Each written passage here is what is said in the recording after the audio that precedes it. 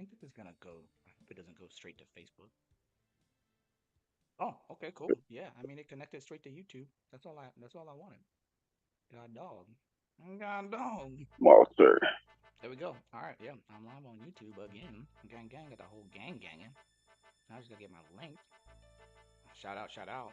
No, I don't want to exit my stream. I want that over here. And we are okay. I made it. I made it. I made it. I made it. Okay. Tell multifamily lives on Zoom. Training list. And join us on YouTube or Zoom. Follow along on YouTube or join us on Zoom. I'm gonna grab my link. Where that link at? Where that link at? We can manage. Huh? Okay, cool. Yeah, that's good. Exit. Exit will not end my stream. Perfect. Just gotta get my link. Where's my link? Caption. Cool. Share. Grab my link. Facebook. Huh?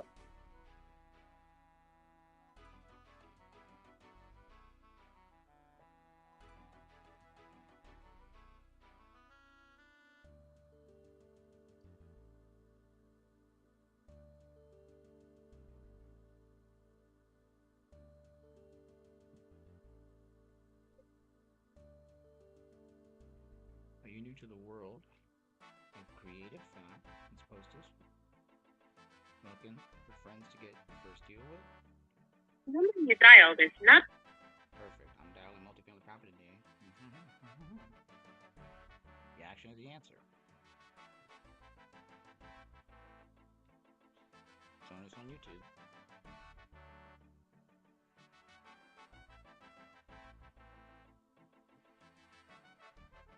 Along YouTube or join the combo on Zoom.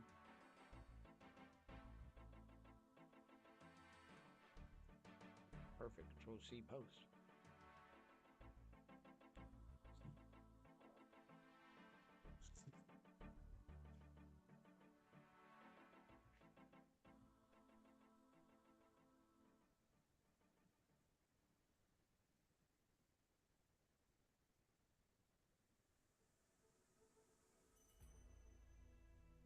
Ooh. Somebody tag me in that post? What's this? What's this? What did you tag me in? Integrated brain, baby. Oh, what a guy. Mm, mm, mm. Mm, mm, mm, mm, mm, mm, mm, mm, mm, mm, mm. Oh, hell yeah. Mm, mm, mm, mm, mm, mm, mm. Mac, my boy Mac is looking for an acquisition manager. I love Oh, that, it's bro. responded to it.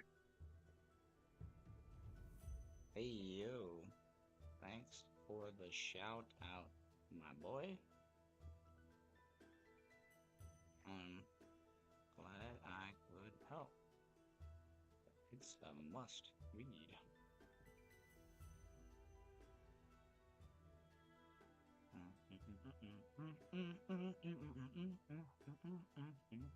Oh, it's responded to an automatic voice message system. Three, three, Voice six. message system. Let me text. I love it. I love it. Okay, this is the iPhone as well. Hell yeah, bro. Well, that is a game changer. Pace was right, man. Bro, Pace is It is. right. Pace is right. Because I have an iPhone, and I don't use the main line to make my calls. But man, I might have to. I gotta make sure. All right, Chris is over there doing his thing. That's good. Let me go over here to North Carolina sub 2. Gang, gang. Let me turn the audio back up on this bad boy. I just added. I forgot her name, so she can add me into that. The North Carolina stuff too. Lynn Bell. Yes. Yeah, I just tagged you. I'm pretty sure she accepted you. Oh, you know what? No, She, I'm dumb. I did not do that. I did not add you. But I tagged you on my page, but I'm gonna go share that over here. Share it, share it, share it. How do I share it? How do I share that? How do I share that? Share that over to a page. Nope, not a page. I want to share it to a group. I think it has to be a group that out. Oh, there we go. Bang, bang. Come on over, baby.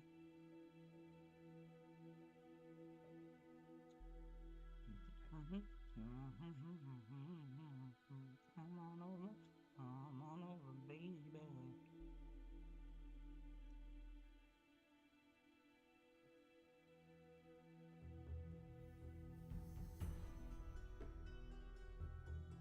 Call my NC gang. Let me check on that stream number. Check on that stream number. We're going for 5 minutes. I got my link. Already. That's good.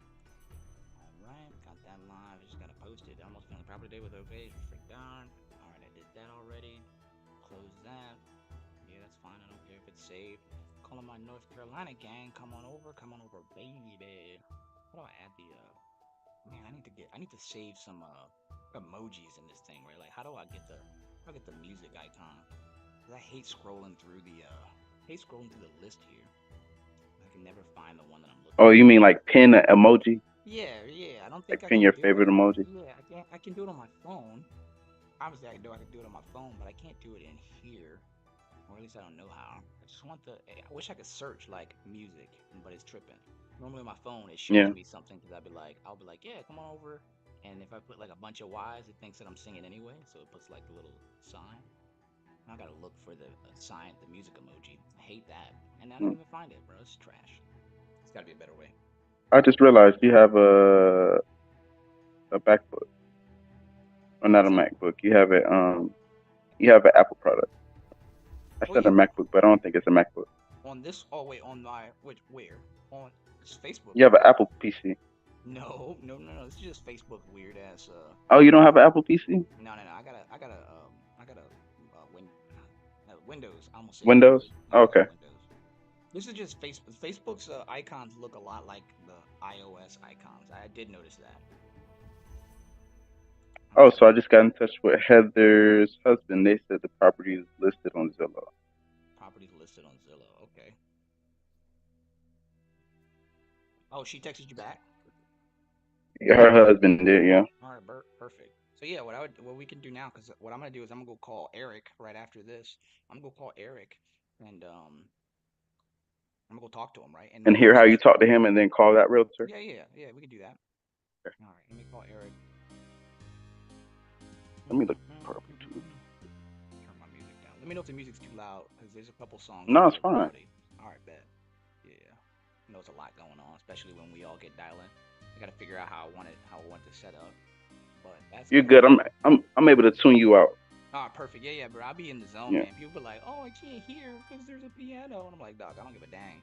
Nothing's gonna stop me No, from I just have you in adjusting." my left ear and I take it off in the right one. Oh, okay, that's a really good point. What you could do, what I could do is I could, that's smart. What I could do is I could separate the audio. I think I'm gonna do that. I'm gonna do it right now though. Okay, I'm gonna put this right here, and then put this right there, and then over here is gonna be my call station, and then this one's gonna be my music. Perfect. Love that. No, that setup is tight. All right, anyway, call Oh, they're station. selling this duplex in Thomasville for 170. 170. It's live. Yeah. So yeah, I'll Yeah. call them up. It's been on the market for 75 days. Oh hell yeah. So yeah, I'm about to call. What's his name? Eric Knight. Eric Knight. Look my boy up. I like to They said it can use be sold in a package. a So I package. guess it's, Oh yeah, because she has yeah. four. Or maybe wait, no, different person. Different. Yeah. I was It's a like, different hell person. yeah, different person. All right, let's call Eric Knight. Got to go get his digits. I do like I haven't used the agent outreach tool with Privy. Um, So I'm gonna change this one to prospecting. That's a good one. It's live on the market. The timing's not dead, and I think that there's a good opportunity there. Let me do some agent outreach. Oh damn, what's the dude's name? I'm looking at North Carolina. Oh, actually, I'm just Eric. gonna search Hubert. Hubert, where are you at though? I don't know where he's from. Let me see. Can I just search his name? Eric Knight. I don't even know how to spell his name. I don't know if he's. Let me see. Can I search the county? Or you can Google it. I'm pretty sure if you Google Eric Knight Yeah, Realtor, it'll I pop up. 100% can just Google it. I'm doing it the slow way. What I'm trying to do is I'm trying to see. I've never used this tool because normally I use Privy, and then I could just if it's listed, then I can go Dispatch. that way. Yeah, this is batch. Okay. Yeah, I this is something like this. The agent outreach tool in batch is something that's somewhat newer. I haven't played with it, and so I'm kind of just messing around with it honestly. Let me see North Carolina. Oh, there's no way. All right. Oh, yeah. Okay. So let me search. Let me search.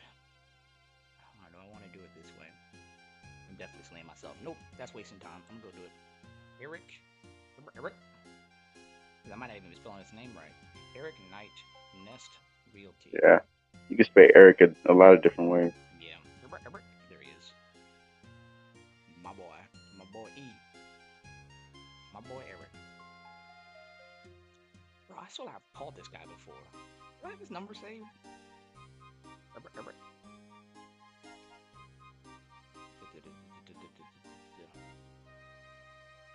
I'm pretty sure I've called this guy before. Let me call up. Let me ring up. But I didn't see the property. Make sure I got it up. I gotta make sure I got the property up. There we go. 105 Piney Grove. And he says listed. What is it listed at? Piney Grove. Just going in with as much simple information as I can. It's up in Hubert. I know Hubert. This is a house for rent. Did she mean that it's for rent, or was she saying that it's for sale? I have MLS access. This is interesting. I think that what she might mean, I don't know, dude. She said it's listed, but I don't think that she meant that it was for sale. I'm just gonna call him and ask him, whatever.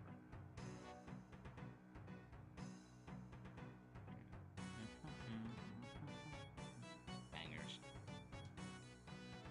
Where's that boy number at? Where? There he is. 910. That's it. That's him. 2553. Alright, ring ring.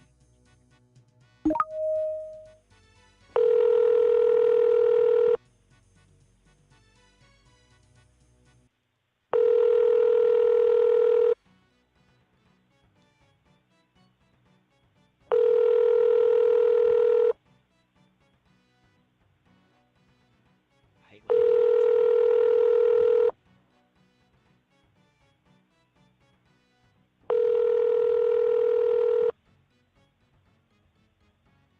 This unit looks really good. It's very well maintained. Hello, you have reached Eric Knight with Nest Realty. Please leave a message and I will call you back as soon as I can. Gotta hit him with the old double dial, you feel me? Got to.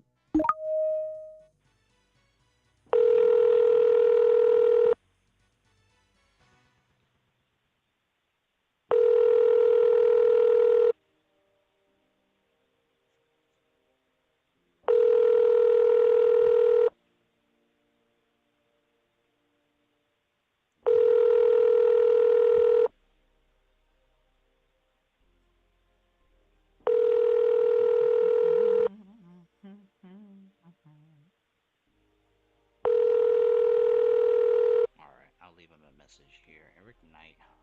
Hello, you have reached Eric Knight with Nest Realty. Please leave a message and I will call you back as soon as I can. At the tone, please record your message. When you've finished recording, you may hang up or press 1 for more options. Hey, what's going on, Eric? This is Paris Caper calling you about the property at 105 Piney Grove out in Hubert. I just talked to Wanda about like 10-15 minutes ago. I was reaching out to her because I'm looking at buying properties, and she explained that she had some properties listed with you, the mobile home, multifamily park type deal. I'm super interested. I have some buyers, and I'd love to talk about it. So when you get a chance, give me a call back at 910-378-0552, or you can text me. I appreciate your time, and hopefully we can talk today. All right? You take it easy, brother. Bye-bye. Eric Knight. Eric. I get. Okay, you're not recording on Zoom or Zoom, right? Um, actually, I think it is. I gotta stop that. My bad. Let me stop that. I'll see what the guy says, but I realized. So I texted this Recording stopped. person. Okay, I'm not recording You on could have Zoom kept anymore. recording. Oh, you're all good. Cause I got it going live to YouTube, and so it's still recording. It's just not on Zoom.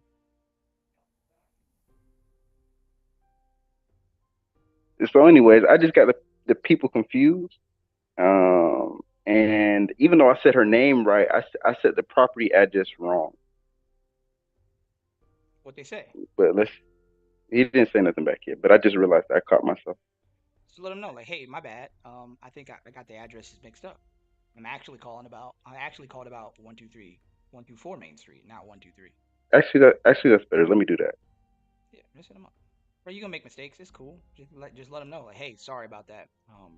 And then honestly, what it does is it lets them know that they're not being dealt with spam. And also, that's a really interesting point. It's something that I'll probably look into integrating with some A/B testing.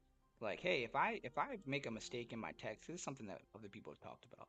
If I make a mistake intentionally in my text and then correct it, it makes it look like it's not a spam message, right? Or like a text blast, and that's super important for your metrics and returnability or respond rates.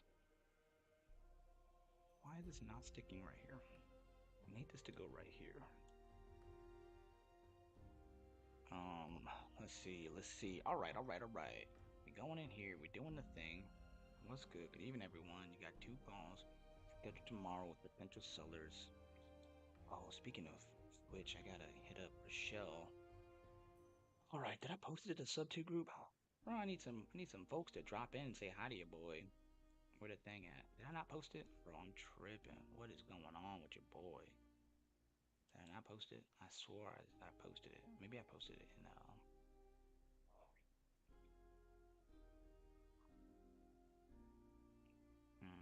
maybe I shared it to the wrong place. I don't want to duplicate it though. Let me double check.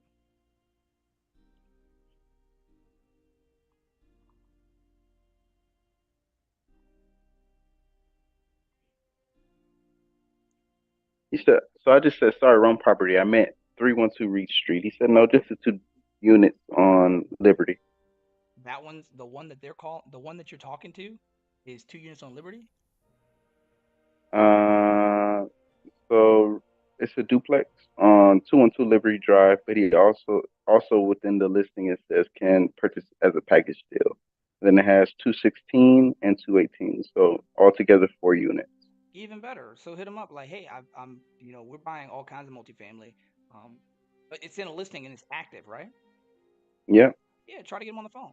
Like, hey, we're buying all kinds of. My buyers are looking at all kinds of multifamily, or the team that I'm working with is looking at all kinds of multifamily. Can we chat? And then just try to get them on the phone. Are you free to chat? even though it's listed.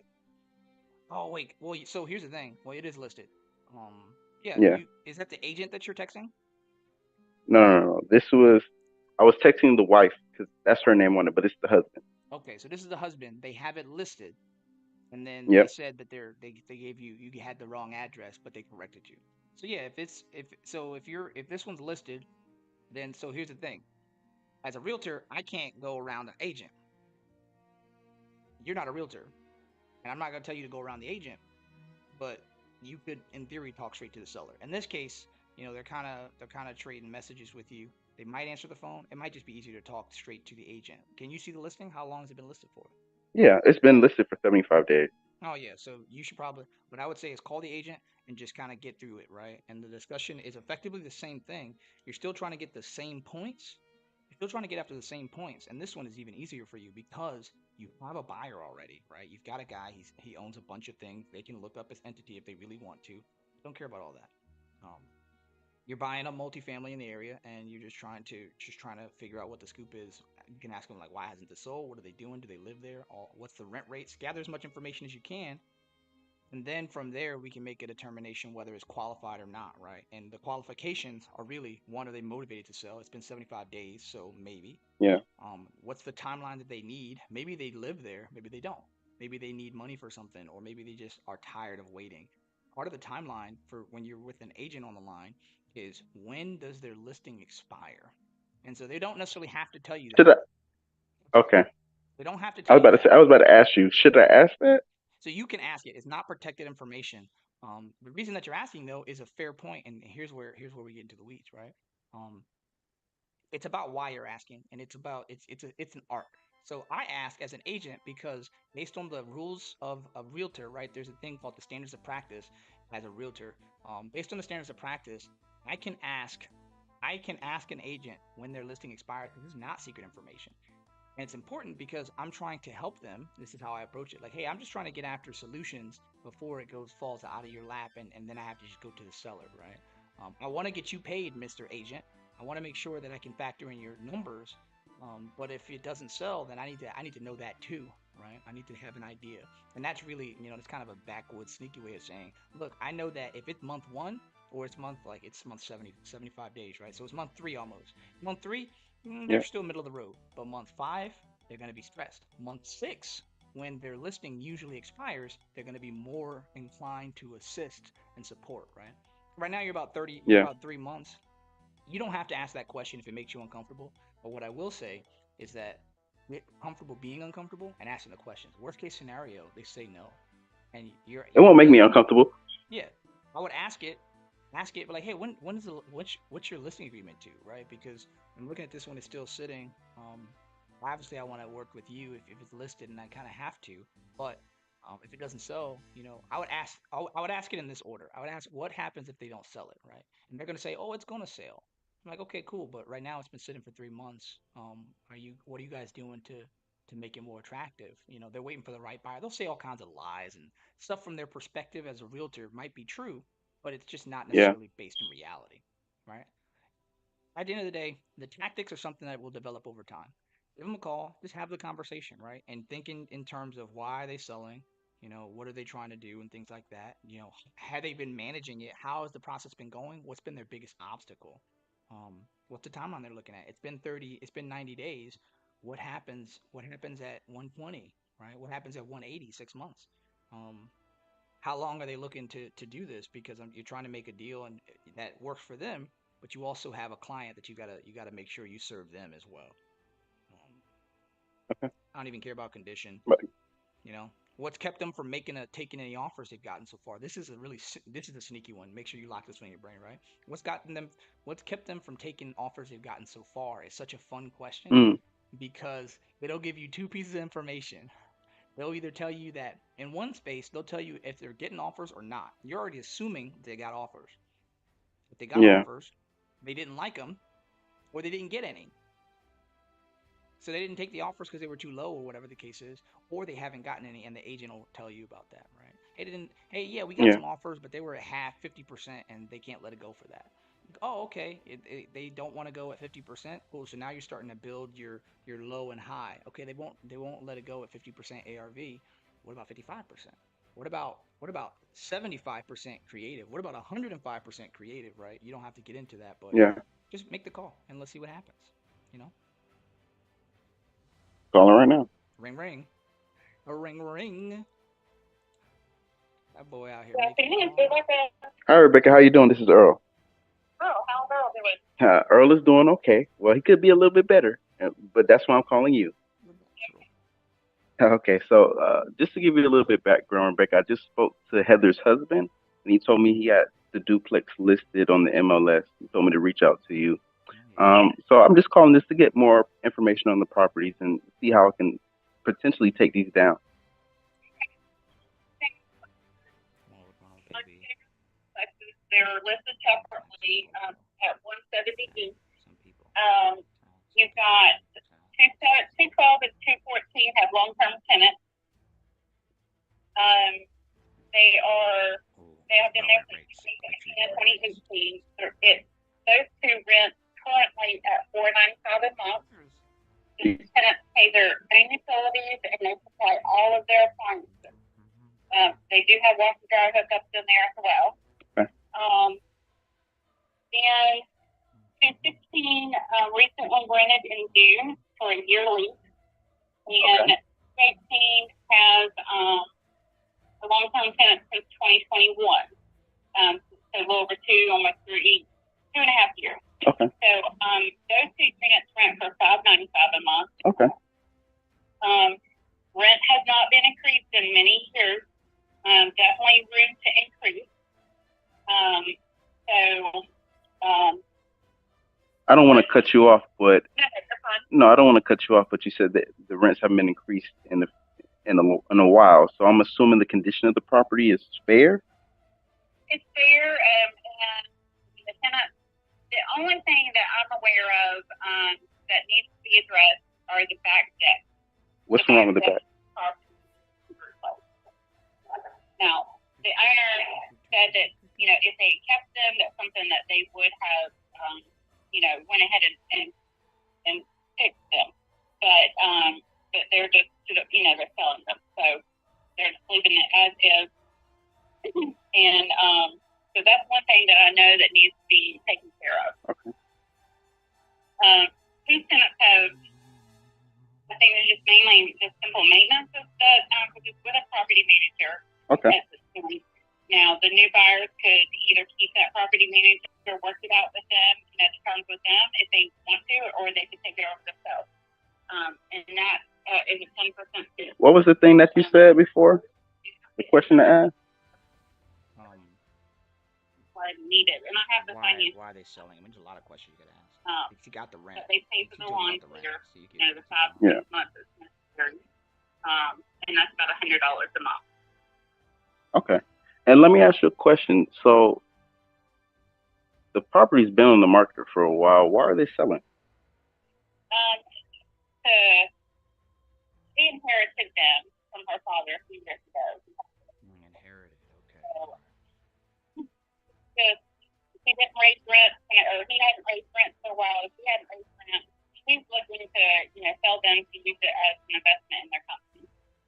Got it. So I see the property's been on the market for 75 days. So I know you guys been getting a lot of offers. Why haven't you guys accepted anything yet? Because they're lowballing. Ask them what are they offering. Where were those offers at? I mean, I really can't say what they were, but some were within reason that they weren't willing to compromise. So, but they are negotiable in price, correct? They have a number that they need to have, but they're just. We've got several lowballs. Yeah. Kind of insulting them, some of them. And commercial property, real property, sometimes it takes longer than just regular residential property. So, it can stay on the market longer, than normal. Yeah. No, that makes perfect sense. And I'm just asking just to get the nature of what's going on with the property. To let them know you got a big multifamily buyer. That's not like it's in for that area. You got an elementary school almost pretty much in sight of the property. It's a good highway there. There's a Walmart not far from there. There's a really big, nice church right down the road and walking distance from there as well. You're not far from, the downtown aspects of town. So, I mean, that's a great location. So. No, Rebecca, I'm familiar with the area. I have buyers who are actively looking for deals. I want to know if potentially this can be a deal for us. I want to ask you a question. From a buyer's perspective, you said people were lowballing them. Were they just looking for cash offers, or were they open to something more creative as well? They do not want to do owner financing because they said for it to be owner financing, they might as well just keep it themselves. Okay, that makes sense. And that was what some of the offers have been. They have been owner financing, and they didn't want to go that route. Both, as long as the numbers make sense. So we can financial reports. I'm showing the property this afternoon. Using like 6. Say that again. Ask them if they have like expense reports or like T12 for the. Okay. Is there any expense reports or any numbers that I can see on paper just so I can crunch some numbers? I can just text them over to you. Okay. The number to text. Yeah, this is my cell phone number. You can reach out to me. No, my phone, and I can text it right over to you in 2 moments. Okay. And I've got some pictures of some of the units as well. Please, could you send those to me? Yeah.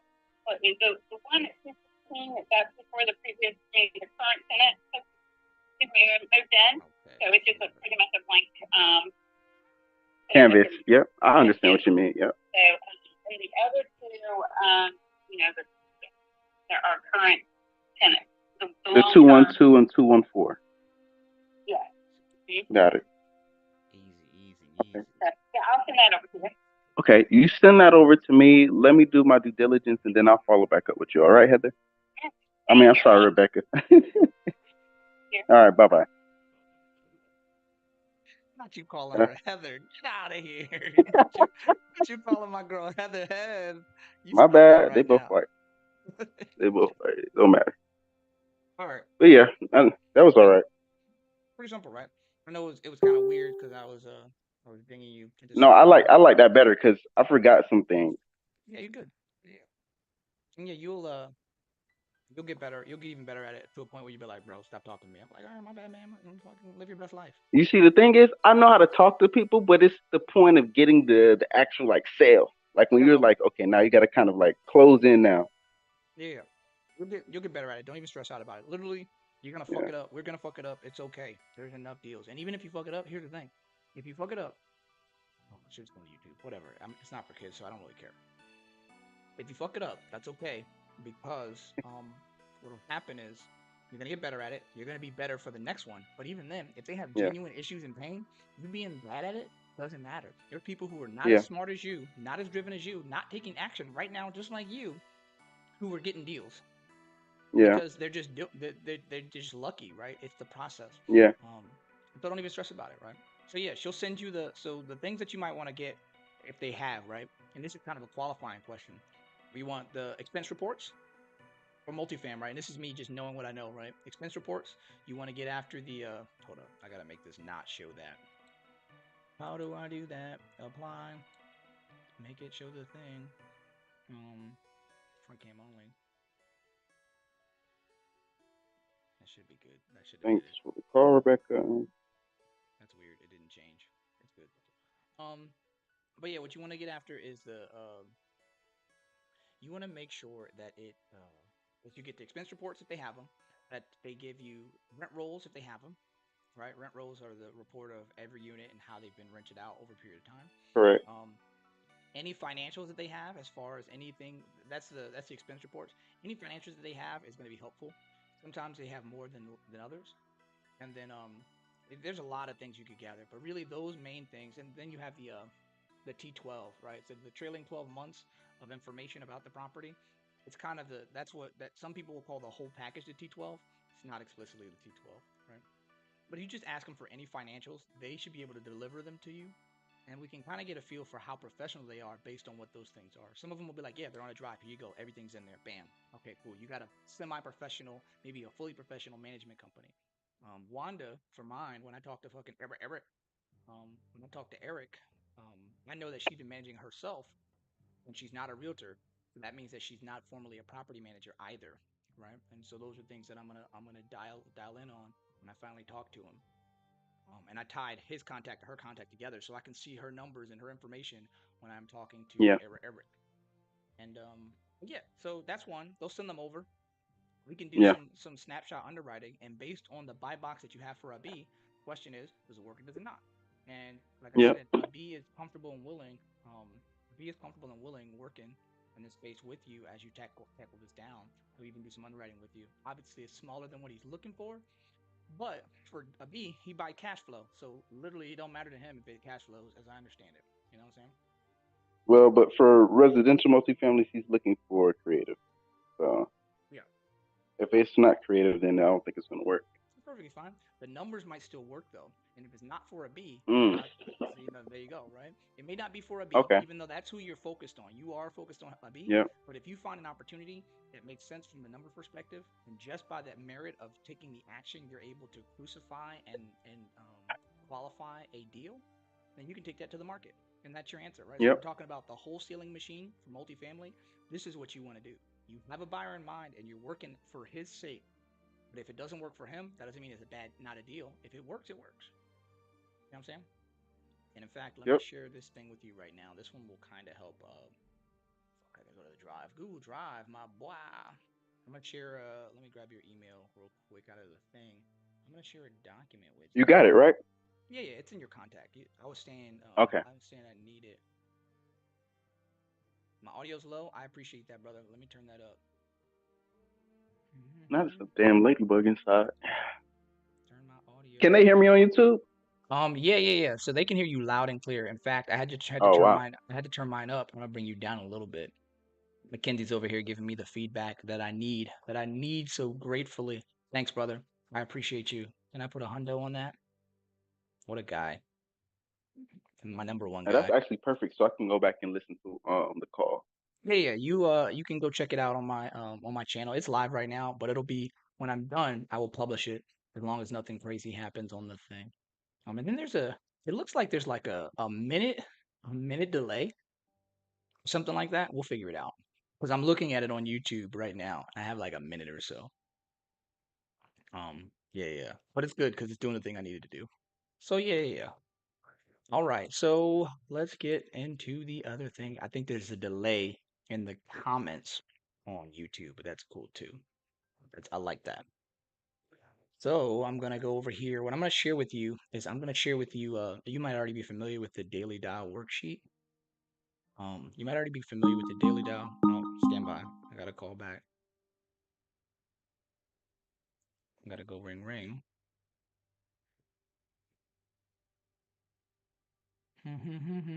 Oh, he called me back. Damn, What she do you just mean? sent me all this shit. All right, I gotta call Eric back. Ring ring.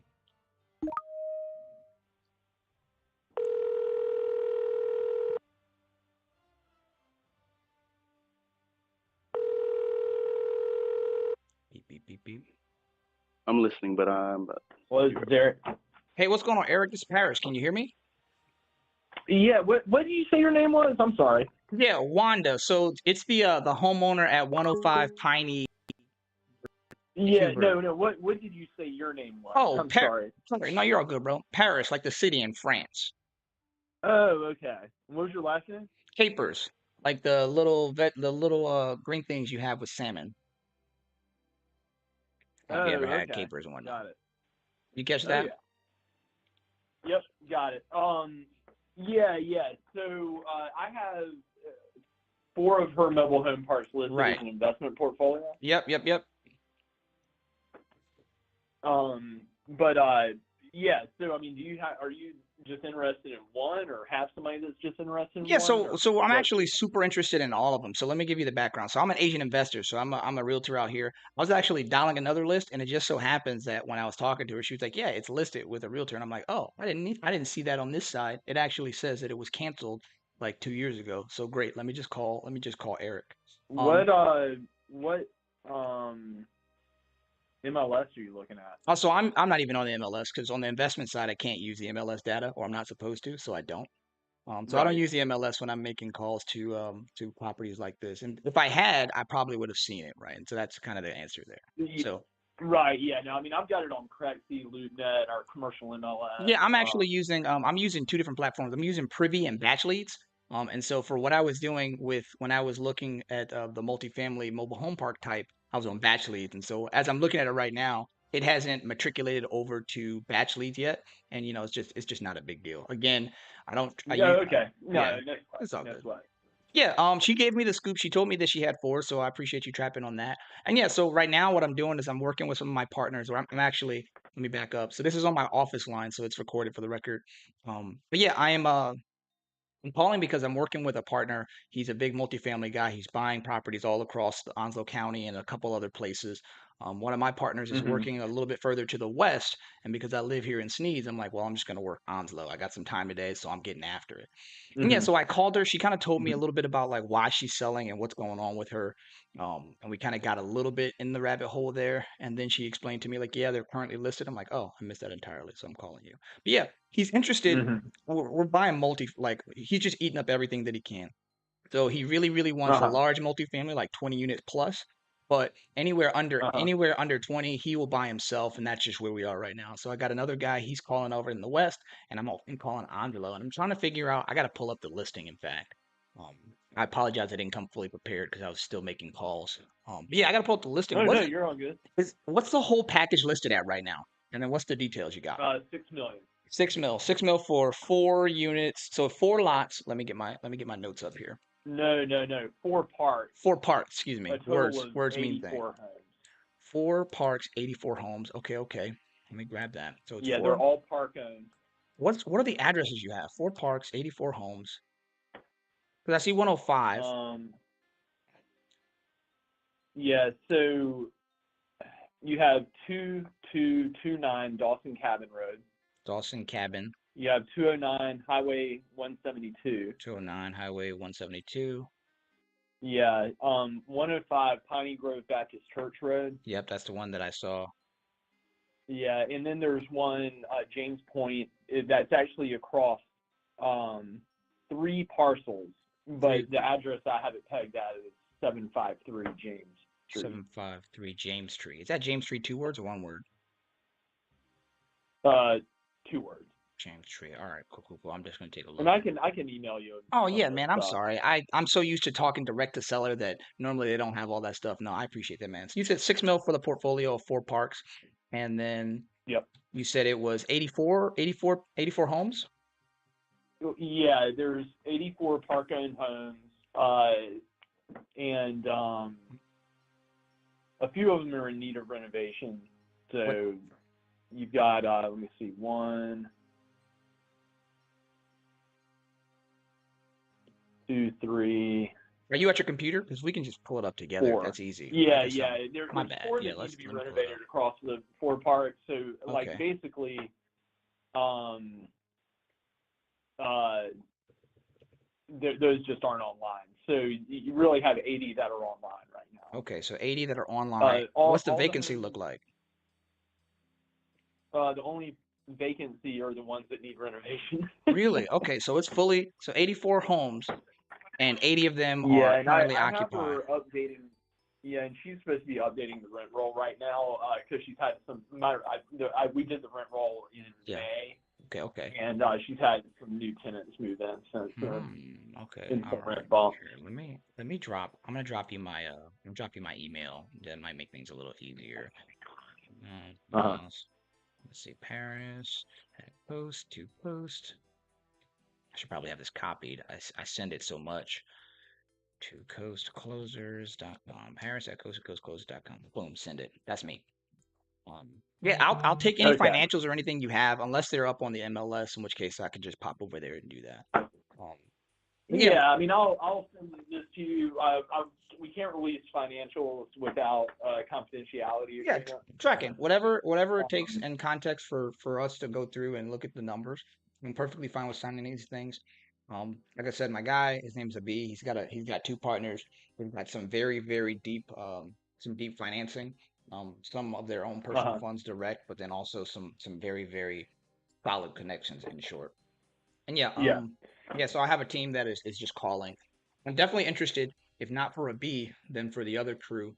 And she said she just listed this, right? It's like been a week or something like that? No, we've been on the market 3 weeks. 3 weeks? Okay, yeah, it's not that bad. It's been like a month. How's the market treating her so far? Are you guys getting some good bites or what? Yeah, we're pretty. We don't have any offers on the table right now, but we're getting pretty close with a couple of folks. One thing is, like, her accountant has been slow to get me the full 2022 P&L and a T6 for January through July, right? Or January through June of this year. I'm still waiting on that. When'd you ask? How long ago did you ask? Oh, it's been a while. Oh God, dog. It's always the CPAs, man. They're so anal. It's the integrator brain. Well, they don't. No, this guy is not. The P&Ls are kind of a mess. So that's just like you got to kind of tease out some of the fair. stuff. Yeah, we're used to that. Like I said, I've been in the realm for a bit, and then this particular guy, he's the big multifamily mastermind. I just happen to do a lot of work. And so I've made a bunch of calls. We've gotten hands on a number of financials, and we're used to like the mom and pop multifam lot So yeah, owners and whatnot. We totally this get it. I'm not stressed yeah out about that. this is kind of like that. Okay, all right, yeah. So I mean, you got to take some stuff with a grain of salt, I guess. Fair enough. But in my pro forma, so she self manages these parts. Yeah, So she told me that. in my pro forma, yeah, in my pro forma, there is no management included in that. Okay, good to know. All right. But I mean, I've gone through quite a bit of stuff, and I don't know. I mean, I think my performance is probably a little bit on the light side, but Fair. I mean, I'm coming up with like 28 to 30%, or yeah, right around 28 to 30% of expense ratio. Mm-hmm. Okay. But anyway, I'll send you this overview stuff, and we'll just kind of go from there. Easy, yeah. And I'm not really scared away by any when we get into the numbers, like I said, we've deep dived in some of these properties where they're home owned by a generational thing, right? Inherited and things like that. Yeah. So I totally get that. I'm not stressed out about it. I'm not scared about it. And really for us, the conversation is value add. We're looking for opportunities to improve it. If it's all rented up, great. But if it's not professionally managed, if we're not looking at adding amenities and, being able to, you already know how it goes in that space. That's the kind of space we're Yeah. looking at. Yeah. Easy. Okay. Okay. Gotcha. And so yeah, Yeah, you guys I mean, there's certainly some room for rent bumps, and Perfect. put some capex, and I mean, yeah, they perform well, but they can perform better. Okay, easy. So that's fantastic. And then, so obviously, it's on market. So if we take a look at these and we're able to come forth with a number that makes sense for us, and then presumably it makes sense for you guys, how fast do you think we can move on this? Obviously, like, it's dependent on the financing, but on our side, I don't think that'll be an issue. Do you think that if we hit a hard number that she's comfortable with, would you be able to move, like, let's call it, give me a couple days to run through these numbers with the buyers, and then I don't know, Uh-huh. a couple weeks? How fast is she trying to move on this? She doesn't live there. She lives in Carteret, right? Yeah, she doesn't live that far. She lives in Newport. Yeah, it's like a county over. It's like, yeah, it's not very Yeah, far away. not that deep. Yeah, I mean, she lives right across the Intracoastal from Pine Knoll Shores. Okay, cool, Or Emerald cool. Isle, basically. All right. Solid. Yeah, so yeah, I mean, like, for the right buyer, and with the right terms, she's ready to sell. Okay, easy. Okay. So Um, yeah. Now you said terms. I do always ask because it's multifam. We're talking about pretty large sum, which the buyer not really concerned about the cash. If that offer, we probably come with a couple.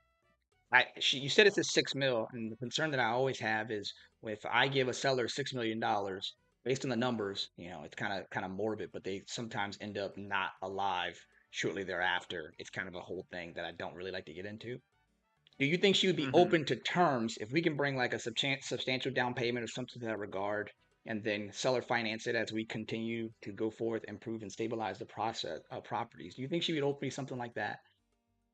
Because I understand her like health situation. I won't get deep into that. We'll talk It would about have that. to be it would have to be substantial. Do you guys have a number in Like, mind, or have you talked about that with her? uh, well, so I got this listing because I had when it was off the market, I had a Yeah. buyer. Oh, okay. And it turned out that they ended up wanting owner financing also. So I can't disclose all those terms, Yeah, I'm not but stressed out about that. we got pretty close. It obviously didn't work out, but she wouldn't go below 30% down. Okay. All right. So she would be. I mean, that's good. I appreciate that much Yeah, discretion. So yeah. but she at this point she's still pretty adamant about no seller financing. But that's what I said. I mean, if you can be real strong on the down payment, I All right. think that there's a conversation to be had. No, that's fantastic, and I appreciate that. So what I'm gonna do is I'll keep an eye out for those financials. Me and my team are gonna go do some crunch time on those, and then with the information you've given me here, I think that makes sense, right? I know why she's trying to get out of there. I understand the circumstances there and what she's going through. She's ready to move. If Mm-hmm. we can get this done and tied up pretty with a bow, um, pretty good vacancy. Love that. And then those couple opportunities for some improvement. I mean, it's better than nothing. Um, Easy. Yeah. All right. Okay, brother. Mm-hmm. Hey, man, I really appreciate your time. I know it's a busy, busy day. flying through here. So yeah, I'll keep an eye out for that email. Grab that information, and then we'll move forward from there. And whatever you need from me as far as NDA, like that's a non-issue, brother. We'll knock that out. Cool. Yeah, I'll attach a Easy. confidentiality agreement that you can Perfect. fill out and sign. Yeah, if you have if you And have it on DocuSign, I know that I've put in like my NDAs and confidentials on DocuSign. If you have one of those on DocuSign, you just shoot it straight to that email, and then I'll knock it out right on the spot. got it. Okay, Cool. yeah. Let me see. I can probably do that too. Yeah, no, I mean, not to get into your system, whatever works for you, man. All right, cool. Easy. That sounds good. Yeah, I'll have this out to you shortly. Awesome. Hey, I have a question before you go. What else you got on your plate in the multifamily space? You have anything else like this? No, I mean I've got a off-market new construction 48 unit apartment complex in Wilmington. Okay. That one of my clients just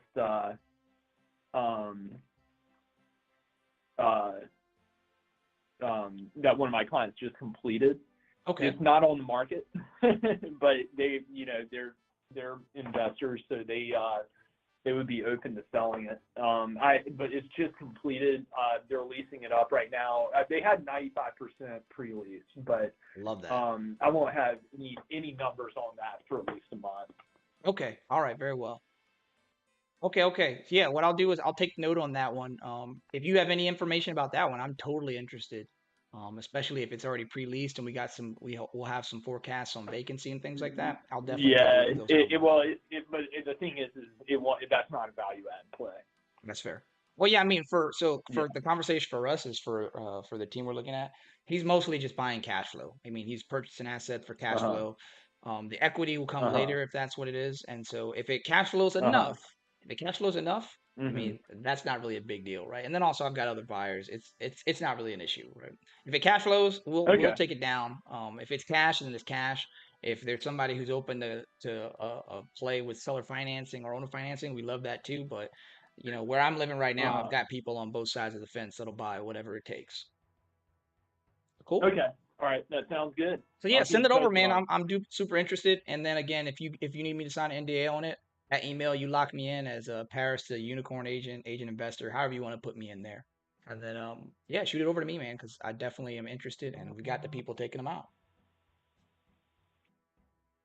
All right, sounds good. All right, brother, I appreciate you. I'm gonna let you go, and then I'll look forward to those things. All right, thanks, Paris. Talk to you soon. All right, Eric, you take it easy, brother. All right. Out. Take care. Bye. Ring. Sorry about that, guys. I know it's hella loud. What's the scoop? We still dialing? Yeah, man. What happened? Yeah, man. What I missed?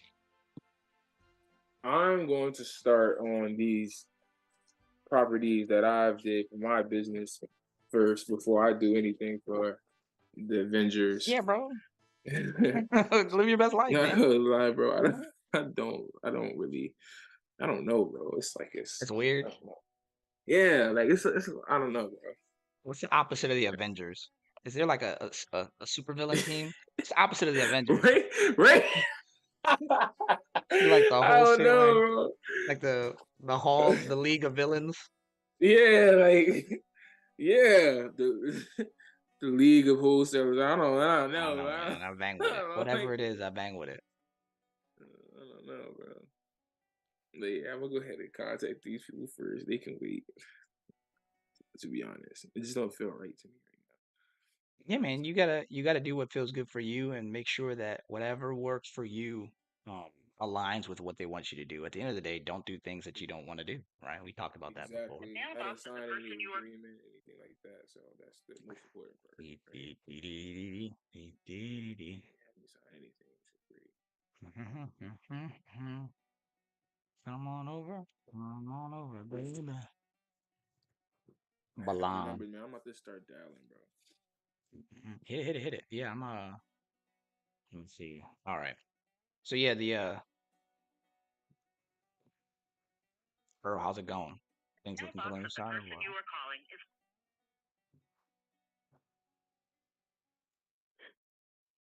Earl in the zone. I love it.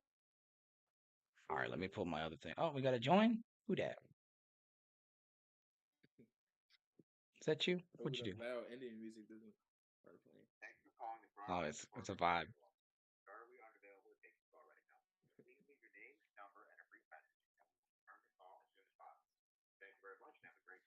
All right, let me pull the thing back up.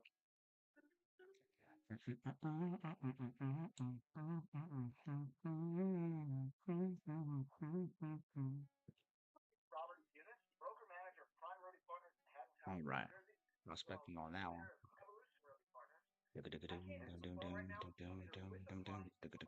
That boy busy. Oh, I like his voicemail. That thing hitting. Hey,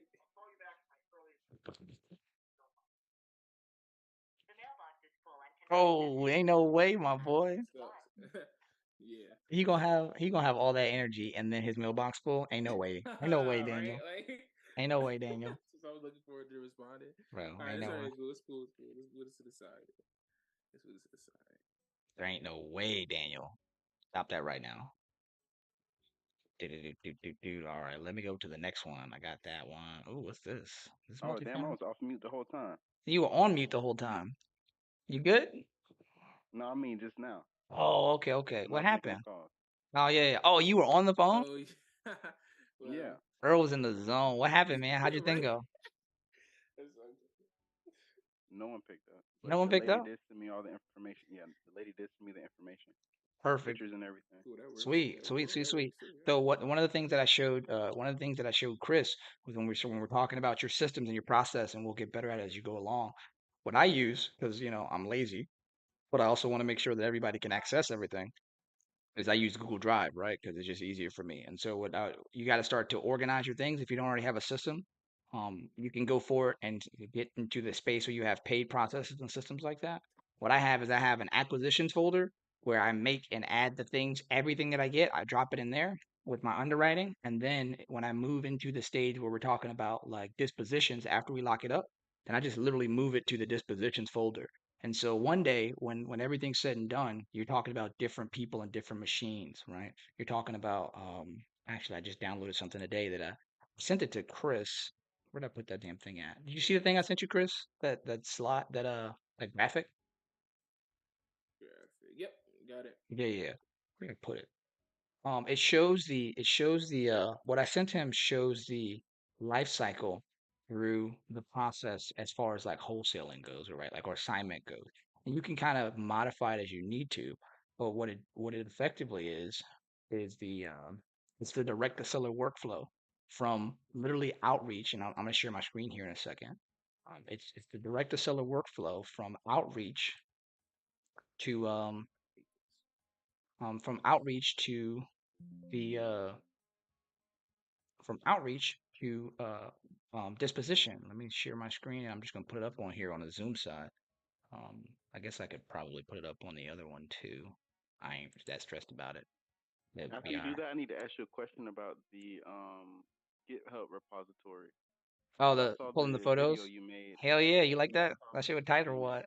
Yeah, yeah. I'll show you what's up. yeah. A lot of people are not going to understand that, but No, I it's all good. understood it. Yeah, yeah. But the conversation is if there's people who are confused about it, then all right, they'll hit me up and then we'll talk about it. I just switched it over here on Zoom. What you guys should be able to see I is can see it. my all right, cool. So it'll switch on YouTube when it gets there. But I know that you can't really see it all the way. But what this is the process from start to finish. And so when we're looking at it, here's the thought process, And again, Chris, we've gone over this, but I love to hit it again. Right? There's only so many parts of your machine, right? You've got your marketing and sales department that handles the inbound creation of leads and prospects, et cetera, et cetera. Then you go into your acquisitions, who actually does the processing and qualifying of that lead and figures out how they're actually going to take it down, right? Whether it's one of these things or whatever, and then transitioning from there, once you've gotten it under contract, then you got to move forward into the stage where you're actually dispoing it and moving it out of the system, right? And that's whether it's going to go wholesale, you're going to do a fix and flip, or whatever the case is, or if you're going to keep and buy and hold on it, or if you're going to do like a lending option with an executory contract, a wrap, or a lease option, right? It's a lot. And as I said before, I'm always open to talk about things like this because it's super valuable. I'll drop this in the chat. You'll get a chance to take a look at it. Chris, you already have it. Earl, I'll drop it to you direct. I'll probably also save it somewhere in the drive that you guys can get it. But yeah, I'll have to say it, bro. yeah, you got to make sure that your systems can support these things, and that's that. We still live though. Yeah, I mean it's on YouTube. It's going to YouTube. Awesome, It's just awesome, slow. awesome. Because I just have to say something real fast, and I Yeah, just like yeah. have to get it out right now, Here, right? let me go back to the. They can hear you. They can't see you right now, but they can hear you. But yeah, go for Okay, it. cool. Yeah, I have to drop the league of wholesalers, bro. You I'm got not oh feeling that thing at all. no, Bro, I'm damn not man. feeling it. And it's just like playing in my head. I'm not feeling it, bro. Because the guy said, I don't know, bro. I don't really. The guy said something to me, or he just said something, and I just don't like it. Like Yeah. I don't like it, bro. Like I don't know what type of What is it like thing a? he has running. It's like a culture Huh? problem or what? I don't know. I don't want to. I don't know. I don't want to say that, but it seems like he only has. They only have. I guess black employees. I kind of looked at that. That was kind of a type of thing I looked at, but it wasn't. It wasn't like I'm trying to see how I could say this without sounding like crazy, right? But Speak your truth, bro. yeah, bro. I don't know. It seemed like people that wasn't really too experienced. They kind of have like that. Maybe what it is that they want employees, right? I don't know. Like it's kind of like it's a free thing because obviously what we do is we investors and wholesaling and stuff. That's like something that normal. Well, that's not a regular civilian type of job. I guess you could say. I don't know unless you make it yourself. Well, It's you know to the me. I feel like it's a more of an independent thing to me. I want to be. there's different levels to it, right? So like when we're talking about the Yeah. community and we're talking about the I gotta keep switching this. I gotta set up a I gotta set up a I don't need these ads, bro. hotkey. I feel But it. yeah, when we're talking about the community of the investing slash wholesaling space, there's different profiles, right? So Mm-hmm. there are employees in this machine. It's definitely possible, right? It just depends on what his model is. And so the natural progression and transition of his business is very likely 1099 employees, right? 1099 contractors, effectively, because one, he probably doesn't, I don't know, the machine that he has, right? Maybe you'll see this and correct the record in the live or something. I don't know. Share it with him. Let him know what's good. Yeah. Um, yeah, I don't know his model. What he very likely has is he probably taking on newer people, which is exactly what you said. They need the experience. Yeah. And then he's just giving them the systems to dial. That is a functional and viable system. If it doesn't mesh with you and your experience level and your capacity, then that's something that you have to be honest with yourself on, right? It Yeah, I sounds mean, like like I you, can do it. It's like something he said to me, something yeah, he said that I don't like. yeah. Like he said something like I don't know, like maybe it's because of the way he talks or something. Like he was a funny guy. I'm sitting there, and then he just said something that turned me all the way off You tell because him, like he'll be like, "Hey, bro, what are you talking about?" yeah, like, I I'll be just like, had like in the call kind of like we was in this huddle thing for like super long, and I'm like, all right, bro, like I just want to get to. I'm just kind of like trying to like push it along, like, hey, I want to get to the systems, I want to get to the training, so I can like yeah, see how to use these things, so I can start calling people. I want to close some shit, right? I want to close some deals. That's what I'm here for. And I don't know. He said something like, yeah, and I'm the type of person that he said something, but I felt like it was implied. I don't know, bro. I feel like I'm not a type person to read too much into something, but it just didn't seem right. He seems like the type of guy that kind of feels like he can get away with with what he wants to say or something. Maybe because it's a position or money. I don't know, bro. But I just there's a didn't lot of feel that. that vibe. It just felt negative. Yeah, man. Like it just felt super negative. If it doesn't work for you, man, then I would say let him know. Oh, Eric sent me the thing. Dope. I'll probably have to do that off camera. I'm gonna do it Because I don't need afterwards. that. Like I just feel like I Yeah, don't man. need that. I could use it, but I definitely don't need him. Like I don't need that at all, right? That's what I think. Yeah. So I would definitely, you know, you have to make your own decision at the end of the day. What I strongly recommend is that you never do anything that you don't want to do. That's just for me, right? That's exactly, why I'll never go back to a exactly, W-2 type job. Unless it has to perfectly align with everything in every way. And even then it have to be exactly. like I have the control of it have to be me doing the things that I'm already doing, right? Let Hmm. me see. I see let's go. Oh, it's my wife in here. What's going on? Hey, Mackenzie. Oh, Mac. Yeah, we're calling. So The deals we call I'm answering chats on YouTube. So yeah, Mac, I'm calling on and off market deals. What I'm finding is there's obviously some latency between the information that I am currently seeing in the space and the reality of the situation, right? I'm gonna pull back up my streaming line here. Um, there's definitely some latency in there, and so I'm calling multifam deals on and off market just to talk to them and see what the scoop is, right? I got some other guys in here doing some of the same thing. And because of the latency in the data, some of the ones that I've called so far are showing as off market and batch and privy, but they're on market and it just hasn't hit yet, right? I mean, it's not going to stop me. I'm still going to call them, but, we just do what we got to do. But yeah, I'm about to Chris, call this property right here. ring them up, ring them up. We're just doing it live, man. Shout out to my wife, Mackenzie Capers out there holding it down. Oh, we got a message out here. Oh, Mac trying to come to the Zoom invite. Hell yeah, my boy. Cool. Let me hook it up. Hook it up. Ba ba ba ba ba. I got you. Share. Share. Got to get my invite. Share screen. Not that one. Grab the invite over here from my boy. Copy invite link. Ba, ba, ba, ba. Mackenzie. Of course, my boy. Of course. Hey Melissa, it's Christopher Dodd. I'm giving you a call. After I'm just following up after my text from earlier. I know we are in two different time zones, so it's probably way earlier for you over there. But I'm calling about Come on 1217 in. East Avenida Hermosa in Phoenix, Arizona. I really like the property so far, but I had some questions. I Yeah, want to the talk to you latency about is it. I'm very gonna go ahead likely and give you because a call. mother Back here suckers at this don't do number their jobs. 704 No, they're definitely not 214 answering the phone, but it's all 51 good. Um, 5519. Thank you. it's Yeah, you funny, got it. man. Shit right there. She'll probably call you right back. What time zone is she in? Oh, what you calling? You calling out like Midwest? Yeah, hell yeah. Arizona. I called out over in Arizona. And yeah, I'm gonna just see if she go ahead and give me a call back. I texted her earlier too, but I knew the time that I texted her it had to be like 4 in the morning. I probably texted her like 7. Yeah. So Okay, okay. I was like up early, just like getting this together because I already made me a plan for what I was gonna do today. Hmm.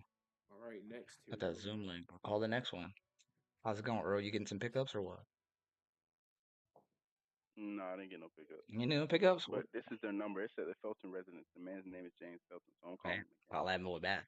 Hit him with a double dial. Earl don't miss a double. Earl be out here triple dialing. My boy. All these damn numbers. Bro, I love it, man. I love when I get a landline and they pick up. I'm like, oh my lord, it's taking me back. I love it.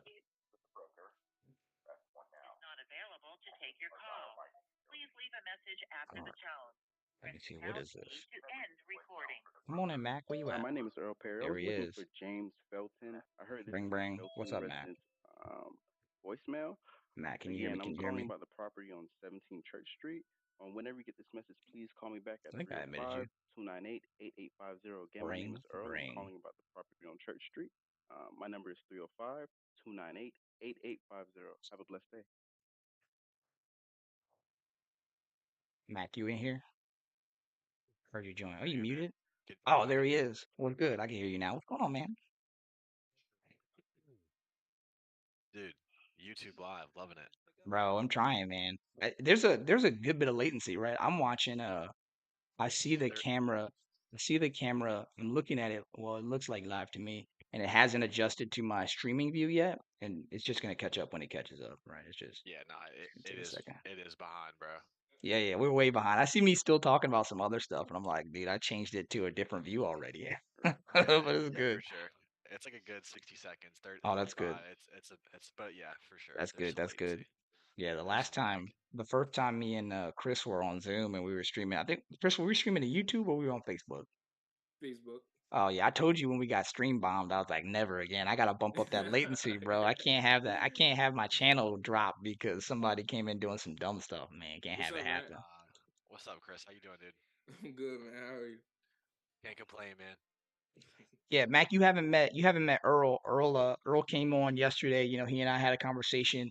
Oh, Um, how you he's doing? calling What's up, he's Earl? calling multifamily. I talked to a B one of the multifam buyers in the community in the North Carolina space. And literally, like later that evening, I talked to B that morning and that afternoon, and then I talked to Earl in the evening. Earl's like, I want to do multifamily. I'm like, hell yeah, boy, I'm dialing every day. Let's get on here. Let's find you. You already got your buyer. Let's just go find a deal. Let's go find a Yes, Let's deal. go sir. find a deal. So Now we yeah, calling. Earl's calling multifam. Um, Chris is out here. You know how Chris do. Chris call everybody everything. Chris is like, hey, some of your house, hand it over, empty your Hand it pockets. over. That's right. What are you up He to today, said, man? yeah, man. You said what? What are you up to? Let's see. Tuesdays we have our team meeting, so we met from 9:30 to 10:30. Mm-hmm. And then I am just trying to help my team push some deals forward this week, man. We had closing last week. We have two in the calendar for this week. So just want to we got to meet with my TC later today just to make sure that everything's on track, just so I can Mm-hmm. get a little more confident, that these deals are going to actually close. Um, so doing that, and then past that, bro, just trying to finish this EOS, dude. Really is the Bro, biggest thing. it's Trying to get good, through man. the It's some good stuff, man. And I wanted to talk to you about. So, me and Aiden be more than happy to share the EOS for. I know you wanted to record it, right, and kind of make a training thing out of it. Yeah, I mean, it's not that deep. If you Yeah, guys don't want to do that, I'm not stressed out about it. I just want to be there, you know? I want to be in a room yeah, where it no, happens. for sure. Well, so here's what we were thinking. We'd love to get your input and just kind of show you the EOS we did for Emerald, and then Sweet. we really want to make some content around making one. This is our first time ever filling out the worksheet, so I just want Heck to yeah. like kind of put it all out and like get your opinion on it and let you shoot Bro, some I holes love in it. it.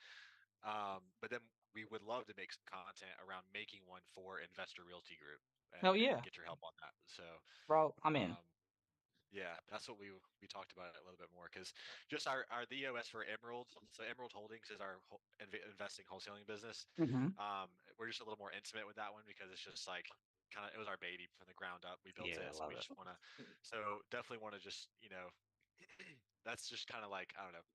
Still want input, but just not really want to make content around that one No, quite that's yet. fine. But Investors Realty Group, dude, let's balls to the wall. Let's make as much Bro, content I'm in. as we can around that. So, I'm already sold, but yeah, man. dude, I'm already that's what. sold. I'm already in. Fuck yeah. Hell yeah. Yeah, no, so that's really my schedule today, bro. I don't have a whole lot going on. Um, just really trying to help my team lock some more deals up because to be honest, our September Oh, you got pipeline Elizabeth is coming in. looking a little September light. pipeline looking a little light. What's going on, Elizabeth? Yeah. We got a new join, Elizabeth, coming in here. How are you? How are you? Can you hear me? I appreciate you joining. Yeah, no, for sure, man. Hopefully I was telling Earl and I was telling Chris, I was like, hey, I know a couple guys out here doing heavy lifting, right? So I was like, hey, if you got something before, me and Chris stumbled our way through this last one that he found. We kind of like picked it up and ran it. But I was like, yeah, man, I know that if it's in the right area and the numbers make sense, if Max we already talked with you about taking it to your team with exclusive marketing. Like, hey, I was like, Yeah. look, just take the next one straight to Mac. Let's just do that. And then Yeah. if it's multifam, then that's a B. Right. I'm kind of building my little you guys can't see my little tree of sticky notes over here. But yeah, I got my names over here and it's like, oh, it's this type of deal. That's where it goes. Shoot the shot. Obi. Shoot the shot.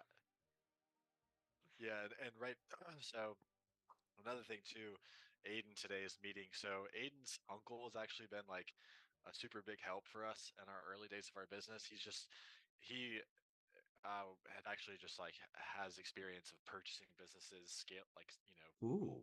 ramping them up and then selling them off. That's kind of just what he does. I love that. He just loves doing it. He's I've never met more of an integrator type Oh person, my just goodness. naturally, because he's like, oh yeah, this is like what I do. Like I'll buy business, Hmm. I'll see where they're slacking, we'll buy them, ramp them up, and then sell it off, and make some money. So, um, you're an integrator when that's what you can do for fun, Bro, I right? love that, man. That's you know, speaking my language.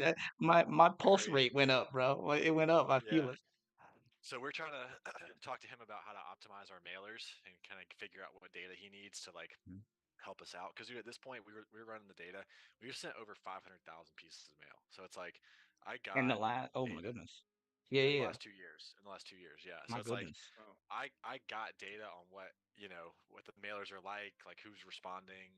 So I just need to hand it to someone who could be like, who reads that language, and it's just not Have me. you have you thought about, so definitely leverage the skill sets where you have. Have you thought about using GPT-4 as as a data analyst, like Cam was talking about the other day, right? It's something that I have only vaguely experimented with because I use it for like analysis and like, objective view.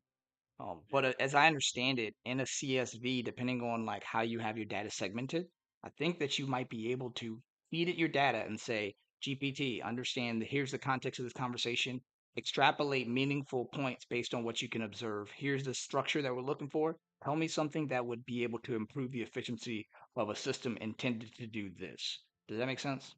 That does make sense. Yeah, I need to organize the data, I guess, for that, but Yeah. that does make sense. I didn't really think that chat could do that, but Yeah, that'd you be pretty can. sweet. It's You can crazy, dude. you can add extensions to your Google There you search go, with right? Exactly ChatGPT. that. Yeah, yeah, yeah, Wow.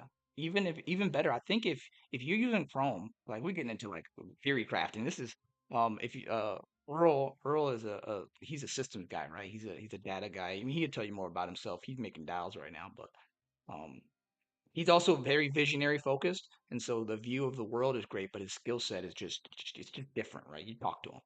Um, but Hmm. yeah, I mean, I this is my very limited scope and understanding, but I look at the possibilities instead of the problems, and so definitely I think that if nothing else, you got the capacity and the knowledge base to do it. I definitely know it's possible.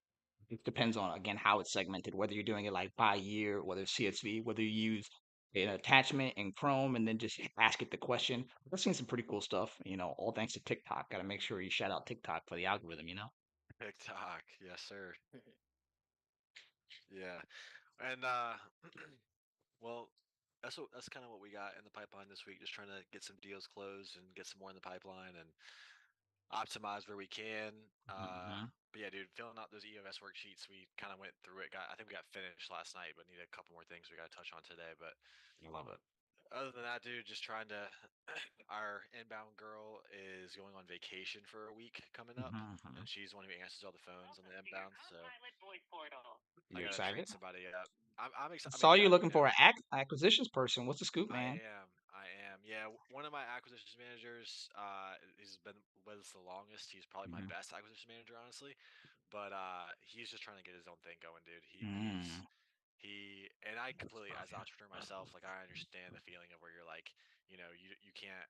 Sometimes it's hard to put your all into someone else's thing when you For just sure. really have the calling to get your own thing going.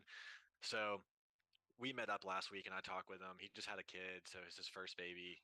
He's just got a lot going on, and he wants to just get his own deals going. And I completely understand that. So he told me he wants to stick around till next summer, but I Yeah. track all their numbers as far as like effort they put in, right? Because I don't track hours, I track calls they Yeah, make and it's stuff like that. sure. And his calls have just been down, so it's like he kind of feels like he already has like one foot out the One door, foot out the door. Yeah, yeah, yeah. It's all about those So metrics, man. That's it's all about solid. the metrics, and I see that, and I don't want to wait until because it takes time to train an acquisition manager, man. So it's like For sure. I don't want to wait until he's like ready to go for me to start finding somebody else. I need to start planting those seeds now, and Yeah.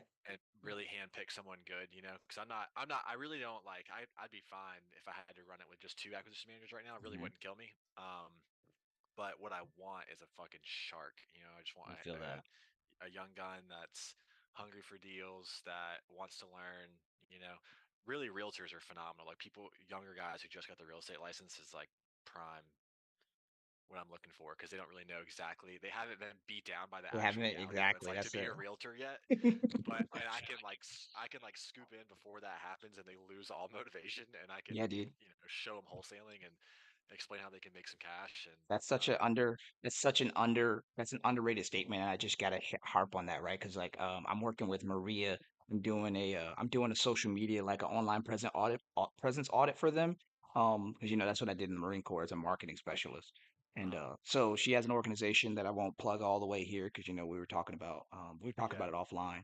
And so yeah, I'm doing an audit for them, and I was explaining to her like, hey, look, what as I'm looking at it, just as a snapshot before we talk about anything else, is there's really three main audiences that we're talking about here, and there's some supplementary ones, but we're talking about military families, and there's subsets within there. But then you have two main groups that we're talking about. You're talking about experienced agents who've never heard or don't understand creative finance and sub two, and then you have newer agents that don't understand, and want to know more about creative finance. And they have different archetypes that need to be explained, right? The number one question for an experienced agent is this number one question for both of them is this legal as possible, right? And the answer for the most part is yes, right? And then the question for the experienced agent, like, why haven't I heard about it? And so now I've got to go around all these other things. But for the newer agent, they're looking at possibilities. They're looking at how they can increase their earning potential in a way and help people. And like All day, bro. that is, dude, that that archetype, I love it. But yeah, man, I love that. I love that. What I can do for you, because my goal is to knock that out today. I'm already doing it for a different project. I'll share those two columns with you, so you can kind of get after.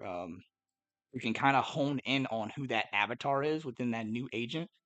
Because you're Yeah, spot on, right? Before they get beaten down by the realities of being a realtor, unfortunately, some of them will be taught bad habits, and so you want to yep, get ahead of that curve. You want to get it before they get completely indoctrinated in only doing full traditional real estate, because that's not the only way. And yeah, man, not the only way. yeah, you definitely on the right path there, man. That makes perfect sense Yeah, dude, I just want to handpick someone good, because for sure. it's just I've had we've had to let some people go that ended up not being good picks. So I've been Yeah. there. I've felt that pain of just wanting to get someone in the seat and not taking the time to pick the right person. So Have you already we're past it. drafted your Have you already drafted your GWC chart? Are you guys at that stage yet for the right people, the right seats? Yep, I've done that. I've done that. Perfect. Honestly, dude, everyone's in the right seat except for my it's not even that my one guy who's foot out the door isn't in the right seat. Yeah. He's in the right seat. He's just trying to transition, which I Yeah, completely yeah. understand. He's losing the But dude, wanted component, right? yeah, he is That's losing the wanted component. Yep. So, and I have one other person that I'm a kind of my inbound girl. Mhm. It was unclear if we kind of left her as a minus for wanted, not because I don't think she has the desire to make money, but she just the way she was a referral for us from Mhm. our dispositions person, and she was like, hey, like Natalie's looking for a job. She's a smart girl. She could do X, Y, Z. And since then, we've kind of transitioned her position to something different. And she makes a decent salary. I mean, she makes like a little over $3 grand a month consistently, just like salary, right? And then Yeah. I'll pay her some commission bonuses on stuff as well. So realistically, she probably makes like $4 grand a month working with us most months. Mhm. But I know it's not the position. I know it's not like when Natalie was growing up as a little girl, she wasn't like, I want to be working for this kind of company, right? It wasn't She's like like her rubbing her envisioning hands together. I can't wait to yeah, be a lead manager in a like, in a real estate investment company, yeah. right? Maybe my kids, So, maybe I'll be so lucky they'll be like, hell yeah, let me get in that lead seat. yeah, I hope one day. Dad, let me make some cold calls for fun. He's like, Dude, I oh hell can't yeah, wait. That's what I'm trying to get to, man. My kids love being on the phone right now. I'm like, no, man, let's build systems. yeah. Now let's get you off the phone. Let's Let's get get you some off the follow up. phone. So yeah, bro. She was the only other person we had as like a iffy spot, and it was just for the want it part, right? If Mhm. capacity, she definitely was a plus and gets it. She 100% gets it. She's a smart girl. Um, but it's just that question. It's like does she really want it, or if a less paying job came around in a field that she's more passionate about, would she take it? I'm kind of on the fence. Yeah. So that's the only thing. Yeah, that makes sense.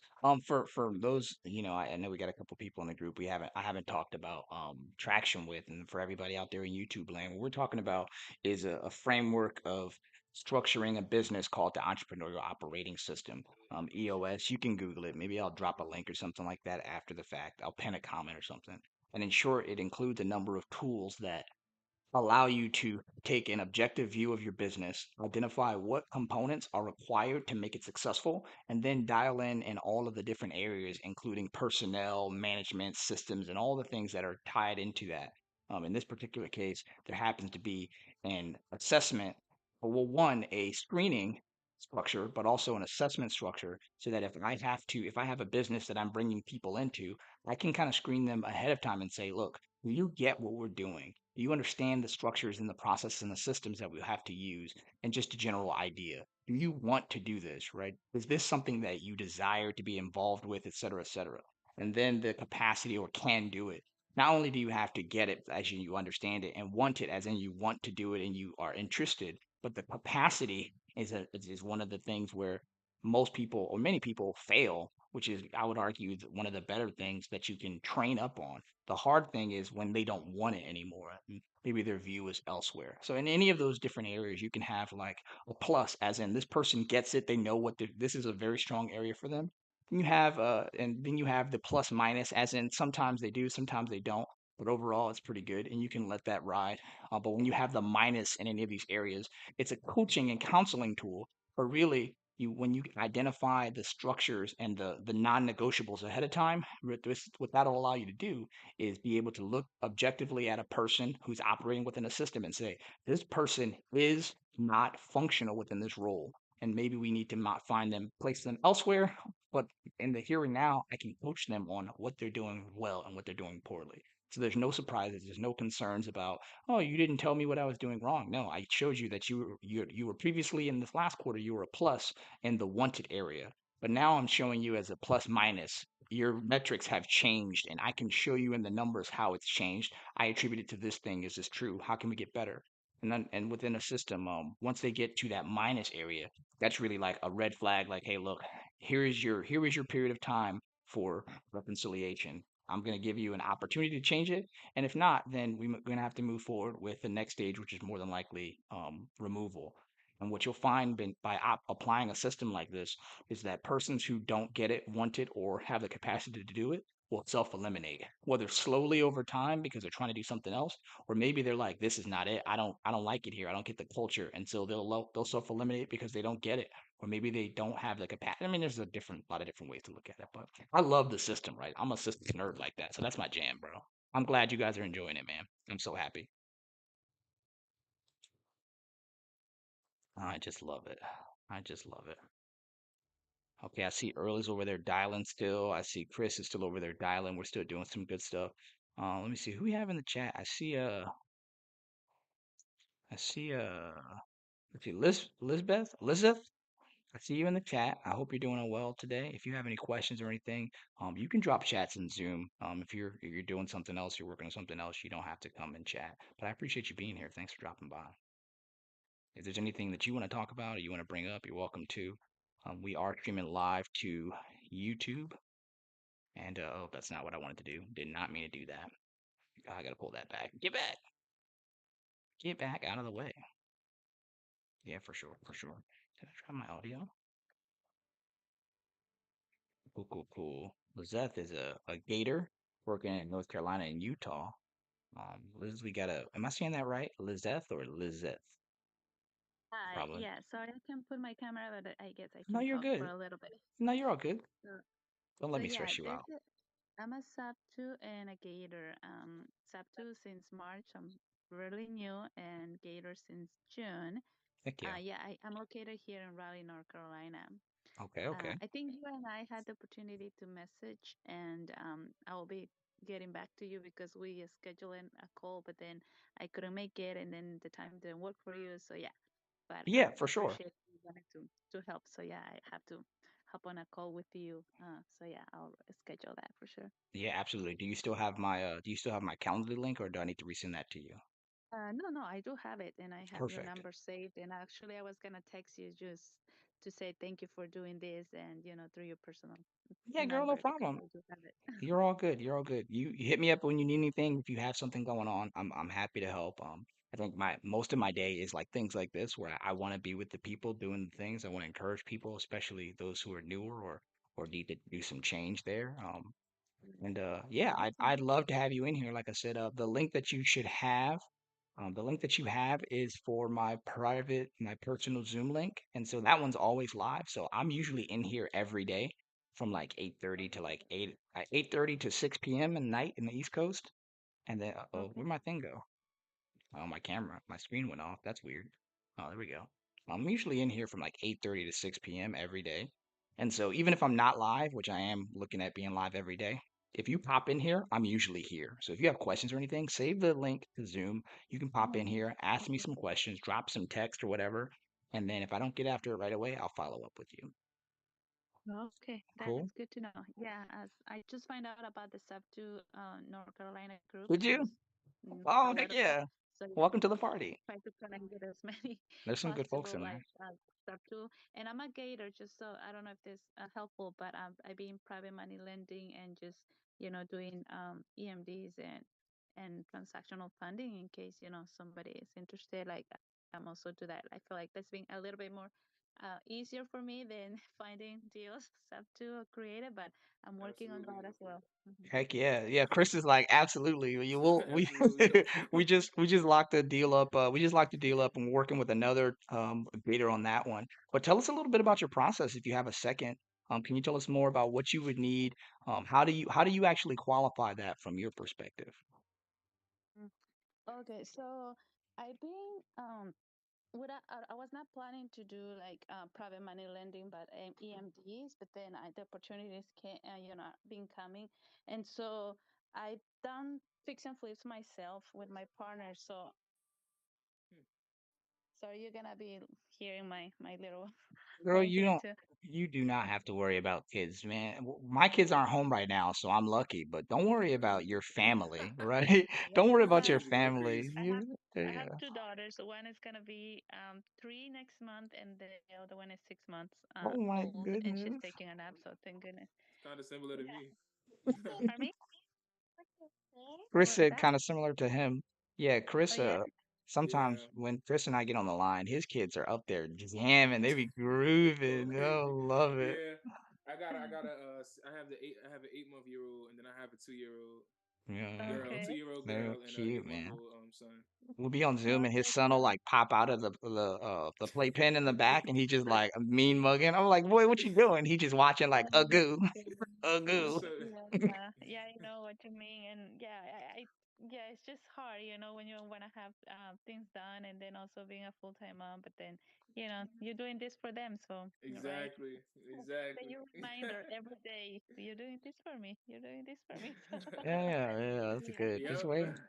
Just wait. So It yeah. gets so much more fun. Definitely. I love my kids are my oldest is about to be 6 and then Okay. my youngest is 4, just turned 4 not that Mm, long ago. And man, yeah. it's so much fun. It's like my favorite thing. Like I love my girls. They're so funny.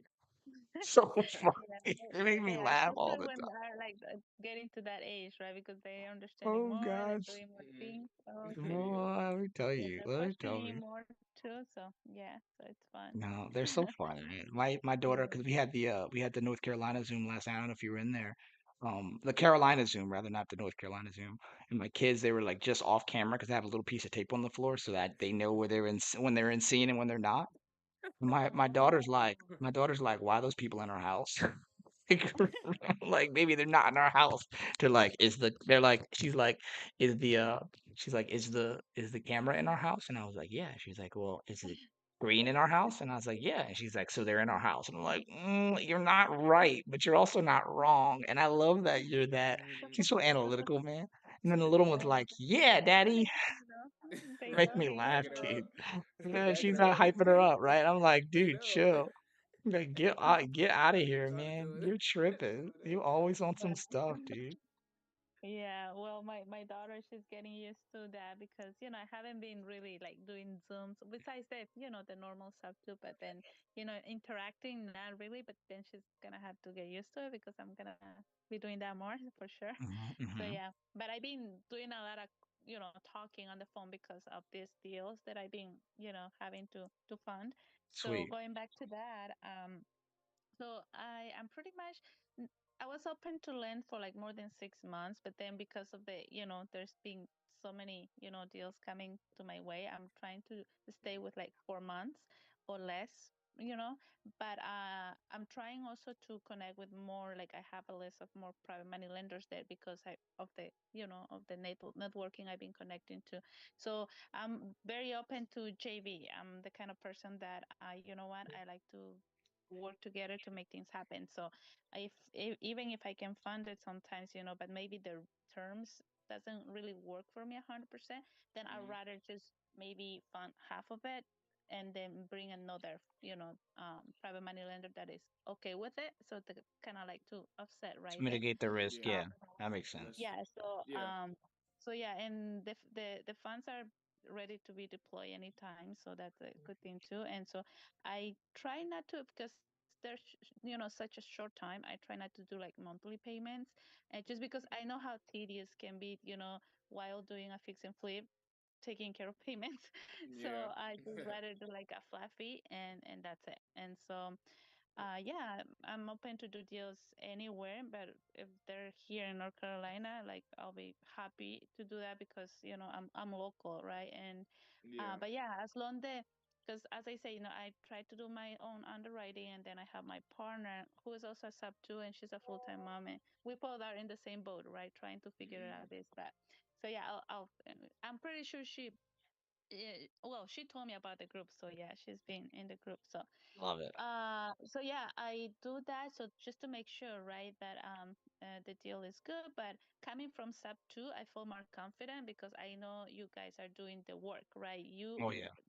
They know more than I do, like, and so, but I still do it as a practice. And so yeah, but yeah, I feel more comfortable. So I've been trying to do deals, especially with sub two. But then I'm also open to do it for like investors that are not sub two. Awesome. Awesome. Yeah, you Yeah, no, still doing fix and that's flips? good. Yeah, and I haven't done double closings, but I'm open to it because now I understand what they are. Because it was kind of funny because when I was new, there was an opportunity that was presented to me, and then Hmm. because I was ignorant to it, I was like, no, this doesn't sound right. It's a lot of money. But then now I understand, and I was like, oh goodness, I missed that, but it's okay. So yeah, and also EMDs as well. So yeah, and Awesome. Awesome. As far as the double close, now let me get a clarity point here. For your double closings, are you funding both sides, or uh, are you only funding the seller side? no, it can be both too, depending on the deal Oh, because okay, all right. depending on the deal, yeah, because and also like the paperwork, there's a lot of TCs, and then there are there have done that like that process, right? So Hmm. I rather the only thing that I always ask is like to use a TC, a top TC or certified now, because Oh I yeah, now you and know. Like, let me see your cert, now I man. know. Yeah, so yeah, to use them because I had the other day the deal, and the investor, I guess he had a bad Mm. experience with another TC from SAP 2 previously, Mm, when before they got certified. And so he was like, I'm gonna use my own TC, and I told the connector because there was a connector involved. I was like, I know he had a bad experience, but I don't feel comfortable, like another TC who doesn't deal with these kind of things, to do it. So for my sure. only Yeah. condition is to have a top tier TC certified to do it. Other I than love like it. if it's not that, then I'm I'm sorry. not doing it. Yeah, yeah, no, Hey, I respect that. hey, is your name Elizabeth or No, you or can call me Liz. For friends, Liz, I go Liz? by Liz. No, no, you Liz. guys can call me Oh, Liz. we're friends. She said Oh, we're that. friends. Oh, check, All check. I right, made a new cool. friend today. I gotta put it on my board. I got a little box up there for friends. I gotta check it. Hold on, I'll be right back. I gotta check it. All right, Yeah. Liz. I had a question. Yes. I heard you said you do some fix and flips. Are you still doing fix and flips? Yeah, I'm interested, in getting back to those because we need to charge them. Because the thing is, like, this is what happened. So we did it and we sold the last one in January of this year. But Yeah. then, I was pregnant and just gave birth during like around like January. And Mm. so, it took a while for me to get back on my feet. So now, and then I became sub two, right? And so learning Mm-hmm. the whole process. And so I kind of like put it on this like to the side. Also because I was waiting on my what is it? My partner, right? Because we were doing this together. So now I'm like my partner and I we've been talking. I'm like, why are we not doing like a fix and flip if the opportunity comes? And so that's Yeah. another thing that we are like we decided What's to okay we're gonna I know like paces said to focus just in one thing, right? But we've yeah. been like doing the real estate the traditional way because like Mm. almost for 2 years and so my partner she has done wholesale, and then we have a sign, and then also we have done short-term rentals. I currently own three here in Raleigh. So, Oh, but Okay. we got in the traditional way, right? So, and Yeah. because now we know the That's sub it. two That's and it. creative way, we've been trying to, okay, I don't know, that kind of block our mind saying, why are we buying the traditional way? We have to get it, this other way. So, and that Yeah. kind of It's happened like it's slow. kind of like a habit, right? If you see the Yeah, and so now opportunity, go we for want to it. do it the traditional way, but it's just like until, so yeah, I guess like there were just so many things going on that we were just not sure where to start, right? And Yeah. but the mistake was not doing this, what I'm doing now, right? Stepping out, connecting with people, asking, being the one that doesn't know, but then finding the answers, right? And so I was waiting, I guess, on my partner to kind of like also do that. And I was like, you know what? It's not happening. I can only control myself, right? So, Yeah. and I Exactly. started to do that as I start the Gator program because I was like, I know it's working for everybody else, but why is not working for me? It's something I'm doing something wrong. And that was it, just connecting with people. It's not about just how much doing the trainings, but putting Mm. to practice, right? So I Yeah. How was like, much you willing to learn? I really need to do that. Yeah, and that's what I'm planning to do now. And yes, going back to your question, sorry, but yes, I'm interested in fix and flipping and open to JV, because I know that Yeah. that's gonna be the best way for me to learn the process, because until I find my own deals, right? Because I Yeah. heard you guys talking about the systems and all that, and I'm like, I wanna get, to that point, but I just need to you know start the process. And so and JVing will be the best way, I feel like. for sure. Yeah, that's what, that's one of the reasons why, from my perspective, right? The reason that I want to do this, and this is how I found Chris. One, just trying to help out, but then two, just like it's just how I like to, I think that it makes sense to do business. Is that I think that the fastest way for me to get to the places I want to go as an educator, as an entertainer, as a friend, as a partner, is to JV with people and help them understand in the areas that I can, right? Like I know a lot of weird things. I have a bunch of weird skills. And I just want to help people, right? So me and Chris right now, we got a couple things on the plate, that Chris can speak to. Oh, we got a new join. Who that? I gotta add him in here. Um, I don't, man. or at least I got a notification. I don't know what that sound is. I don't know. Probably was I me. I think it was maybe me. It well, was my no, it fault. was like a ding in my headset. It's on my side. Um, did you, Chris? Did you see? Sorry to sidetrack for a second. Chris, you see the message from Kashik? Yeah, If I they, see eight. Oh wait, on Messenger. yeah, yeah, on Messenger for the Herbie deal. Yeah, let me check it. Did OTA? Yeah, not the end of the world, but Mhm. okay. Yeah, he said you can see the chat. Oh Yeah, yeah, yeah. yeah. No, I appreciate you coming in here. Honestly, like I would love. I think that my thing is like at the very beginning in the journey, I was we were really focused on like making as many connections as we could, but we didn't have clarity on what we wanted and what we could do for those people and how we Yeah. would be able to bring them all together.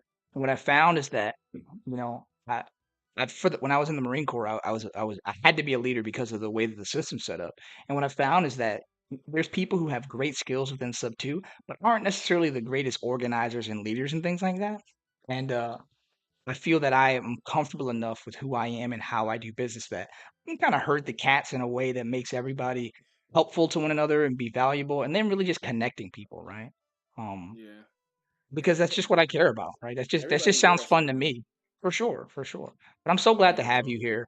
I'm so glad to have you here, Liz. You're welcome to drop in. Like I said, this link is persistent, so you should be able to click it whenever you want. If you have any questions, you got it. And then you also have my number, so you just hit me up, and Yes, we're good. I do have your number, and thank you.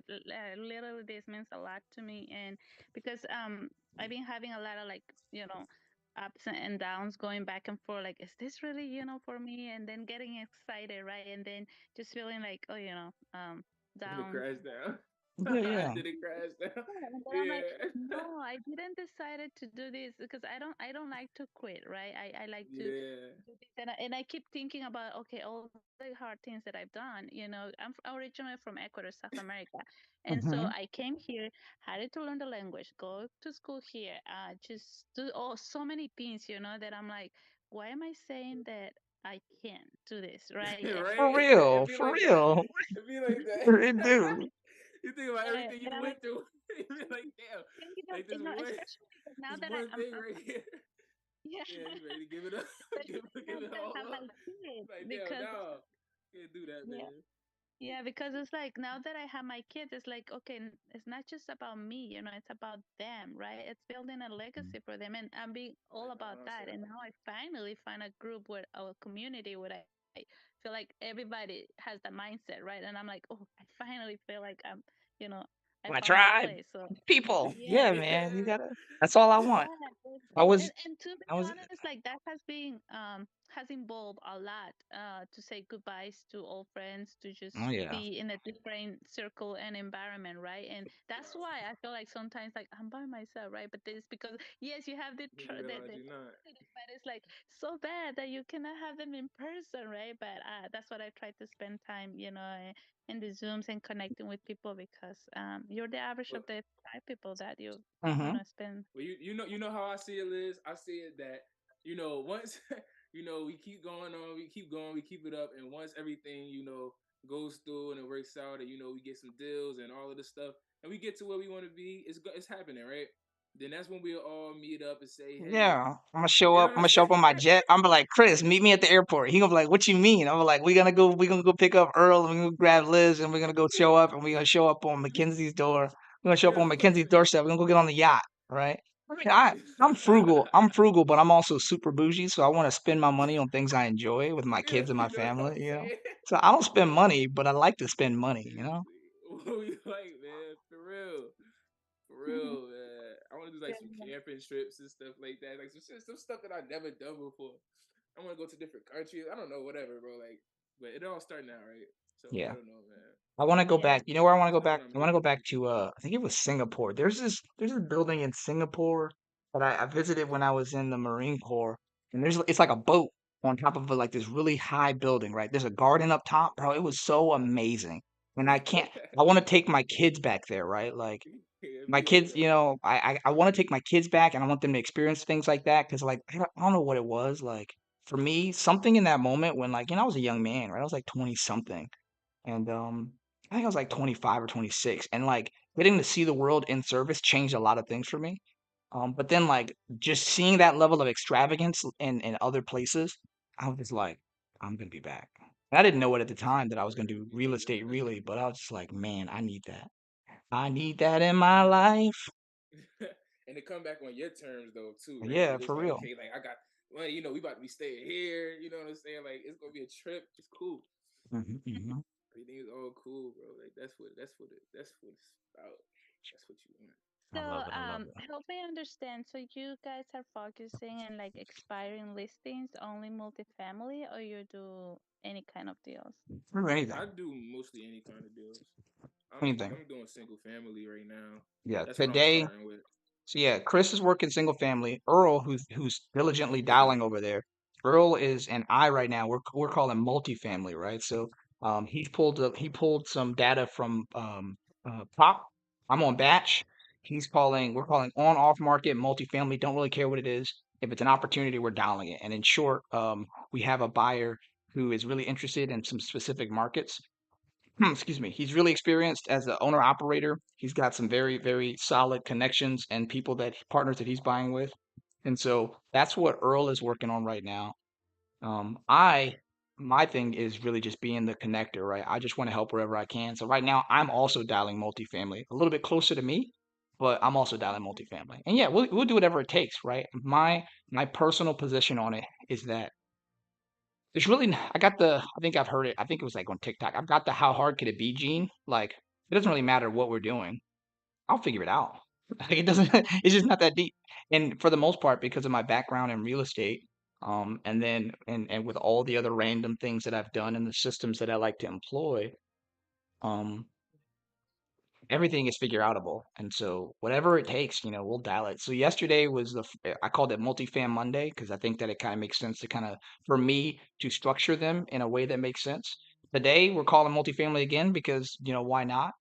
I didn't really get deep into it yesterday. Chris is dialing what he dials. Really, at the end of the day, for me, if you're dialing or you're doing an outreach campaign, all I ask is that you come here and do it with us, right? Because you know the kind of the thing that stuck out from what you said is you know the community space, right? It's hard when you're the only person. Like I'm in my home office and I'm by myself, right? It's me and my coffee machine and like that spider that's hanging out on my ring light. Um, but you know Mm-hmm. when you're with other people, when you're having conversations, the time flies by and it's so much more fun. And you know that's what I'm trying to develop, right? When you're if you're This dialing, yeah. just drop in. Mhm. Yeah, this is good because I was thinking, oh, there's gonna be like a Zoom like for 2 hours or an hour, but yeah, now I get it. It's like an Yeah, open office, right? Like yeah, everybody's got to come to work, and then you can consult, you can ask for help, and oh yeah, and get motivated for sure. Okay, this is good because my partner and I, because she's also a full time mom, she has three boys, and heck bless yeah, her heart. that's hard. Yeah, and so she recently was able to find a babysitter because she's like, I Awesome. really need to have some time because there's no way I can do this with my kids around. Yeah, So, and we were able to, well, figure it out something, and we were like, you know what, we're gonna try to do uh like from noon to like around 4:30, really focus on like working and like and different strategies, right? Or whatever like the plan is for that day, so that way we can really have something done, because it's just hard sometimes with a lot of things that you have. But so this is, I'm gonna share, because right now she's on vacation, she went to Disneyland, and so when she gets back, I'm gonna share, the Zoom, and then how maybe we can be in the Zoom and while working also, so that way yeah, we have more accountability, right? for sure. And really, because it's so easy to get distracted and be like, okay, nobody's checking on you, nobody, so it's Yeah, just yeah. so easy. But this is I gonna love be it. very I love it. mm-hmm. What I think that like if I'm looking at like the future of how I would like to have this running is exactly what you said, right? It's like a home office. I'm playing some pretty mellow music. One day we could even do a music request because I have Spotify, so I can add other people to the channel and we can literally all control the music together through my system. Um, I got I a did great I playlist for work. You got a great playlist? Oh, I love it. I didn't. I literally, you just inspired me. It just made me think about that. I was like, I definitely could do that because I do that with my wife. Well, she's at work, and she and I just will like listen to a playlist, and we're just like going back and forth. So it's like some hard gangster rap, and then I'm like vibing to Katy Perry. It's a ride. It's a ride. But Well, yeah, I'm Hispanic, so in my case would be only like Hispanic music. Put us on, Liz. Put what's us wrong? on. I'm a We great want to We hear. dancer. like to dance, Don't Yeah. hold out Give and me an keep up them excuse. songs. Give me an They go too good. I excuse. want to hear something. Yeah, give me an excuse to dance bachata with my wife, right? She come home, I start spinning her. I'm like, oh man, Uh, there's that one song that I play. I can't play it because that's we have to switch it up. Because I can make the audio play in Zoom, but I can't stream it to YouTube because I don't have licenses. But you know, I don't oh. know. There's things I can make it unlisted. Like there's things that I can do. I just got to figure out how. But yeah, I still love the idea, right? If it's us gathering together to get the music and work it out collectively, like we just add a cue, we'll figure that out. But yeah, I think that it's kind of like the way that it's structured right now, right? Earl's over there dialing.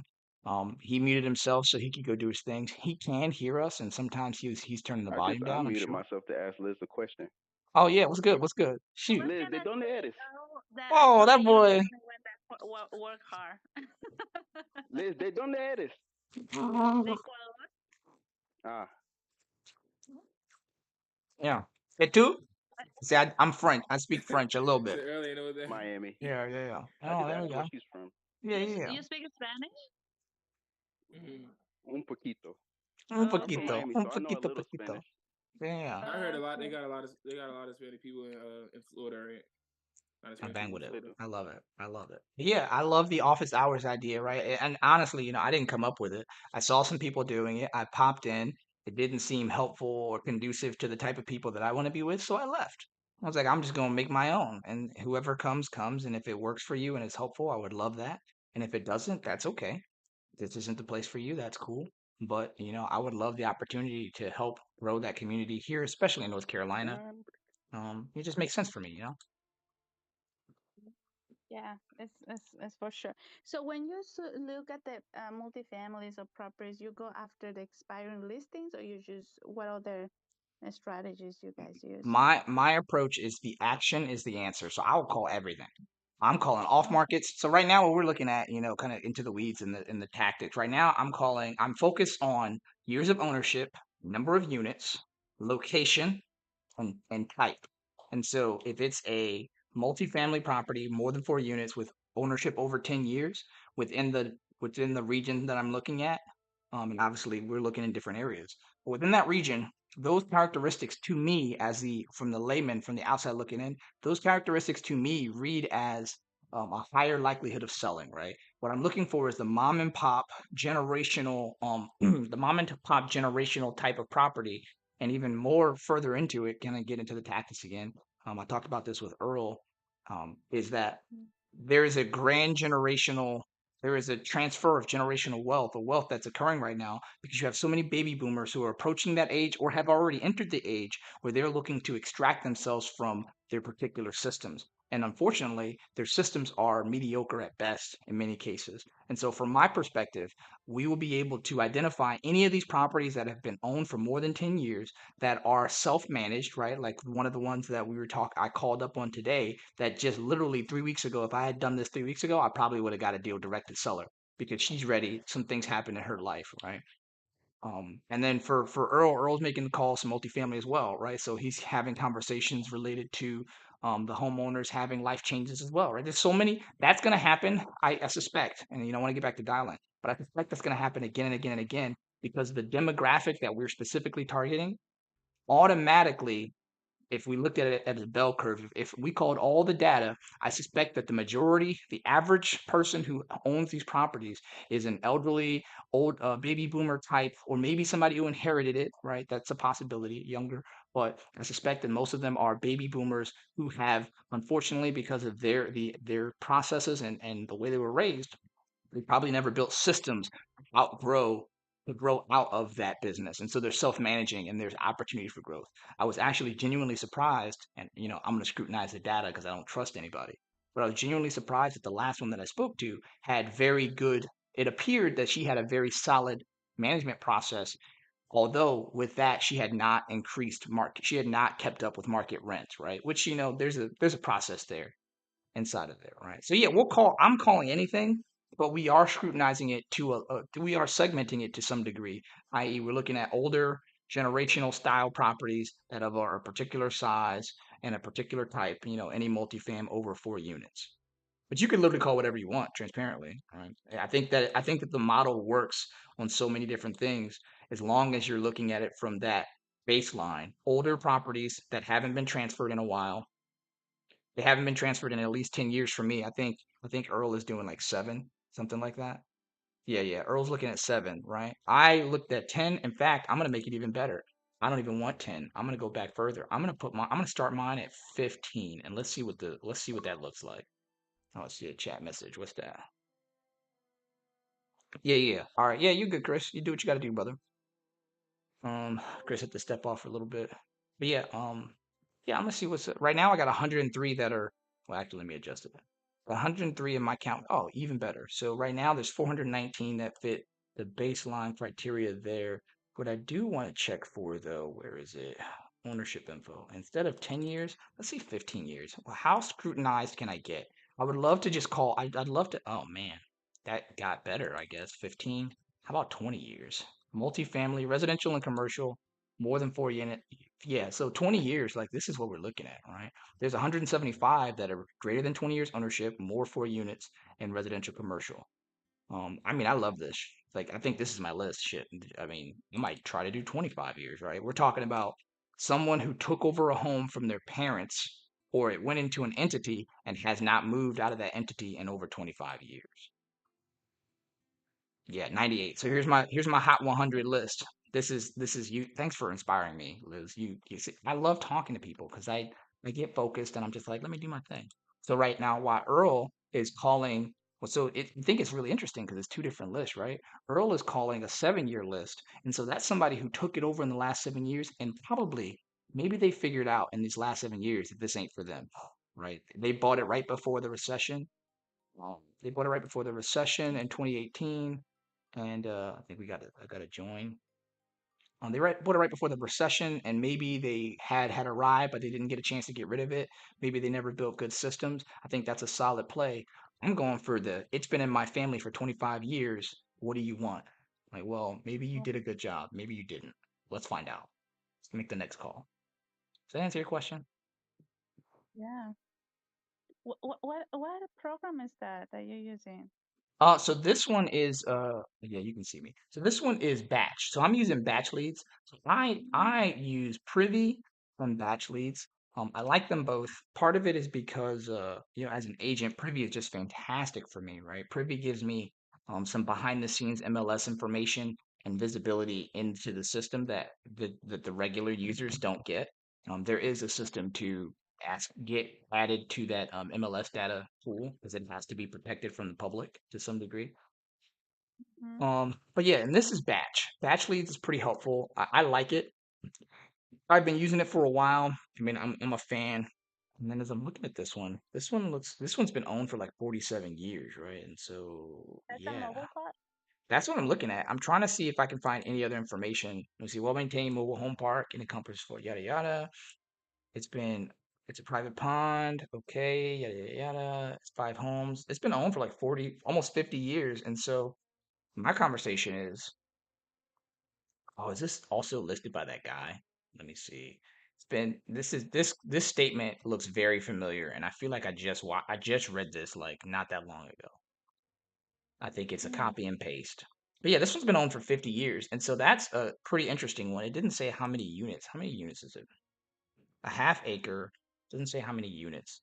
5 park homes, and there's an additional vacant lot. So it's 5 park homes with a vacant lot. So that's 6 altogether. 3 of the homes are 3 bed, 2 baths, 1 ones and 1 ones. The homes are serviced by community water and septic systems. It's got a wire utility building. Okay, Onslow is the home of 2 meth. I knew that. Do not go to the community. Yeah. So yeah, this one's interesting. I don't think I looked this one up. And so the owner of this one right now this is like an inside baseball, right? I can just see before I do anything else, Mr. Fitcher, Aaron, is also with Fitcher Mobile Homes, right? So I suspect that it's been in his family and passed down. And I mean, it seems like it's been well maintained, but I'm open to calling it and just seeing what the scoop is.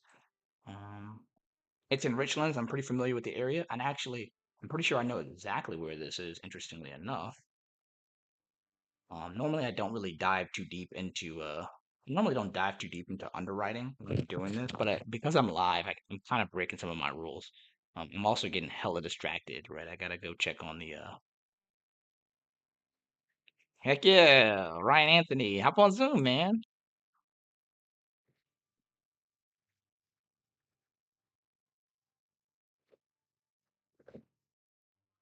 Let me grab that link for him. Ba ba ba ba ba ba ba ba ba ba ba ba. Let me grab that invite link. Where is it? Participants. Copy invite link. Edit this.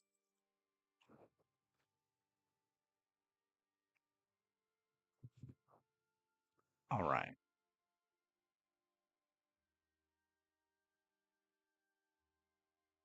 There we go. Put that back. Cool. So yeah, I'm gonna just ring up I'm gonna ring up Aaron. I'm gonna skip trace it. I suspect that because it has a name associated with it, it's gonna come back to him. But because he has a mailing address here on Fire Tower Road, instead of skipping it, and I am gonna add it to here, right? I have a tag for multifamily. Where is it? Onslow multifamily houses. I'm gonna save it. But what I actually want to do is I'm gonna go skip the other address because I want to make sure that I get the most current. Oh man. Okay. Yeah, for sure. I see Ryan out there. He said he's busy right now, and that's cool. Oh, the address didn't translate. Certain search. Where is it at? Oh, it didn't translate. That's cool. Sometimes BAT does not translate the addresses back to me right away, and that's kind of one of the reasons why I use some of the other programs. I suspect that it's human error because literally everything else that I needed to do, it can do with pretty much no problem. So I'm pretty sure it's me, like 99.9. And there you go, right? There's the address. it populates. I can pull it up on Google Maps there. There's no true comparables, obviously, because it's a mobile home park, but I will double check it. I'll check for all. See if this is Privy, by the way, if you haven't seen it. Yeah, let's see, save. Privy's awesome. I love it. I love it. I love it for so many reasons. I could let me list the ways. So Fire Tower Road is a 3-2, pretty nice size house. I think it's on the lot. I'm not trying to buy this house in particular. I'm just trying to get a feel for when they bought it and how long they've been there, where it is in particular. Let me see. Go back to the map. Privy's cool because it has a lot of integrations built into it. So this is the actual street view of the property.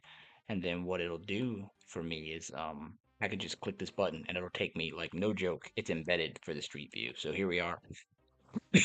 Here we are live in the street view for this home. And again, I don't look bad. It's in a nice little spot. He's got some good land, got a nice long driveway. I bang with that. That's good. Yeah, I'm gonna skip that one. I'll go back and skip the other one so I can get his phone number. And yeah, we'll give it a shot. Skip it. Batch is what's really interesting is Batch is a little bit more expensive per skip.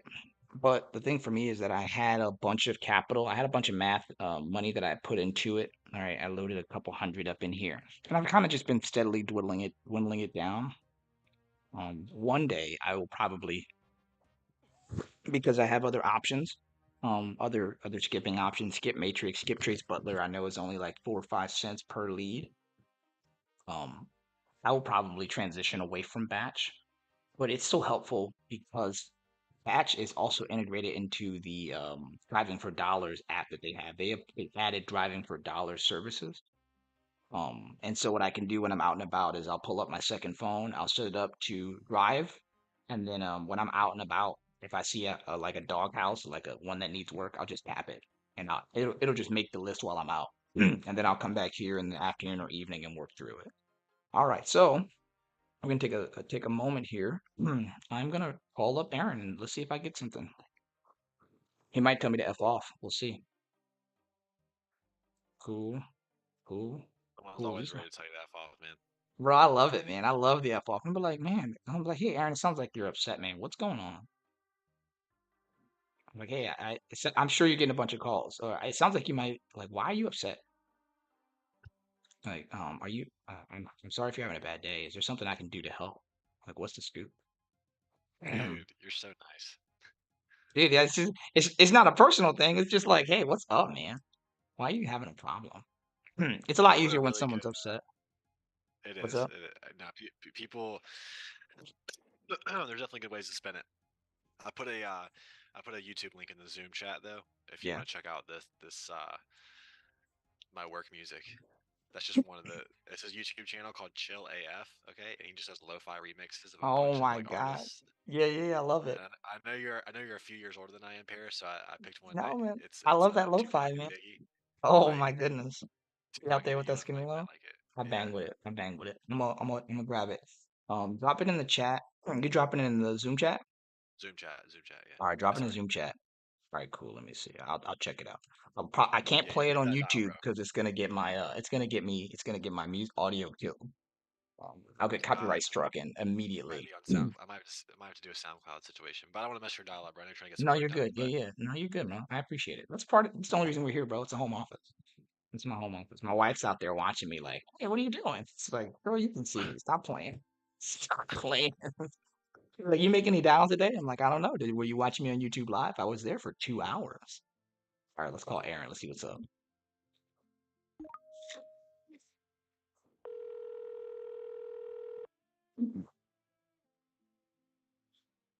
Thank you for calling. Please press 1 to connect your call. Interesting.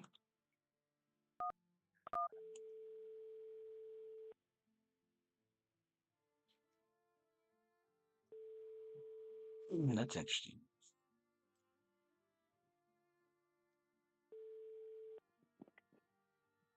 Hello? Hello, this is Paris. Can you hear me? This is who? Paris, can you hear me, ma'am? Hello. Hello? Yes, can you hear me all right, ma'am? Sounds like we were a little bit broken up. I hear you. Oh, awesome. Yes, this is Paris. I'm looking for Aaron. This is the right number by chance? And what are you calling about?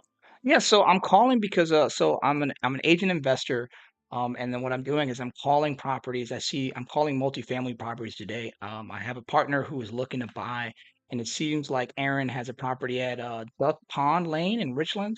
I'm looking to see if you guys are interested in selling or if you have any other properties that you're open to selling. Is this in the right space? No, we're not interested right now. Okay, all right. And so not for this one. Do you have anything else you might have that might be up for sale or anything like that? No. All right, fantastic. May I ask who I'm speaking with just so I can put that in my file and mark you guys off today? Fisher. Fisher? I'm sorry, I didn't get your first name. Oh, it's part of the family. Well, you don't need my first name.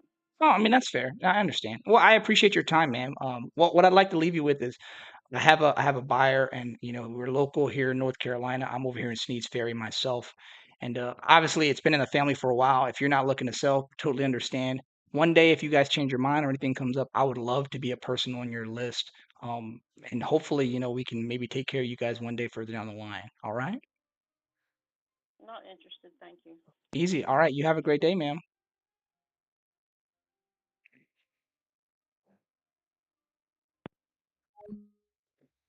Very well. So we got the right person or a person. Do do do do do do do. Let's mark that one. This is the right family. She's not interested. Now, what's interesting here within there is that this isn't Aaron, but she is in the family allegedly, right? And so what I'm going to do is I'm going to mark this one here. I'll mark that contact. You guys might be able to actually see some of my program here. This is what you guys are seeing on the screen. It's called Open Phone. Open Phone's dope because it does an automatic AI.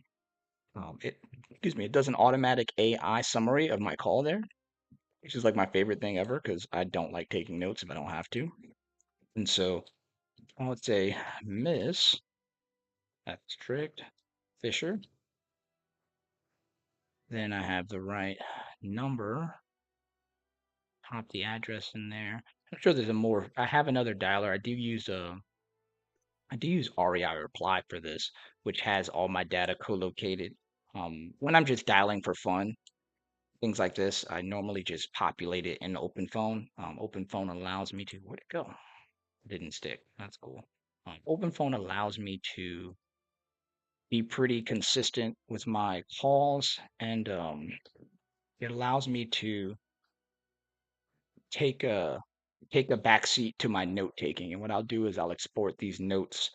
If I need them, I'll capture them elsewhere, and then just kind of keep track of the conversation, right? So this one's a 50-year, 50-year six home mobile home park. Not interested. Spoke with a lady, and I will put the address in there. She says she's not interested. That's okay. Miss Fisher, put her up there. Put that right there. Click on lane. Cool. Mobile home park. MHP. All right. Put that 50-year. It's about 50-year owned. Six on mobile home park. Not interested. In selling. Spoke with a lady. No first name. But very nice. Nice. Nice enough. She's nice enough. Yeah. Especially considering that we just called a family owned mobile home park, 50-year-old, not interested in selling this time. It was interesting, right? And then so what I think that what I will do is they're not interested, but I'm gonna put that in follow-up right now. Not for a while. I'll go back and drop that into my system for a long, long follow-up. And then it appears that that is a landline, right? It is a landline. So that'll be the next one. On to the next one. Where's my handy dandy cheat sheet? That was much nicer than I was expecting her to be, honestly. I'm super pleasantly surprised. Mm, mm, mm, mm, mm. See you guys still out there. How's the dial going, Earl? You good over there? So a lot of um, what do you call them? A lot of wrong numbers. Yeah. Some people picked up, some people haven't picked up. People who did pick up, and the numbers were correct, they weren't interested. And then people who didn't pick up, but I texted them. Some people were texting me back no. Some people were saying not interested. So now I'm just following up with them. One person is named Frederick. I'm following up. He said he's not interested. I said, okay, thank you for the follow up. Anyways, I said if you ever decide to sell the multifamily on Long Street, please reach back out. I would love to own the asset. And then yeah, just gonna keep banging out the calls. Make sure you ask them if they have anything else. If you're not interested in selling this one, what else do you have anything else? That's the secret, man. They don't want to sell this one, but they might have something else. Especially if you've already validated the prospect. You know that that's the right person. You know that they, to some degree, have a cash flowing asset, which would lead to them potentially having cash reserves or be purchasing other properties, right? Yeah, one thing that I would like to scrutinize going forward is the efficacy of PropStream, right? I haven't used PropStream data in quite a bit. All good, all good. Oh, maybe I shouldn't do that over there. Yeah, that's why I asked you. Yeah. Might find another skip tracing service. Yeah, I think I can if you let me see. Yeah, it might be worth it. I mean, if you're doing it one by one, right? If you're doing it one by one, it might be just worth it to do it might even be worth it for through people search. Yeah, obviously that's the super slow way. Um, but you could also I think you can use Skip Trace Butler without having like an inside account, right? I'm not 100% certain. I would definitely explore it. So the way that I split my Okay. day, kind of get into the systems, right? When you read if you read You Can't Teach a Kid to Ride a Bike at a Seminar, one of the things that he talks about, one of the things that he talks about is a oh hell yeah, that's good stuff. One of the things that he talks about is like on pay and off pay hours. And so something to take note of is all the things you do fall into one of two categories. It's 100%. And you guys can't see my desk here, but I literally have a sticky note in the middle that says on pay hours on the left and off pay hours on the right. And so anything that is going to make me money or is has a higher likelihood of making me money during the day is an on pay hour task, right? That's dialing, right? That's direct mail marketing, um, and doing and adding those leads into the system. A couple other things I have them literally going up the side, and then I have things that are off pay hours, right? Like research, right? Researching how to stream audio through Zoom and YouTube. Researching copyright. Some of them, I mean, you can't see my sticky note tree here, but what I'll do is I have my on pay and my off pay hours separated here. And then as I am going through and finding and identifying tasks to do in a given day, as I build my schedule, I'll literally go over here. That's why you see me like making sticky notes all the time. I'll make a sticky note and I'll decide if it's an on pay, off pay hour thing, put it up here, and then move it. So something to add to your mental system is for all these questions that you might have, or like based on the experience you had today, you got to have time to digest it. And so you got to ask yourself, hey, the list that you decided to call today, is it viable? Does it give you a high likelihood or a feasible, reasonable likelihood of success? Remember, we talked about that 7 year threshold. That 7 year threshold is really interesting because it could be so many different types of people within that category that you're not able to nail down who that true avatar is. Whereas on the other side of the spectrum, right, and I suspect again it is a bell curve, on the other end of the spectrum of all multifamilies in a given area, these 45, like literally, I took a gamble here and it turned out reasonably as I expected. A 45-year owned mobile home park is very unlikely to sell. If I was looking at the likelihood from a bell curve, I would say that if we're looking at probability, I'd say 45-year owned mobile homes are probably way up, way down on the probability for selling, just like a 1 year old mobile home might be on the probability for selling. And the magic is somewhere in the middle, in the probably like 10 to arguably like 25-year range, right? I don't have the data to support that, but just understanding the law of probability and starting to look at what we're experiencing here, I would presume that if you open your gap up a little bit further, or maybe even cut it off at 7 would be the maximum or the minimum, and then look somewhere up to maybe 25, right? Just looking at it from a data science perspective, I think that we might actually get better results in that way. What do you thought? What are your thoughts? How do you feel about that? So from that perspective, that's exactly what I did. The minimum is 1.7. And then Cool, the max, I don't have a max. So cool. whatever it goes up to. So maybe the minimum I needs to just be shifted to the right a little bit. I think that that 3 years difference in 10 might make a difference just from the few that I had called already. It might, I mean, I don't know. We're playing with it, right? We're looking for the intentional failure to solve the I think solve it for might be that. the skip tracing. Yeah, that's a possibility. That's a very good possibility because you're not even getting data back. You're not even getting answers, right? No, not really. Some people are, but Here, most. give me a lead. We'll both skip it. It'll just be like 14 cents for me. Give me a lead or give me one that you've already skipped and I will skip it and we'll see if we're cross-checking the same data. Give me one that Are you came gonna back. skip it on Yeah, I'll your skip it on systems batch. or like Yeah, I'll skip it on Okay, batch. okay. Let me give you the one I just called. Bum, bum, bum, bum. And that was a wrong number.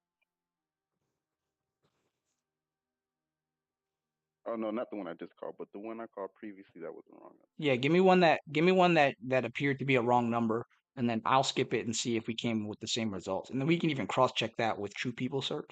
What's really interesting is that True People Search is deadly accurate, and I love it. Right? It It's is. pulling from LexisNexis information among other things.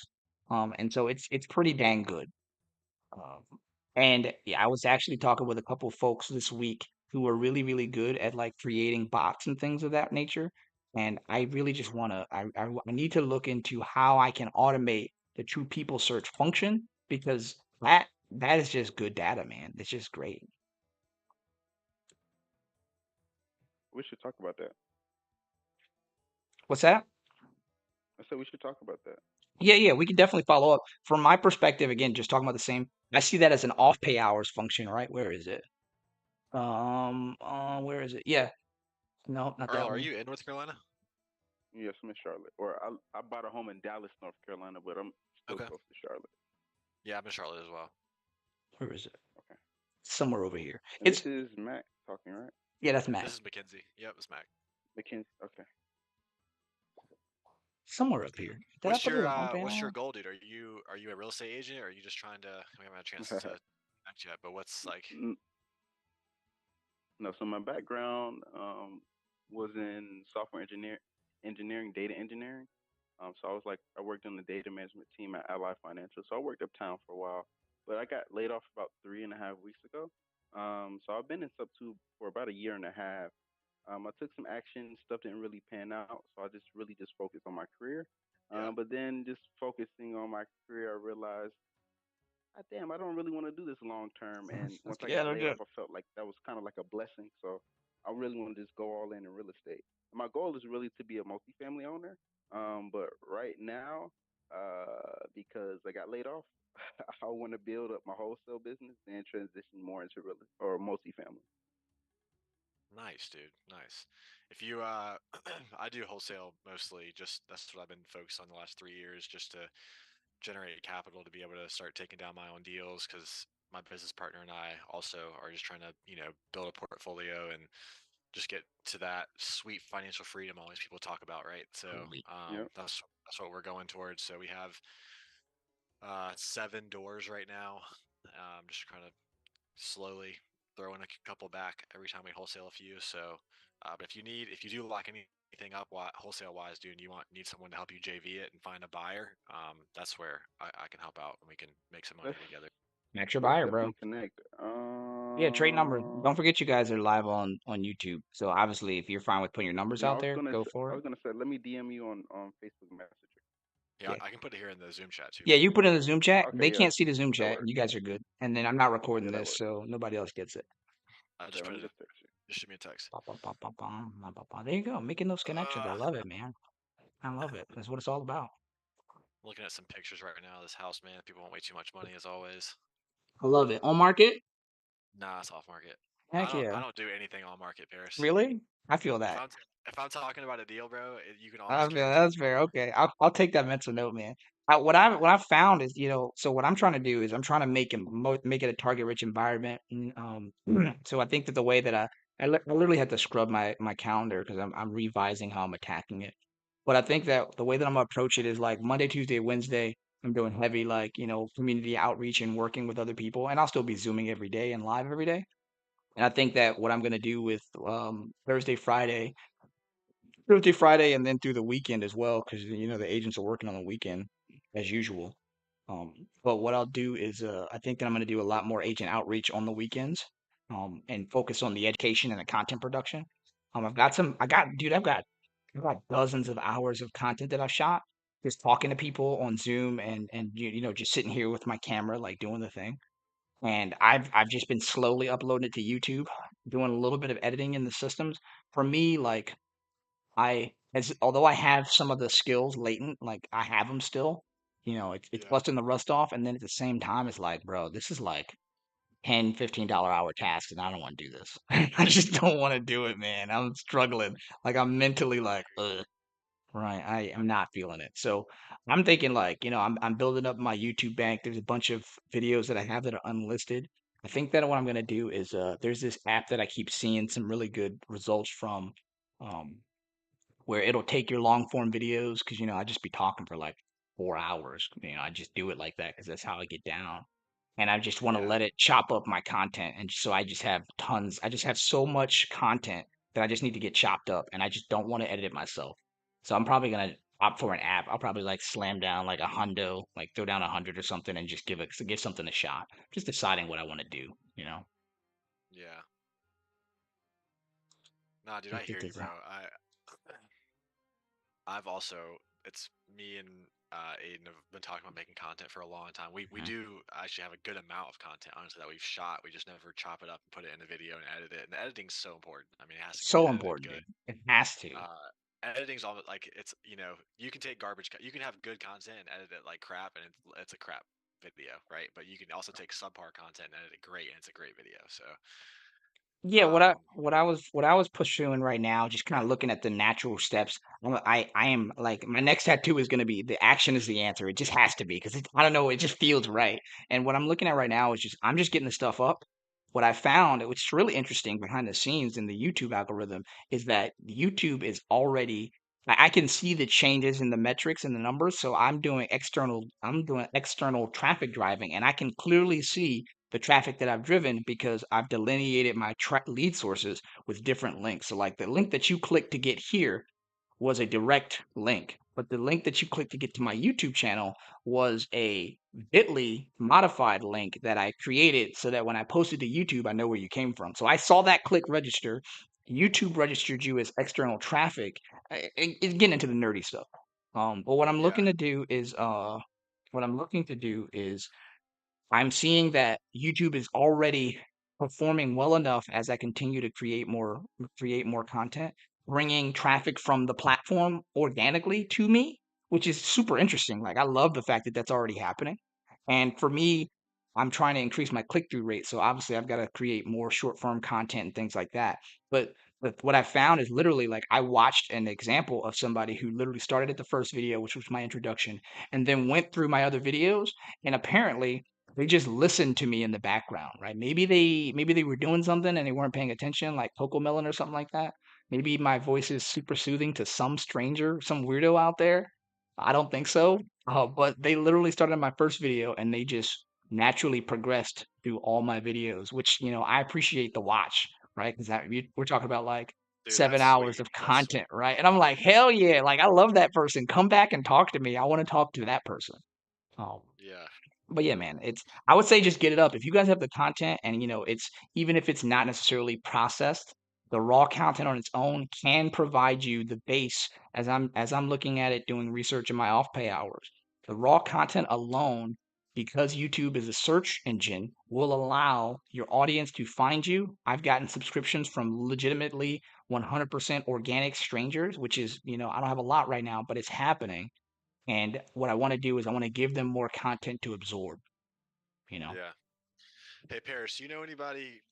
Quick question, man. Do you know anybody Shoot, that bro. could take a look at the property for me in Hampstead? Do you know From anybody around Hampstead? there? Yeah, give me an Yeah. address. Give me an address. Drop it in the chat. Let me go take a look. Let me look in Hampstead. Maria Perry's in Hampstead. I think she's back. Oh, is she really? Yeah, I'm pretty sure she's. I know she's in Hampstead. That's not the question. I think she's back. Yeah, this guy called us yesterday. We need to run the appointment. Hey Siri, It's a little too far. how far is Hampstead from me? I think it's like 20 minutes. I need to get out of the house anyway. What's the scoop? Is it a doghouse or what? Um, dude, I'm kind of getting screwed right now on some of these mailers I sent out recently because the site I use for every county's different, right? Yep. Like, I hate that we're only as good as the data that we pull. That's such a bottleneck in my I know, opinion. man. Because there's only one way to test it, and you gotta spend your money to send the data, right? See how good it is. Like it's just such a process, but it is what it is.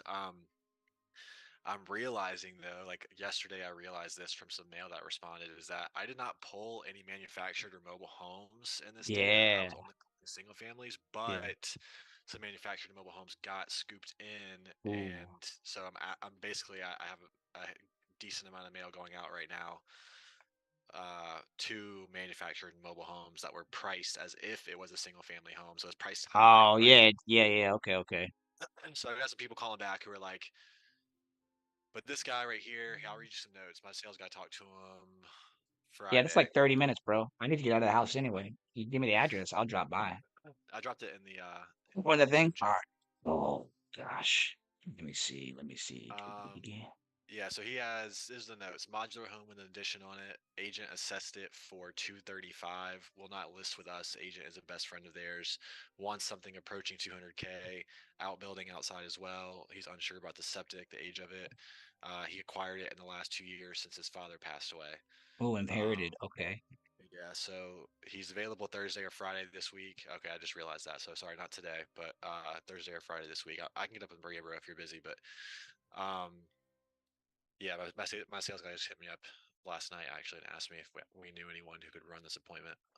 Just kind of all I'm trying to do is get eyes on it. I have no idea what kind of condition this thing's in. All Yeah, sellers are so liars. Thursday I have oh what the heck? Oh, scam likely? No, thank you. Thursday I have a that's when my meetup is up here, and then I also have an appointment, family things that day. So Okay. Thursday's not good, but Friday, if we can make a block for Friday, let me double check. Don't make a liar out of myself. Yeah, I'm hella free Friday. So if we can do a Friday, great. I would say hit up Maria because she lives there, so it might legitimately be like around the corner from her. You know? Okay. Yeah, I will. I'm gonna text her actually. Yeah, yeah. And then let me know if she Okay. can't. If she can't, I'm almost certain she's back, and I gotta hit her up anyway. Tell her I said, hey girl, hey, because I gotta get I'll this say hey. audit back to her. And then Earl, I just dropped my email in the thing. Let me know if you when you get it, if you send that thing over. Um, Okay, I'm sending it right now. okay, cool. Well, all I need is the address, bro. If you just give me the Oh, address, you I just need will. the address? Yeah, Okay. just give me the address, and then you've already skipped one. You skipped it. I'll skip it on my side, Yeah. and we'll cross check the numbers. It's only like Can I go to your house? it's like a quarter. I'll just do it. Hopefully I don't run into the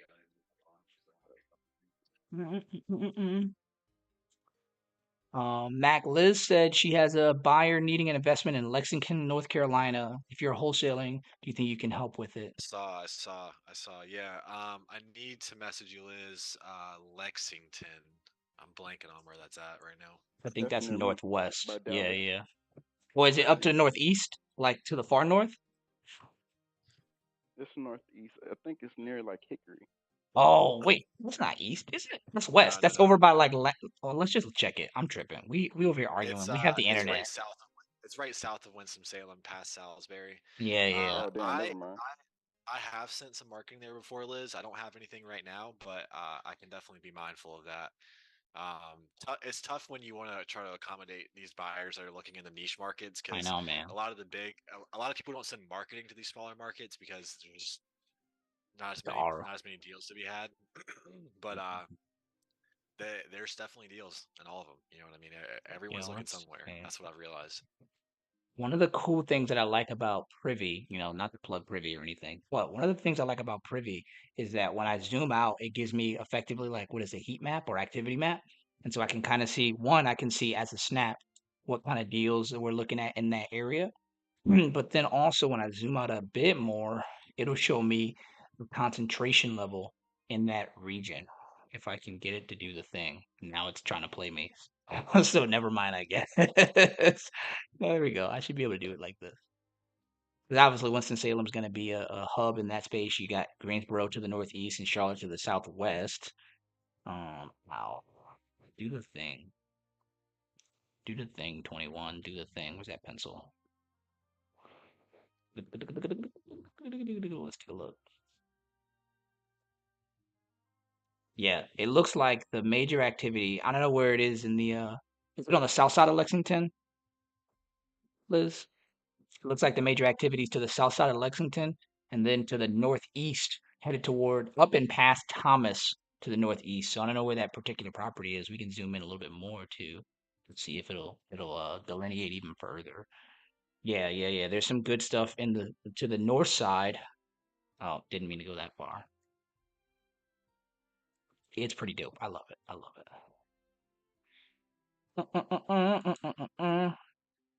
Sorry, yeah, I couldn't unmute myself before, but yes, You're all good. so anything within 30 minutes radius would be okay. Okay. He All right. stated so. Mm-hmm. All right, all right. Yeah, there it looks like the north side. So if I were to look at the map flat off, it looks like the north side of Lexington is where you're seeing the most investor activity. And so what I found, I don't know if that's explicitly true. That's just what I'm looking at as I'm interpreting it. What I Right. found with Privy is that it does aggregate the data for sales and activity and pending and all that. And what that gives me a pretty good snapshot of, as in general, is where the deals are happening, where people are selling, and then that kind of, in a roundabout way, it kind of tells me where people are moving or want to be. Um, it just depends. It's a level of scrutiny that I don't necessarily want to get into here now, but you may or may not already know that. Just add in value where I can. Right. Thank you. Yeah, yeah, yeah. It looks like it's trending up to the north versus down to the south as I'm looking at this teardrop pattern here.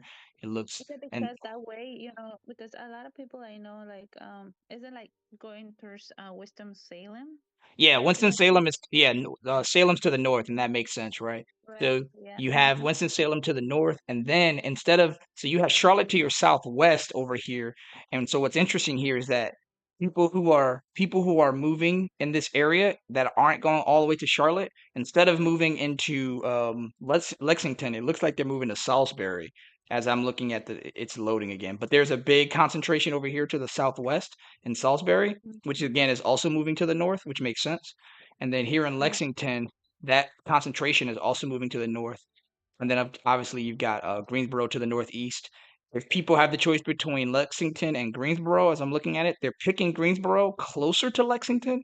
But this is without getting into the weeds of like time phased. I can kind of do that. It, this is a level Mm-hmm. of scrutiny that I kind of get into sometimes. It just depends. Um, Yeah. Earl, It makes Earl, I sense didn't forget because you. um, yeah, it does make sense. That's something I was thinking. Yep. Being, very close to that area, because like Centon is like what, an hour and 50 minutes away from me, I think, something like Mhm. that. Mm-hmm. Earl, I'm about to skip this one. 408 Memorial Park. That's the address you gave me, Okay. right? Yeah, I'm about to skip it right now. I didn't forget you. Well, so No, here's you the good. thing. Did you see so I see that this one is owned by the Millers. So you called that number when you pulled it up on my bad. When you pulled it up on prop, you can see the mailing address, right? Yep. So here's one of the issues with this number. When you pulled up that address, if it has a different mailing address, usually what I'll do is I'll check and I will only skip the owner if, with a few exceptions, if the address matches their mailing address. If I go down the rabbit hole and I can't find one, then I'll go to the last one that appeared to match. But for this one, instead of skipping 408 Memorial Park, what I would do is I would go and search the You said mailing go to address. Google search. No, no, no. I'm just gonna put that address back into the system. So Okay. so you opened it up in PropStream and you looked up 408 Memorial Park, but the mailing address is not 408. it's 2197. So instead of skipping 408, which will have a different number attached to it right now, I would search 2197 Smith Field. And Okay. so on batch for me it's not working, but go take a look at that one on your side. And again, That's this is what I'm gonna probably do with the all of the data that I didn't get today. I'm yeah. just gonna go on True People Search and just skip trace them on there. Yeah. Oh man, I don't know what's going on. My screen is doing some weird stuff. For some reason Earl, it whenever didn't. you Go ahead, sorry bro. to cut you off here. No, please. Or whenever you are close to getting a deal, man, or you're curious, like if it's a deal, just text me, man. Just text. That's the best way to get a hold of me and For the sure. quickest response out of me, and I'll just help you run some quick comps. I can run Okay. comps on my sleep now, so it's just like Hell yeah. it'll take me a minute, Comp unless wizard. it's a weird one. Unless it's a weird. There's always a weird ones, There's right? always a weird one. It's There's like, always some why? weird ones. Why Like is there a helipad on this two-story home in the middle of rural North Carolina? What's a helipad? This is Well, not Matt, zoned there is a correctly. property that could use some comping. okay, is it Uh, on market or off market? it is on market though. You said you don't do on market. So that I don't do it. I'll look at it. I always help. But so here's the thing. Let me just like take 2 cents on this because I don't want to be like a dick. That's like, oh no, don't send me anything that's on market. Like, No. but here's what happened. I'm not. I wish Chris was still here because it was one of his deals. Like, what is that, Paris? Side note, I said helipad in the house. What Bro, the hell? I've never seen shit like bro. that. So you need to skip this address, bro. Earl, skip this address, That's the not the other address. one. That's the mailing address. This is his mailing address. This motherfucker got a. What the hell? Sorry, bro. I love it. Yo, call that man. He about to be like, hell yeah, I'll sell it to you. Yeah. No, sorry, Matt. Go ahead. I'm gonna go grab some water. No, you're good. I'm like about to Google this. I'm trying to see this on Bro, Street View. Like, is yo, this real? there's no way. There's no way. I love that. I love that so much. I'm gonna see if it's on Street View. I'm gonna drop this for you and see if it's on. If you can see it from the road. That's so fucking Oh, you funny. can't. I'm looking at it on Street View. You can't see the chopper. Oh god, dog. Oh, wait a minute. Wait a minute. We just go to the opening. Let's just go back this way. Yeah, go down the street a little bit. Look at them trees. Oh, wait. Oh my goodness. I Uh, can't see it. I can't see it. I'm I gonna go to can't the see other it. side. I'm gonna go to the other side. God, where's the helipad, bro? Bro, I told you, man, it's the helipad. They love that helipad out there in the middle of nowhere. Oh, that's the quickest way to get around. For real, for real. I'm gonna go see Jeb on the heli. That'd be crazy. You better cut in your grass to see your neighbor land in his chopper in his front yard. That's funny. Yeah, I But can't Earl, see it. what I was so Chris posted something in the Facebook, and I'm not ragging on Chris here. I completely understand in the beginning he's trying to lock deals up, right? That's where all the energy goes. But excuse me, not Earl, Chris posted something in the Facebook group. Was like, I got this deal under contract. Like, if you know a buyer, like hit me up. I'll send you some details, right? So I hit him up. He sent me the details, and I sent it over to my dispo, my head of dispo, Susie, to review it and see if we have any end buyers for it, right? So I didn't Google the address or anything. I just handed it over to Susie. First thing Susie texted me back and said was, "Hey, this is on MLS already." So I do not want to send any of my buyers anything that's on MLS. Here's the reason why. And there's a select few people I can share stuff to help put a deal together, but I would not take it the same way I would take if you hit me up, Earl, and you're like, "Yo, I got this off market deal, and this we're under contract and I need some help moving it, right?" I would definitely treat those things differently.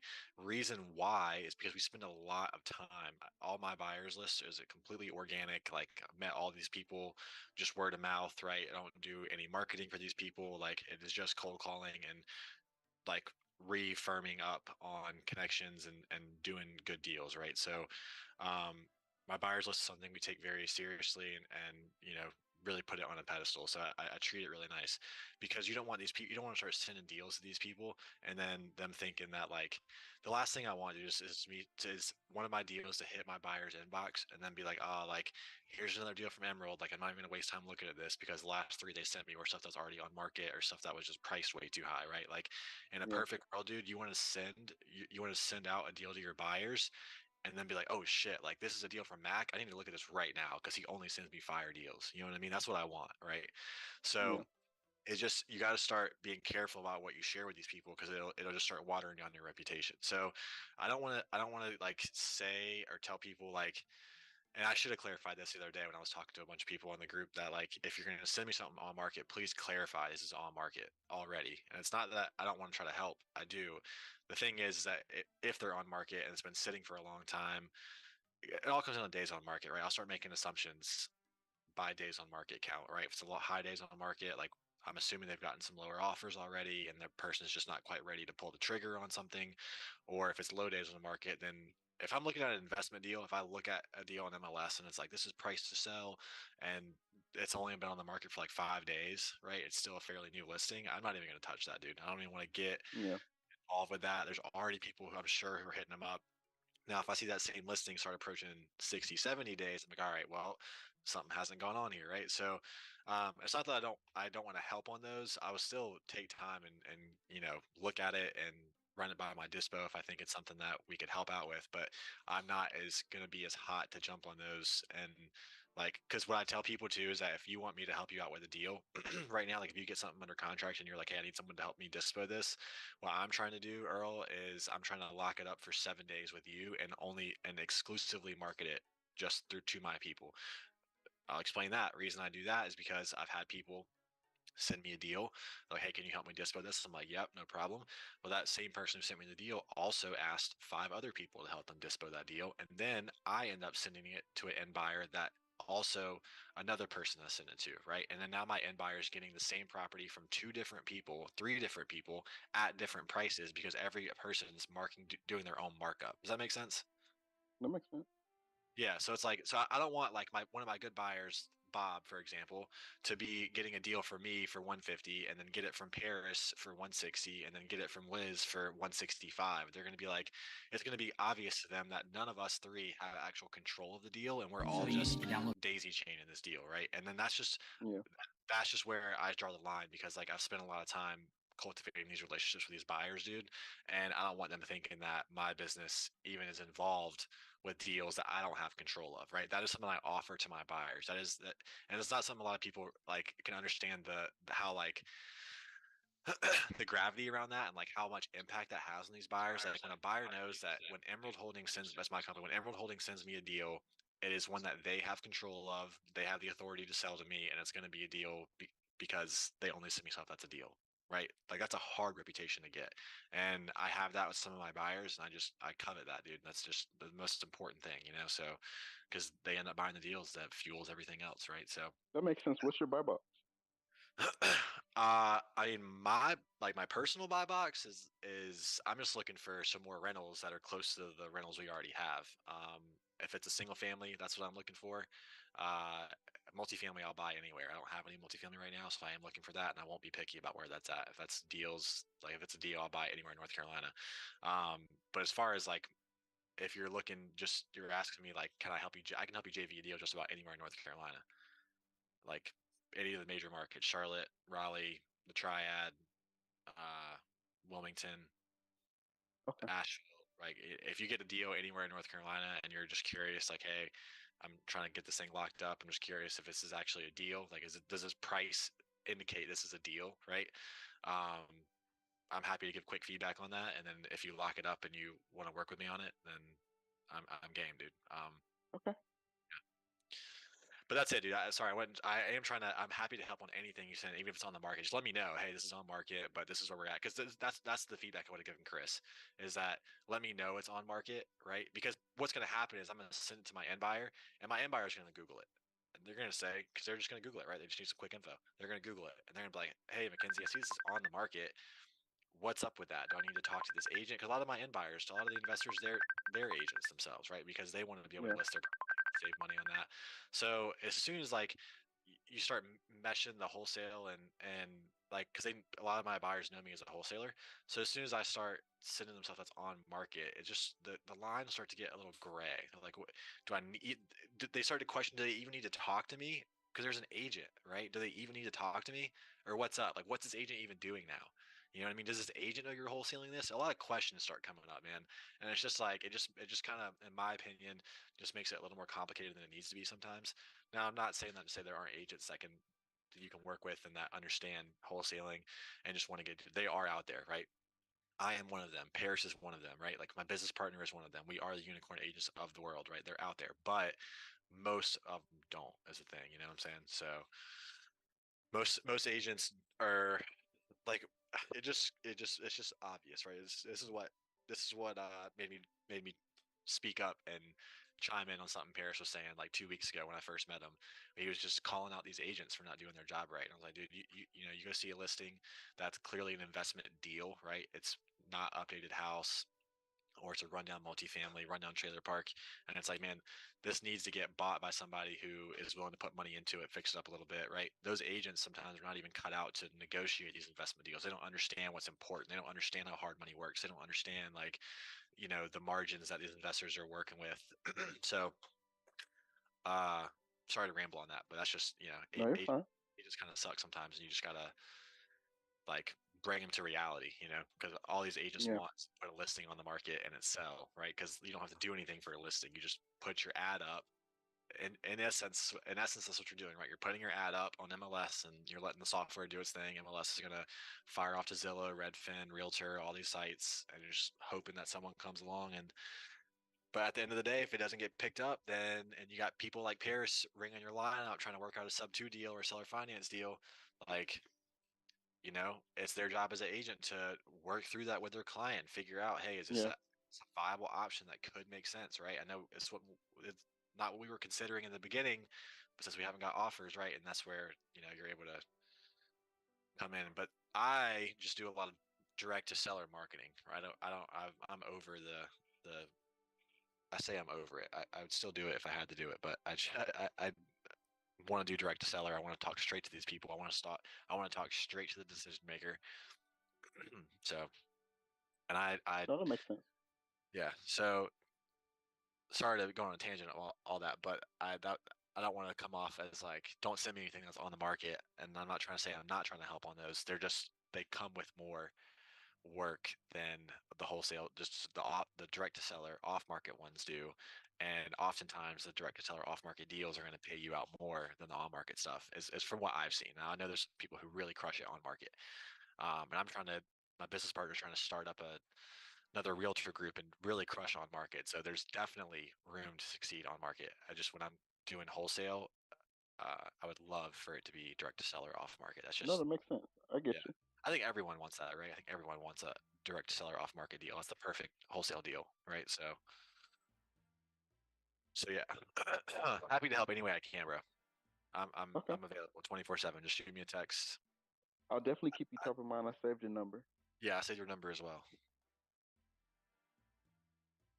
So that's just why. That is the reasoning why. I mean, I really try to keep my buyers uh, happy, and I want them to know what they can expect when I send them something, and I've worked hard to get that with them. So that's really it.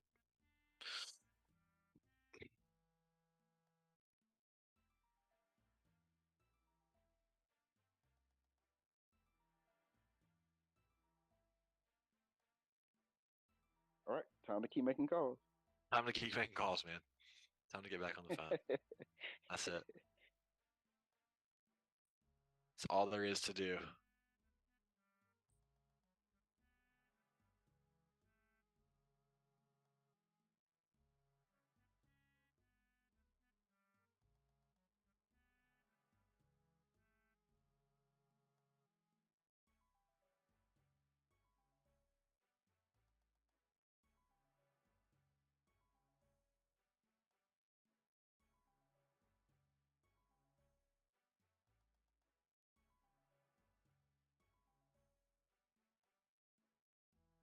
Yeah, or also, real quick, so I know you're making calls. You whenever you got a chance, like what? Out of curiosity, what list are you? Did you pull a list and just skip trace it and you're just dialing down?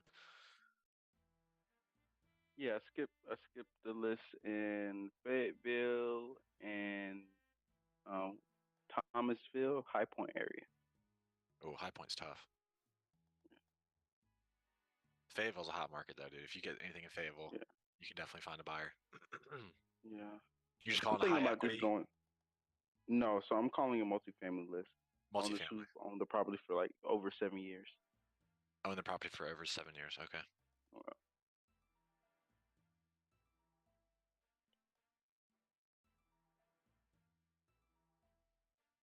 Dude, it's a good time to be making cold calls. Property taxes are about to be due next month, and some people are behind on that shit. Or not due next month; they become payable next month.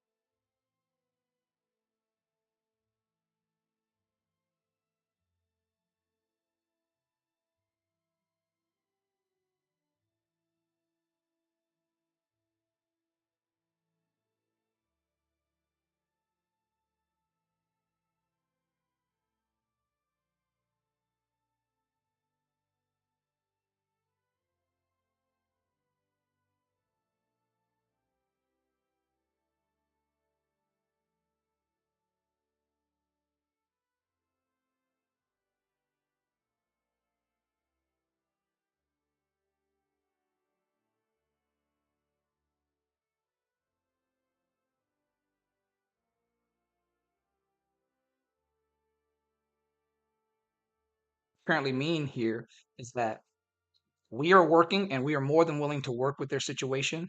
And so that will make them even more likely and reasonably wanting to work with us because everything else is lined up. It's just a matter of circumstance. Cool. So yeah, no stress. He's on a business trip. That's cool. The fact of the matter is that based on the contract, we will have or we are about to fall out of contract. We need to sign an extension as we can. And if we end up missing that, then we just re-sign, right? We're all on the table. Everything's fine. And if we have to resign to get back into it, that's not a big deal either, right? I'm not stressed out about it. I feel confident that based on what we're talking about and what we're looking at, that this answer for them is the best answer. And because we're able to be flexible with this with them, that's even better. I say anything crazy for anybody on the line? Cool. Kashik, are you on the line? Is Kashik here too, Rochelle? All right, cool. Yeah, I know. I didn't know if you picked up or not. Yeah, I know it shows up like that whenever you. Oh, sweet. Cool. Are you comfortable with that, Kashik? Does that make sense? All right, cool. So yeah, Chris, close the loop. If you have any other questions, I'm right here. You know that I'm just a phone call away. And if we need to talk to the agent who sounds like she's on vacation, that's cool too. I've got scheduled time for that as well. If we're just shifting, if we're just sliding everything, a whole deal to the right, a day or two, or whatever the timeline is, as long as as long as everyone's still on board, and it sounds like we still are, we still have a deal. It's just we're just gonna get slow. It's just gonna be a little bit later, and that's still fine because we have all the pieces together. Cool. Yes. Not a 4-star alarm. We're still good. It's just a matter of timing. And what matters to me most is that that our partners' investments are protected, and then even beyond that, that the sellers are being taken care of. I'm not going to rush these older persons because, the circumstances considered. They'll appreciate that, I hope. I would hope that somebody would do that for my family, and I'm comfortable that we can do that for them. Cool. All right, close the loop. Give me a call if anything comes up. And then Rochelle and Kashif, we still want to keep with you guys in the loop. We're gonna keep you guys in the team. If anything changes, Rochelle, we'll make sure that we close the gap with you to make sure it gets communicated. Cool? I really appreciate it. No problem. I'm trying to make this easy for you, and I know it's circumstance, but we're all still in the deal right now. Cool? Thank you so much. No problem. You guys need anything else from us? Nope, I think we're good for you. Perfect. Kashik, you still good? How's your day going, man?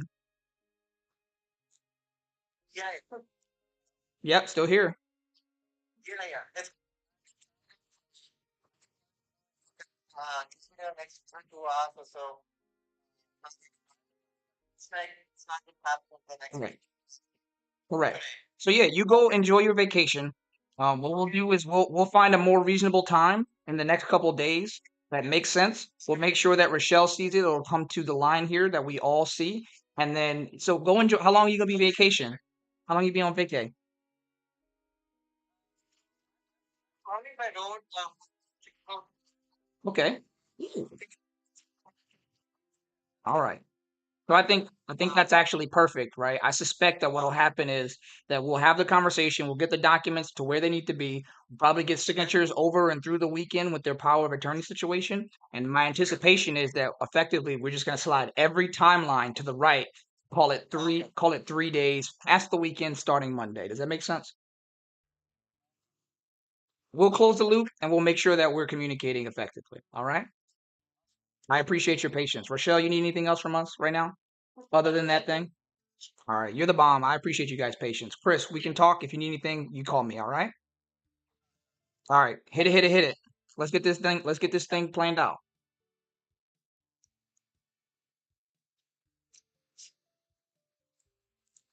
Sorry about that, guys. I was making the things work. Was I muted? Make them I work, think I'm man. making it work, Put them man. put them deals together. You were Yeah, we're muted all until good. like 5 minutes ago.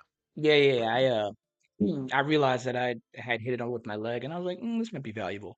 Most importantly, because I wanted it for the Zoom call, because we had gotten through some of the sensitive details, and yeah, it's all good. Oh, I see Earl over there putting in work. My boy getting busy. My boy getting busy. I love it, man. No, I kind of popped in and out on the info you gave him, and I think that makes perfect sense, right? And that's what Chris and I talked about. Um, it's I'm really grateful for the opportunity to one just to know you, right? As a Dispo Titan, we have to reclaim the title. I think there is a group called Dispo Titans. Um, I think it's like a lowercase Is it T really? Titan. Yeah, I'm pretty sure there's a. I've seen it. I've seen some of their marketing. They call themselves the Dispo Titans. I've seen them in a. I think I've seen them in the main sub two marketing on the same main sub two space. Would it be like Dispo Titans with a lowercase DT? Yeah, Dispo Titans is definitely a thing. They got a solid domain name. Oh, there's a couple of them. Oh yeah, they don't have it licensed or trademarked, whichever one it is. There's a couple of them. But yeah, man, I feel comfortable that, within the space of what you're looking for and what we're specifically actively after, both specifically off market, but even to a degree on market. But again, understanding your comfort space, um, I think that it makes sense, and I love the fact that you'll be able to assist in there, and that everybody can get paid, right? I want to make sure that everybody's squared up on that. That's my number one goal is that everybody's taken care of, including the sellers, and everybody gets paid. Yeah, for sure, man. And it's something that I am realizing it's just gonna take some time for people to understand, like actually, because it's one thing to chime up in the group, but like send me your deals, I can help sell them. But then it's like people start sending you stuff, and it's like, if I can't help move it, I don't want people to think it, because on market is just so much different than off market, For man. sure. And so not so much in the sense of just the numbers, but just the way that the people who play in the off market game, the people who play in the off market sandbox like to play their way, right? And the Yeah, people who yeah, play yeah. in the on market sandbox play Discover their the way. power Well, of the So what I've dark just happened spent there? my shades time grid. Sleep building better, that relationship live with those purple. people. So um, I'm happy to share more with people about like my just like my insights, not anything I've ever read or learned from the course or anything, but just like my insights on how my relationships have gone with these people and like what they look for, even how these deals go down. I mean, like here's something I could just talk about, right? That just for quick example. Okay. And this is just on the topic of like sometimes we'll get new buyers that we connect with and I'll send the deal out and I'll have one new buyer and three of my consistent buyers that are all interested in the deal, right? Chances are, in that scenario, I'm not going to go with my new buyer just because, unless it's someone like, if it was like you, Paris, and like we're trying to build a relationship and you're in the community, right? I would make an exception for that. Like, okay, let's go for it. But if it was someone I really didn't have any, and it was just a cold call that came through that we connected with and they'd say they're a buyer, if I have somebody that I have Joe Schmo who's telling me he's a buyer and he wants to do deals versus three of my consistent guys, I mean, Joe Schmo, just get out of here, right? I'm not even going to Right, deal with right, it. Like, right. I'm going to go with my consistent people that have I've seen close on deal after deal after deal, right? So, um, we just had a new guy that we went with.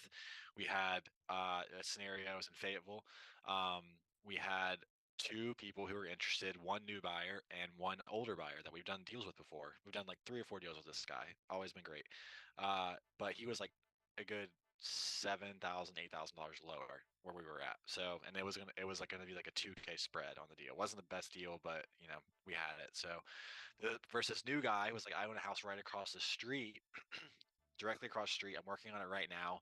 So he wanted to offer, he really wanted it. So he came up a little bit on his spread. So we were going to make a $10,000 assignment on it. Okay. And I'm still working on it. I just approved this HUD literally 5 minutes ago. Um, he was supposed to close on August 3rd. It was our original close date. Okay. That was almost 3 weeks ago. Love that. Right. So what happened was he wasn't going to close on the 3rd. He was like, "Yep, I'm ready to go Monday." I use the standard North Carolina OTP for all my contracts, so that Yep. comes built in with a 7-day extension for either party, right? For free. So I Yep. was like, "All right, for free, right? So as long as you're good by the 10th, I don't care. As long as it's this week." Well, Monday came and went. Tuesday came and went. Tuesday came and went. I was like, Susie, what's going on with your end buyer? Where's this guy at? Where's Raid? What's the deal? Right. And she was like, I'm trying to get a straight up answer from him. He's telling me his daughter had some kind of emergency, like she's in the hospital. I was like, all right, like I get it. Life stuff happens. Um, Thursday comes and goes. Now we're out of contract. Our extension, our 7-day grace period is done. And I have to extend with the seller. Seller's telling me if this doesn't happen by the 14th on the Monday, I got someone else who wants to buy it. I'm done with this bullshit. Like, I'm out of here. And I was like, I get it. Right. So, what I do in these scenarios is if I'm feeling good about the buyer, I will offer some money to extend it, right? I'll say, hey, I'll Yeah. give you 250 bucks. Let me get like another 10 days. I promise, like, we're going to get this across the finish line. So since Reed's a new buyer, I told Reed I need $2,500 more. I was like, dude, I need 2,500 bucks. I got to give this seller. I ended up giving the seller $1,000 on this one just to extend it because Reed was actually willing to come up 2,500. Sweet. Sometimes buyers aren't. Sorry, do you have something? No, no, no. I was listening. I'm also choking over here. I just ate a bunch of cashews and they fragmented. I'm having some technical difficulty, but I'm Yeah. listening. I'm listening. So that was just like, so he actually was cool to come up on a little bit. But that was just a prime example, dude, of like I haven't worked with this guy before, and this is why I keep stuff like this is why I'm kind of like harsh on it and like I just the rules are the rules because at the end of the day like I need to be able to fill my promise to my seller, right? And sometimes I got to get an extension because the whole reason was this guy had lender issues, right? And he wasn't like being transparent with us about what his lender was needing stuff and this guy wasn't getting it to the lender in a timely manner. It was taking him 2-3 days to get something to the lender.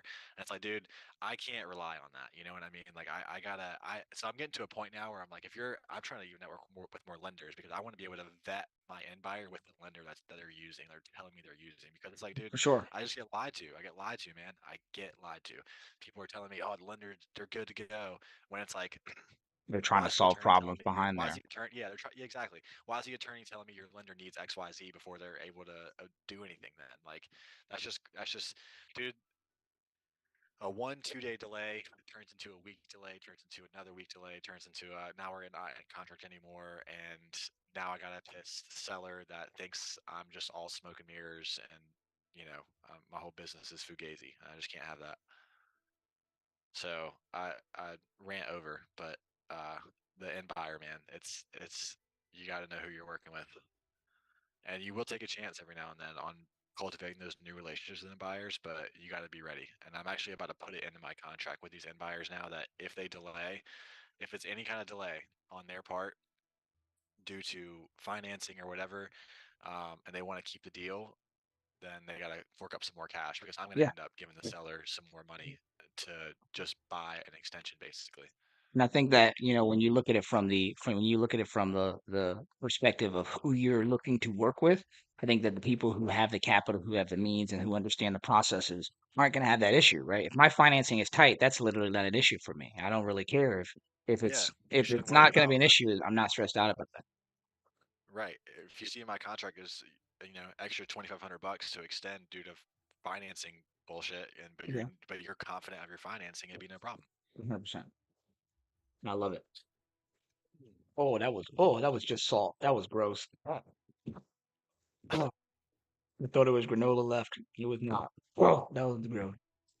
Bad. Not But dude, good. we're gonna. I don't know when exactly. I really just kind of depends on this contractor that's working on our Wilmington project. Yeah. Once he gets to a certain checkpoint coming up, and then we're gonna come down and check on it. I don't really know one day that's gonna be yet, but I will definitely. I know I've been telling you for a little while I'm coming down Yeah. to Wilmington. I am. I just don't know quite when. It'll be next month sometime for sure. Okay. Yeah, I'll be here. My kids will be back in school. They're in like daycare right now. My kids will be back in school. I'm home every day. So I'm just looking for an excuse to go down there and give my wife a kiss. But yeah, if if you're waiting for them to get to a certain stage, if you need somebody to swing by and take a peek, my wife works down there. She's just looking for an excuse to have me come down there for any reason. And in general, I normally don't during the week, but I will if you need something, right? If you need somebody to just take a peek, get a feel for it, I'll go take my wife like a bagel for lunch, give her some smooches, and then I'll pop by. And then you get some free content because I shoot you some video and be like, "Hey, everybody, it's your boy. I'm checking in on a house for old Mac Yeah. from the Emerald Crew. Let's take a look and see what we got going on here. I got my hard hat and everything. I'll go in there. They'll be like, "Who's this guy?"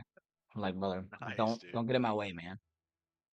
Yo, Maria actually texted me and said Hampton's a little bit far for her. So if you have time, Paris, Friday morning, I'd love to Friday? see if I could book your Cool, yeah, time, yeah. dude. Yeah, let me Send you some. let me block a slot for you. Is it on Just text Lockbox me right your now? Venmo, dude. No, no lockbox. I think the seller's there, and Oh, I'll sweet. however you want me to send you the info, like text, email, like I'll send you the whole scoop, whatever you want. Just let Yeah, me know what's you easiest for can you. I'm gonna block it off. Let me see. You said the seller's there, right? I'm pretty sure. So Let what me I'll double do check. is I'll block it for let me see. I'll block it for the morning and I'll just do it before Probably uh, any time between like 9 and 12, you'd be good to go. perfect. Yeah, I'll take the back end of my I'll take the back end of my live slot. I'll just take the front.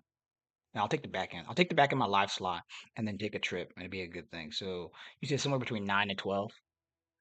Probably yeah, anytime in that window you could be good. All Just right, let me bet. know when you actually like want to try to be there, so I can tell the seller. So yeah, what let's call it 10:30. So that'll give me time to make it back. That'll give me time to make it back from dropping off my little ones, and then I can beeline down there, and it's like 30 minutes. And so that's Perfect. cool. That's And if you cool. want to send me your Venmo, dude, or however, I'll make sure I can get some money in your pocket for just Sweet. Yeah, I'll spending some drop it time. to you. I'll drop it to you in the I'll drop it to you straight text. Send me the address and stuff. And then the Yep, seller contact information and whatever you got. And you can will I'm do. gonna block it right now for 10:30. I should be there. I should be on site by 10:30. Perfect. I'll And you let my just need sales guy video know. walkthrough and all that good stuff. The hard Yeah, bro, just structures, the power, photos and the videos, and I'll send you a easy. Google Drive to upload them to, and Perfect. we'll keep it simple. Easy. All right, we can do that. Let me block it right now. I'll add that. Dugga dugga dugga dugga dugga. And then so yeah, I got the block claimed already, so then I won't or nothing can book on top of it. Let me extend that. I'll call that to 11:30 just in case. Nothing will book on top of that. And then once you send me the address and stuff, I'll just drop it straight into the appointment. And so I'll be good. Perfect. Easy. Earl, what's good? Oh, Earl had to run off. So I'm making some dials. I love it. I love it. Yeah, I'm gonna make another call, man. I haven't made a call in like 30 minutes. Do. I think he might have got through to the owner. Earl, what happened? What's good? What's really good? You just call my name? Yeah. You call the helipad or what? What's up with the airport? No, I didn't call them. Earl, call him. Let's ring him up. I ended up looking him up on People Search. I got a number for you. Let Ready me to dial call it? him. Hmm? Let me ask you a question. What's Well, up? no, I kind of already know the answer, but so I just call someone. and the mother picked up the phone. Yep. She said they weren't interested in the property. And she said that actually it's her name on the property, but it's not her name on the property. So now I need to just go look and actually find the person or her son. Okay, so you said that the Sounds like number. a family member that's a tenant that doesn't want to sell nothing. That's what you sound. That's what it sounds like. Yeah, so exactly that, right? So remember when I got the call when I called the Fisher House, that mobile home park, and they knew of the property, but it wasn't the guy who was on deed. Yeah, It wasn't the guy who's on title, rather. What I mark those as is I don't disqualify him because until you talk to the decision maker, you don't really change the status of it, right? So I take a special note. So the person that you called, and make sure I understand your situation, the person that answered the phone appears to be the mother, and as you can tell, she is not on title. correct. Yeah, Yeah. So then, yeah, she's not a decision maker, right? And so the thing that I would do is scrutinize your data set and see. So one, mark that number as the mother of that person. I Um, did. Yeah. and then scrutinize the data to see if you have a number for the actual homeowner, right? Bro, where is this ad? Sounds like a cat. I don't know where it is. Or a dog. I don't know. Don't leave home without the Am I only getting YouTube? Subaru Impreza RS. I think I'm getting Dog YouTube tested, dog approved. Yeah, ads. you are, And man. It's oh, just that's you. crazy. Is it? I don't know where it's Yeah, coming from, bro. I can't hear anything. That's funny. So in my live stream, there's YouTube ads. That's wild. Am I getting ad revenue for this? Because that would be pimp. Because I've gotten a couple of them already. Dude, you got 38 subscribers. I have a YouTube channel as well. Like a quick tangent, super quick. I have a YouTube channel as well because I've Yeah, always wanted to like make content around some video games. So I yeah, made yeah. a channel like 2, 3 months ago. Um, Where you at? you know, Where you at, went through the whole process of it's all video game stuff. I don't. It's like it's definitely just a complete hobby. You know, bro? complete I love hobby. that.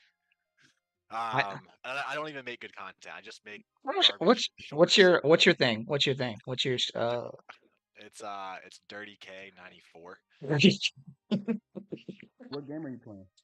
I play Warzone, dude. I play all sorts of games. Like I love playing Elden Ring last year. I beat the crap out of Elden Ring. I'm a huge nerd on video games. You're Hell about yeah, to take my me on a boy. whole rabbit hole. That's This my is thing, you with the dude. pug? That's you? Hell Yeah, yeah. Bro, I when you got a streaming pug, next?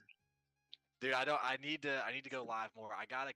You're about to take me on a tangent. I got a capture card recently. I'm working on my house in Raleigh, like getting a new office set up in my house so I can Yeah, like actually have a legit background and like dude, so it's all hobby stuff. Real estate's my I love passion, it. right? That's where I'm at. But Yeah. it's all. I mean, I love games. Like I always am looking for people to play games with. But like they're so fun to me. But dude, what I was saying though is you got like 38 subscribers. That's sick for just being fairly new. Yeah, yeah. Because it's hard to get, dude. It's hard to get. Yeah, they are, they are. I attribute, so it's funny, right? I don't know if we talked about it and how hey, if anybody's checking this in the future, make sure you go subscribe to Dirty K94, my boy, old Mac. Oh, he's gonna be in there. He's gonna start streaming. Just believe Yeah, in him. Just believe in him. yeah, But yeah, yeah. man, it's He's funny because I've had my YouTube channel for a bit, right? And because of my yeah, experiences in marketing, and I think we talked about how like Project Four with Pace and the social media marketing and things like that is like totally a thing. But it yeah, just lines up so perfectly with what I was already planning on doing. And so I whenever I get a chance, I like to drop that link. I have a Bitly link and I have my YouTube link handy, where I'm like, hey man, I need somebody to well, see, I just got a new subscriber 2 hours ago. That shit's pimp. I don't even know who this guy is, but I love it. I yeah. love I got those subscribed things, too, man. actually, dude. I love that.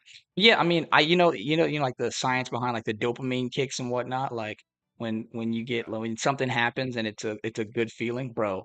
I'll be like, I'll be feeling the yeah, dopamine, bro. I'll be feeling it. I'm feeling yeah. it. But yeah, man. So I haven't played Warzone myself, but I'm totally into it. I used to play BF3 back in the day. I used to be pretty okay. Now, I don't know. I think my reflexes might be a little low, but I would totally be down with it. I gotta probably completely refresh my rig and my stuff. I'm console, but I'm totally Yeah, I play into on getting. PS5. Yeah, yeah, yeah. I have to get a certain amount of work done, or else I feel guilty playing I games. I'm like, know, dude, I man. shouldn't be doing this. Yeah, yeah. Well, I think that is a really interesting. It's a really interesting dynamic because it's the same thing, right? I mostly play Monster Hunter. That's pretty much the only thing that I've been playing for consistently Yeah, for like 20 years, bro. And it's crazy.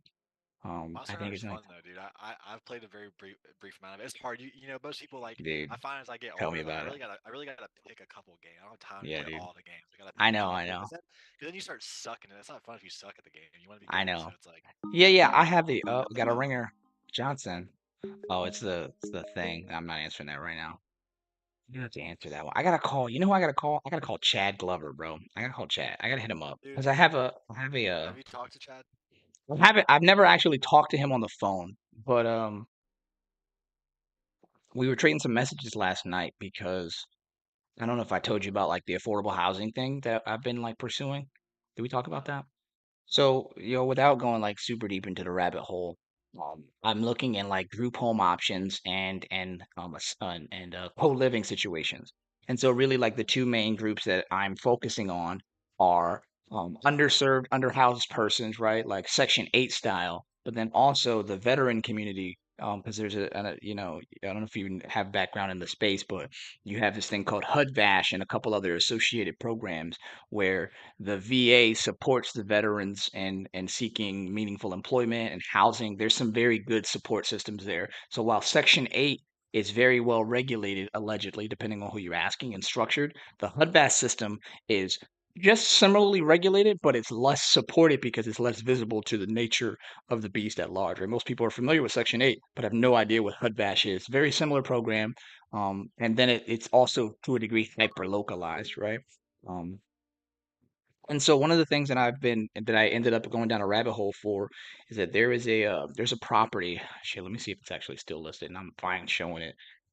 Damn, what is the property address? There's a property here in Onslow County that it was a lead from an agent. I'm doing some work with him, doing some direct to agent stuff. Where's her name? Danielle. Um, doing some direct to agent stuff, and she ends up giving me this property address. Um, and he ends up giving me this property address, and I ended up looking it up, right? And the short version is, oh, wait till you see it, bro. It's wild. So I was like, okay, okay. He gave me his numbers that he was looking at it for one of his investor clients. And I was like, okay, this sounds about right. And then so I went and looked it up. It's been on the market 176 days. So super long list, right? And so here we are, right? Here we're looking at this bad boy. And so now I'm going through the pictures. Here we go. I'm gonna go full screen because I love this, right? So I'm like, okay, okay, I see what we're doing here. I see it's a little bit of a doghouse, right? I get inside, we get inside, and okay, there's some things here. Automatically, we already got a slab here. So my thought is I'm just gonna close this up. I just gained like 300 square feet, whatever the math is, right? Whenever it's all closed up, the conversation point. So cool, cool, cool, looking at the stuff, yada yada. Um, Great, great, great. And then I'm like, well, what's this building back here? And then we get here. And Oh it's man, what is that? Is a it's a junkyard? it's a scrap yard. It's a fabrication Uh, station. And so I'm like, no. okay. So one, stage one, why would you include Call the this picture? coroner. Call the coroner Bro, and get the coffin out. that's what I'm He saying, my is boy. dead. Okay, No, versus there's a work on price. stuff. There's a There's price. a price. There's a price. I already ran the That numbers on there's a this price. one. That dude, that's just where I see. I've actually run across a deal very similar to this, dude, where it was just like a house that was surrounded by a scrapyard, very Yeah, similar.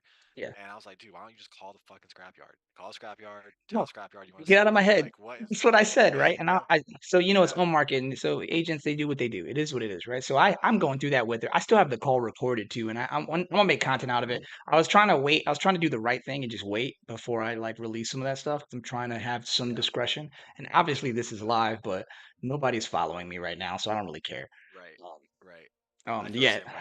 yeah, My yeah. live streams. I'll pick my nose on live. I don't care. No one's watching. Yeah, dude, nobody's watching. And then like one day when I make it big, like, is it true that at 12:24 on August whatever day you were digging in your nose? I'm Yeah, like, oh come yeah. on, man. Nah, you caught me. You got me. I'm You glad got you me watched good. though. You hey, Glad you make watched. It was on this make sure app. you subscribed. But yeah, Like and so subscribe.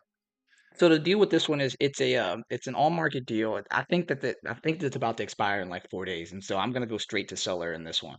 Um, I worked through the agent, and she did great work, but I think that the issue is that the seller's not seeing this real. He's a hobby rehabber. He got busy. He didn't finish it. There's a bunch of materials on site. I would argue probably like maybe a quarter of, maybe less than a quarter. I'd say maybe like 10-15% of the actual overall materials are probably on site, including like some of the windows and doors and stuff. Like some of the higher items that I actually care about, the first stage, are actually on site already, right?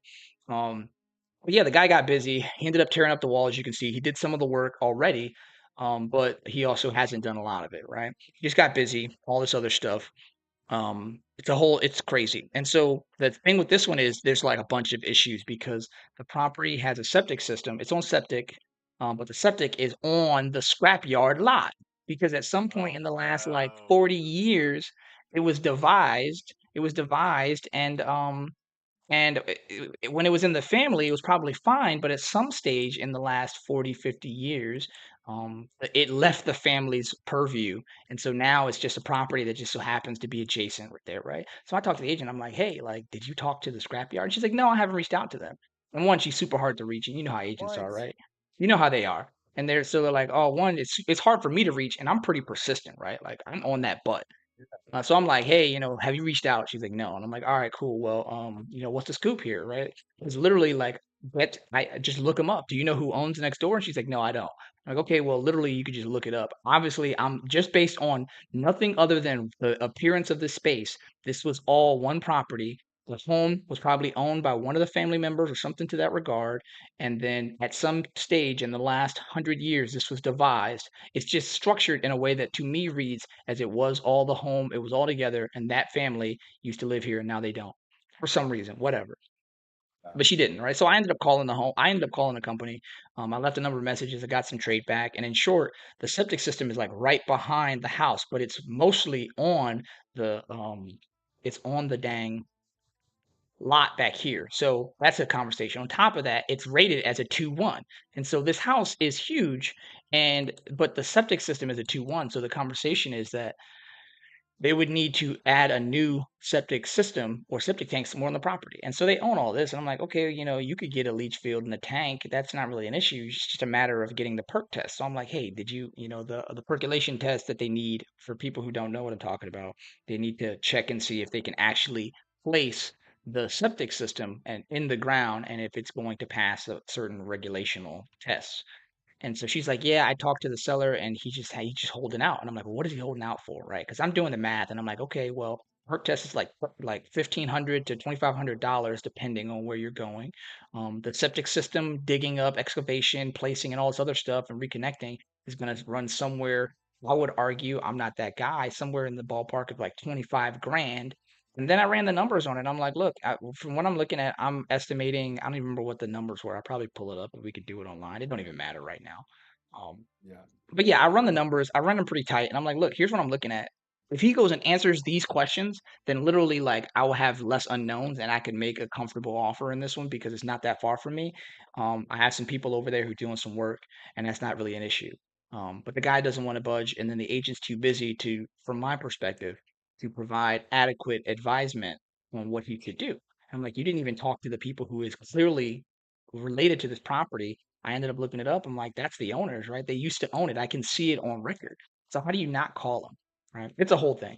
So anyway, going back to the point of this conversation, based on the price point, because of where it is, it's less appealing to your traditional home buyer. You're gonna have to do a bunch of beautification, and even then, they don't actually even own the shrubbery and much of the foliage around the property.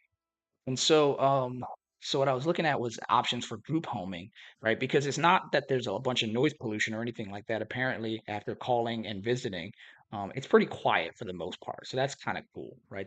They have quiet hours. They adhere to it pretty well. They're adhering to ordinances and things like that. And so what I was looking at was converting it into, a 3-bed, 4-bed, something like that, because you already have the space here. And then and making it a group home, right? Doubling it up persons. And so for Section 8, as I understand it, it's one roof, one voucher. Cool, got that. Makes sense. Who's this?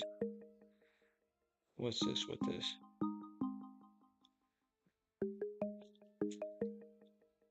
Hold on, sorry. I don't know where this is coming from. It's odd. I'm not answering this right now because I'm live and I don't want to take that call. Who's this? I'm not doing that right now. That's odd. Maybe I should have answered that. Did I call this number today? I don't think so. Probably another it's so anyway, um so I was looking at a group home option. As I understand it, Section 8 is one door, one voucher, one roof, one voucher. Cool, got it. And then I was looking at veteran opportunities. So I ended up calling like the Veteran Services of the Carolinas. I ended up working through a couple other veterans programs. And in short, I ended up getting to like the regional manager, like the regional manager for this particular one. And I talked through the process with him where I was like, look, I am in the process of building a portfolio here, but I also have other investors who are operating within Onslow County. And my conversation here is that I believe in serving underserved communities. What are the numbers that we're looking at as far as Section 8 housing? What are the numbers we're looking at as far as of not as far as just Section 8 housing, but also, much needed opportunity. And, the short version of the conversation is that there's way more people who need who need a property than need vouchers. There's people with vouchers who currently have no home and they are going to lose it because they have no home. And then they're going to end up true, like hard black and white homeless, right? In a much worse situation. Sorry, let me see that. Let me see that. And so my position is that I want to fill that need because there is a there is a very high threshold for customers in that particular market. I think that it is a great good that I could serve, and specifically, for personal things, it's a veterans thing, and so I think that I could absolutely serve very well in the veteran space. Even more so because it's a community thing, right? As a veteran, I know that when I am with other veterans, I have a different experience than with non-vets, right? It's just different, and there's nothing that you can pretend about it, right? I'm a citizen, I am a civilian now, but it's just a different experience entirely. And so what I'm looking at is opportunities to create veteran co-living spaces that will allow that will it because of the efficiencies, two to a bedroom or whatever, it's like $600 per voucher. And as I understand it right now, there's no black and white criteria that is keeping me from allowing veterans to operate within those spaces, right? So if I have each bedroom is $1,200, a three bed calls me what is that, $3,600. I'm bad at math, I don't know, man. And that's, I mean, that's better than pretty much anything that I'm going to rent in Havelock, or at least in other parts of Onslow County. And then it's pretty much guaranteed, right? The only persons, aside from people who were breaking kneecaps, who were getting paid during the COVID lockdown, were people who had HUD VASH and VA Section 8 vouchers. And so for me to be able to have a part of my portfolio that is secured with that particular asset class that has people who I understand and that understand a particular different way of life, I honestly, like, my view on it is that veteran or that type of person that I'm looking at, the avatar that I've built, is just my ideal client. That's my ideal tenant. That's my ideal customer. And even better, I have made some pretty good connections with the people who literally manage these cases every day that otherwise would get denied for a private landlord. Like, there's one example, and stop me. I know I'm running long on this one. It's kind of No, kind you're of good. Yeah, weird. I literally had to take a quick phone call, so I'm sorry. I No, cut you're up for good, a man. second, but You're all good. I You're all love good. the assisted living, dude. You can get me and Aiden going down the whole rabbit I know, hole on man. assisted living. I 'Cause feel like I think it's it the same works. thing for me. Yeah, yeah. It just makes sense, right? It just Yeah. Cool. It just makes sense for me.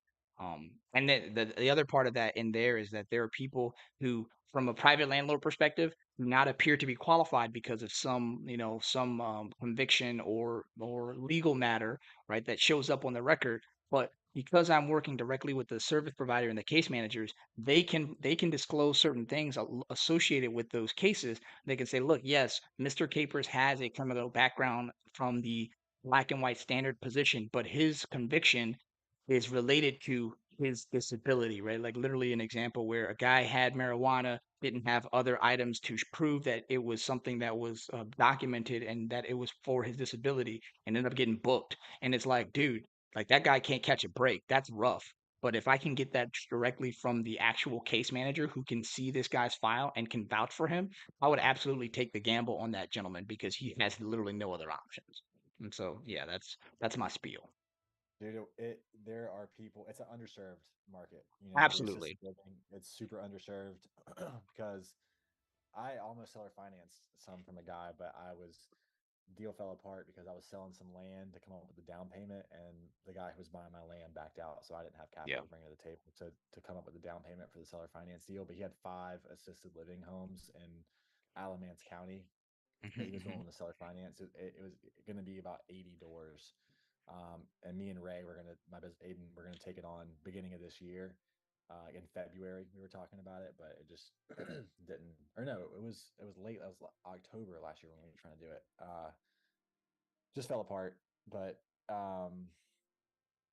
I definitely want to get into that, dude. Cause that's like multifamily, but on a little bit of a different tune and has potential to really kick ass if you have some good systems. But you definitely need the right people in the right For seats on sure. that one because you're not dealing with easy clientele. These Yeah, are yeah. need Well, to what's have really cool, so what's really cool in the difference between the HUD Bash and the Section 8 space is that whereas for the Section 8 they're pretty much on their own once they're placed, the HUD Bash program is very, very robust in services to the actual customer, the veteran, right? There's so many guardrails and processes that are literally tailored to getting this person to a better place that it's kind of bonkers to me that this isn't apparent. One, the transparently the marketing for the DoD is absolute garbage, right? And then inside of there you have like 50, these nonprofits who are doing their best to market, but they're spending money in other areas, and so it's not really that heavy. I mean, I could go on and on about this, right? It's a super interesting model that I'm definitely looking at pursuing. And I got a message Sean because he's got one that he's got opening up, and I literally just get calls from these voucher holders because I talked to the service person. They're like, "Look, we'll send them your way, and if they don't meet the criteria, I will not give them your number." And I'm like, "Let's do that." Right now, I don't have anything, but I'm trying to connect with people who do because all I want to do is get these people housed, and I'm not even getting anything for it. I just want them to have a home. And right now, the system isn't able to be fed because they haven't even considered the opportunity to connect with investors. And so I'm like, look, I'll just Yeah. do the work right now. I'm building a system for it, but it's kind of an off pay hours thing, unfortunately. You build it, they'll come, dude. Yeah, I know, man. I know, and I just gotta close the loop with Sean and be like, hey, man, I need to just close you up with this guy. Dude, you could even build a system, build a business just around that of like qualifying tenants for assisted living. Yeah, yeah, for sure. What's really cool is that the people that I've closed the loop with, they already have an established system, so I don't even necessarily need to do that, right? I think that would be a function for like other assisted living functions for the HUD Vash type, because I call it two different lines. I call it the VA side, and I call it Section 8. I didn't call the Oxford House like in that assisted living profile. But in the VA side, they already have an internal vetting system, right? It's very well structured. What was that? It's very well structured in the Section 8 space. In the Section 8 space, what the heck is this? Sorry. One bedroom, one bath. Yeah. Yeah, yeah. Again another lead here, and it's actually perfect because I know that Sean said he had a three something and a one something, and those are the two that I got today. So I get like two or three of these leads a day where they're looking for housing, and of course at some point I just got to do a better job of making that machine work. But again, it's off pay hours. I care about it. It's a passion project, and I want to give it the time it deserves. But I'll get there. Sorry to keep you, man. Gonna take your call, bro. Oh, no, you're good, man. It was Aiden just called me on needed Oh, some help on all something. good, all good, all good. Let me see. Let me see.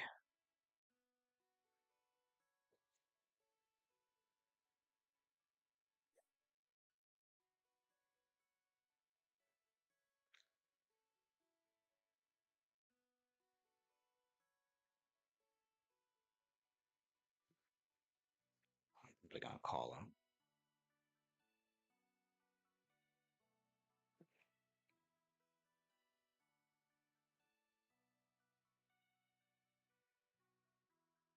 Have that voucher holder call him back. Have you talked to Sean? I haven't. It's funny because I never actually got to talk to him on the phone. We traded some texts before. Have I talked to Sean? Yeah, yeah. I don't think so. No. Sean who? Sean Bolden. He's over here in the Jacksonville market. He's actually the only other sub to aside from Maria, who's the other direction. So I'm in Sneeds. He's on the other side to the northeast in Jacksonville, and then Maria is down to the southwest from us. Those are the only. nearby Sneeds. Well, that's not true. There's another guy in Surf City, but literally like that's it. There's like one guy in Jacksonville that I know. Maria's down toward Holly Ridge, Hampstead, and then Matt Hugh is out in Surf City. But that's it. Like there's four of us, and then everything else we have to drive like down to Wilmington or further. Oh, cool. He's gonna walk away. He's gonna walk away. I'm gonna take the call with him. Yeah. Okay. I'm gonna call the next one. I got like one more hour of work I'm gonna get done, then I'm gonna go to the gym. Heck yeah. What's today in the gym? Dude, to be honest with you, man, I'm in a point in my life where I just kind of I'll go get like I've been hitting a lot of cardio. So my biggest thing, I hurt my Mm-hmm. back in the 2021. I Mm-hmm. herniated my disc for the second time and my Damn, Sam. L6 disc. Oh, So I really like made a decision then there that I'm gonna quit trying to just like lift heavy and fair. just go for like reps and just get myself toned up and just be in good physical condition. Yeah, man. So I'll go like yesterday we did like majority chest, but I incorporated a little bit of legs, a little bit of biceps and some Mhm. abs, like a couple small things just to keep my and then I'll hit the bike. I'll do cardio for 30, 45 minutes and then hit the sauna. Yeah, I need to get my I need to start taking my fitness seriously again. We have a bunch of tools in our home gym, but really I think that I just need to take on like a DIY project here and get this stuff sorted out Yeah, because and I'm trying to get better about I want to get in the gym in the mornings. I'm just not a morning person, bro. Like I'm a night no, owl. I'll stay I up feel and that. but it's tough to get up at like 8 and start working. So like I really would, yeah, it's tough to get up in the morning and do anything for me, honestly. Sometimes takes me a little bit to get going, but I'm trying to get in the gym in the morning because there was a time in my life where I was crushing it. And Yeah. after you work out in the morning, like after I've physically kicked my own ass, it's like I can't even Everything is explain it. so Like, easy, dude. everything's It's so much funny, easier. dude. It's funny because when I was a drill instructor, and then I used to do very very early mornings. Outside of that, but yeah, I think there was like a quote was like, "I train the body harshly so it knows not to disobey." Man, when I slayed myself in the gym, the day was just so easy, and I could just focus on my brain. Right, my brain power. I feel like it was up like 150% because my body was like powering in the corner. Like that guy's Yeah. crazy, man. Don't mess with him, dude. He's crazy. better better do what he says or we're gonna So you get better kicked do out. what he says, man. If he tells you to think, you better think like your life depends on it. He's gonna go do calculus or something. He'll slay you too. That's funny. Well, yeah, yeah. What I saw Cam is hitting the miracle morning, and I'm like, "Damn, man, I want that level of discipline, but I Miracle stay up morning. so late, man. I stay up so late that I'm calling it I like the know. miracle evening, man. I'm like, look, I do all my work in the evening. I like to do my thinking at night. Yeah, dude, I'm up till like I mean midnight's normal, Yep, like yep, it's just yep. it's like and I'm also unfortunately someone who needs a good 7 hours of sleep. So it's like I respect I know that. some people who can run off like 5, 6 hours. Like, dude, you're a psycho. I don't know Oh yeah, you're I'm doing an that. absolute psychopath. I'm over here like when I was a hat, I would tell my guy, I'd be like, hey brother, we're working the recruits, so it'd be like two of us there in the evening.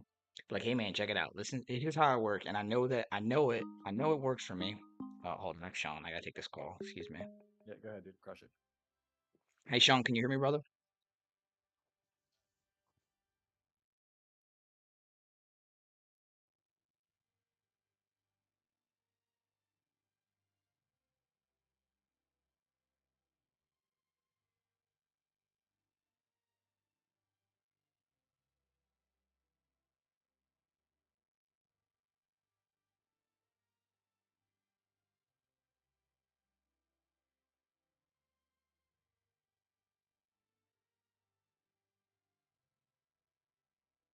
Yo, can you tell me about this lead, Joseph Bondslayer, the one we just sent another offer that was way too high, or we've sent him two offers. Tristan got tagged on it.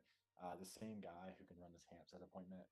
I actually have two people who are both around our age. Actually, they're in the sub two group. They're both agents.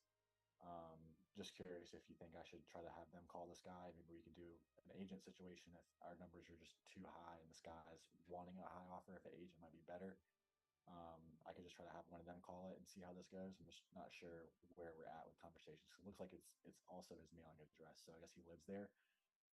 But just let me know. I mean, yeah, it's completely fucked. We sent an offer that's way higher than our last one. That definitely sucks. But yeah, just keep me posted on that. I can have one of these guys try to call him or run the appointment if we haven't already. So just let me know.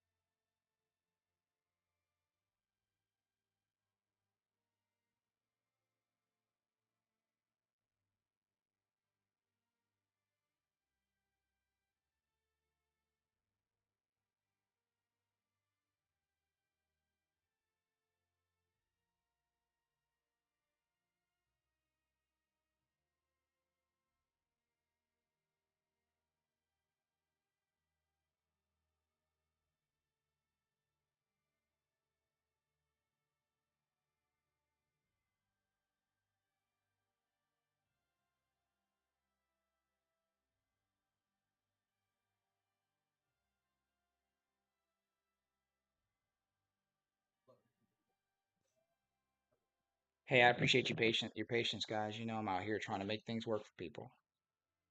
Yo, What I Paris, miss? What's up, man? you want to call a lead for me, dude? Yeah, what's up? I got Give me one. the scoop. Let me call this voucher back. And then I'll dial it. Tell me what the scoop is though.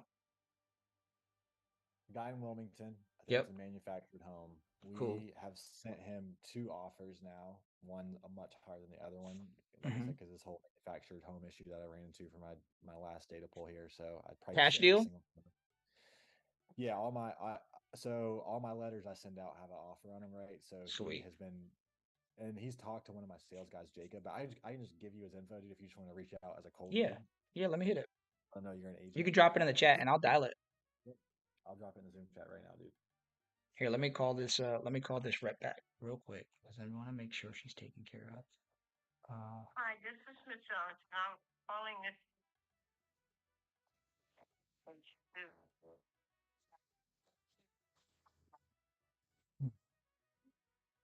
Friend that maybe the fellow he was talking to.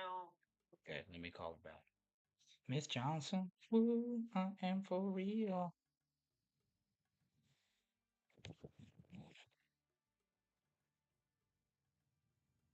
Man, that delay on YouTube is hella long, bro. It's no joke. I'm watching myself and it's like just barely chugging along.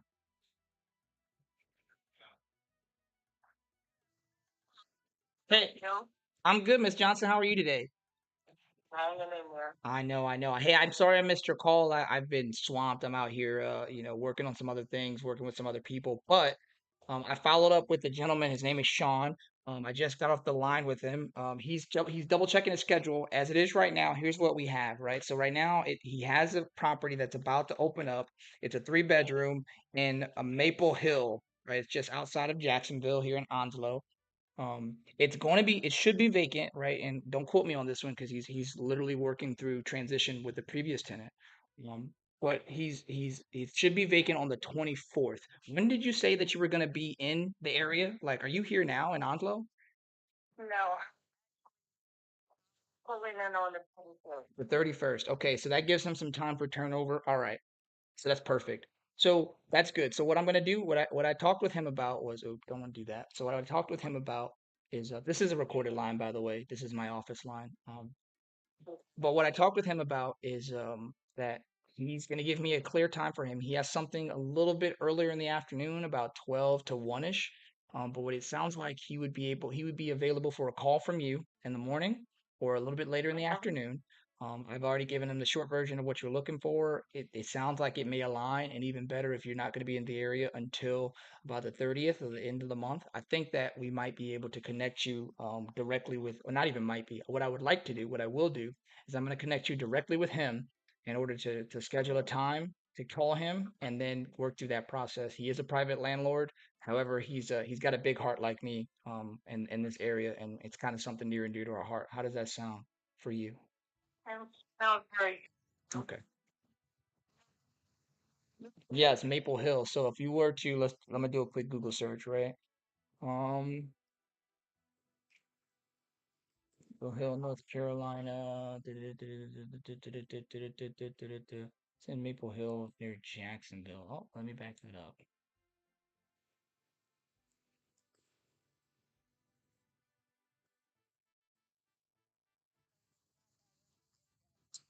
It's not directly in Jacksonville, that's correct, but it is within Onslow County.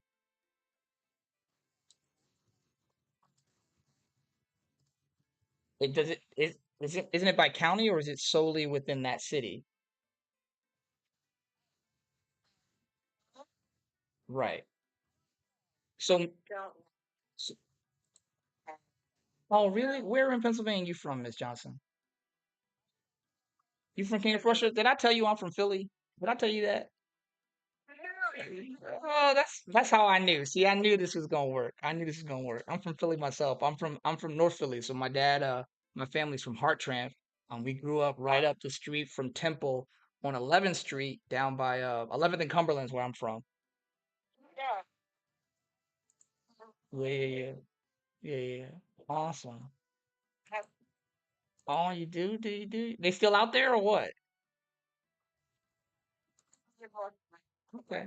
Okay, okay. Yeah, yeah. Hell, we might be cousins, Miss Johnson. Come on, stop playing.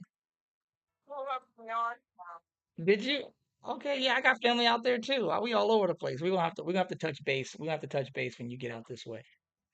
Let me see. I'm almost certain. I'm gonna double check for you right now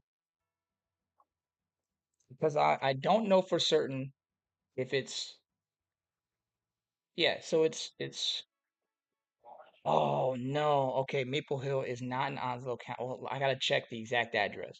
So Maple Hill is across Onslow and Pender County, and so that one might not work for you. Dang, I'm glad we talked about it right now. This is what I'm gonna do.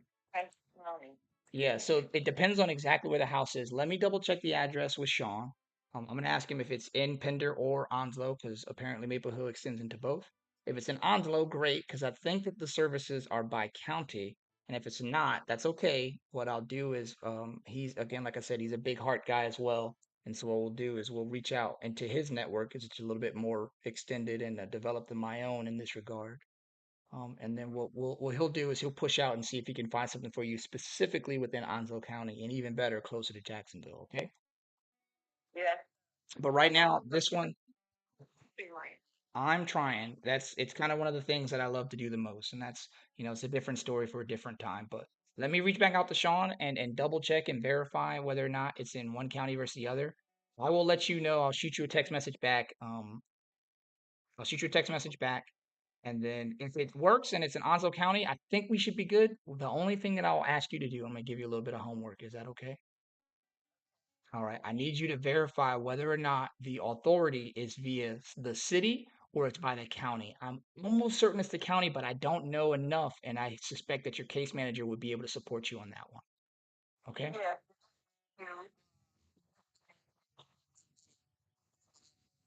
Perfect.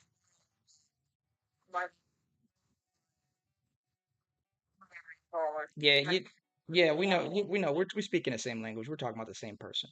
Okay, let me know what the scoop is there. And I'm gonna text Sean right now. And if it works, it works. And if it doesn't, it's not a deal breaker, especially since you're not gonna be here till the end of the month. I'll ask him to do me a solid and reach out.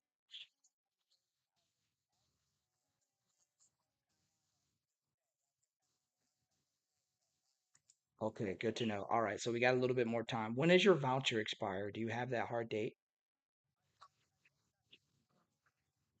60 days. So what's the hard stop right now?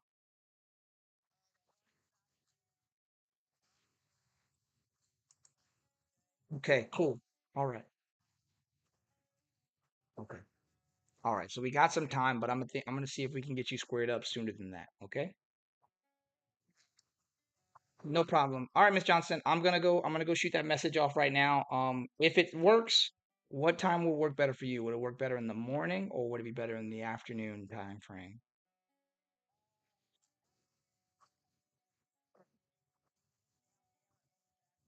Hmm. Okay. Okay. Well, so what we would do for this first one is just literally just a phone call, and then follow up from there. If it's getting out to the site, that's the way that I like that he would that big talking with Sean. That's the way that we approach it. Obviously, like getting out to the site and checking it out, like that's something that I totally want to make sure that you guys get to do. That one's out of my wheelhouse right now. But the first thing that I want to do is just get you on the phone with him. You can talk with him and hear a little bit of from him and of him. Um, I'm just connecting you guys. There's really nothing in this for me other than helping people out. Yo, Earl, Cool. All right. Yes, sir. I made a post looking for a new acquisition manager, man. Do you see that? On Facebook? Yeah. No, I didn't see it. I don't know if it's something that would Right. float your boat or you'd be Yeah, and interested in, and but I'll like I said, I'll verify with Sean where it is based on that threshold. Because now they're looking at it, I can see the split between Pender and Onslow County. And so if it's in the Onslow side and it's by county, great. If it's in Pender, then we got to keep the search going and we'll move forward and ask that question. All right. I'm trying to get you squared away. I do what I can. No promises, but I'm doing my part. All right. It's up to Matt. yeah. God bless you. You have a great day, and hopefully you hear from me soon. The All NC right. sub two group. All right. So I'm not You have a great day, even in man. that. Bye bye. You said But what? I'm not even in that group. Oh, I reached out to her. I forgot her name. so she can add me in the group. For She Lynn? made that post the other I'm day. back. Yeah. My bad, guys. I'm over here No, you're good. vibing. Do your thing. Do your thing. I put the comments in the Zoom In the chat over thing? here. All right, let me pull that up. I'm gonna ring him up. I'm gonna text Sean. Oh, I got a little bird out here. Hell yeah, get those bugs, my boy. Ooh, that Yeah, bird's Earl, vicious. I'm looking to hire someone new coming up soon. I'm not in a rush.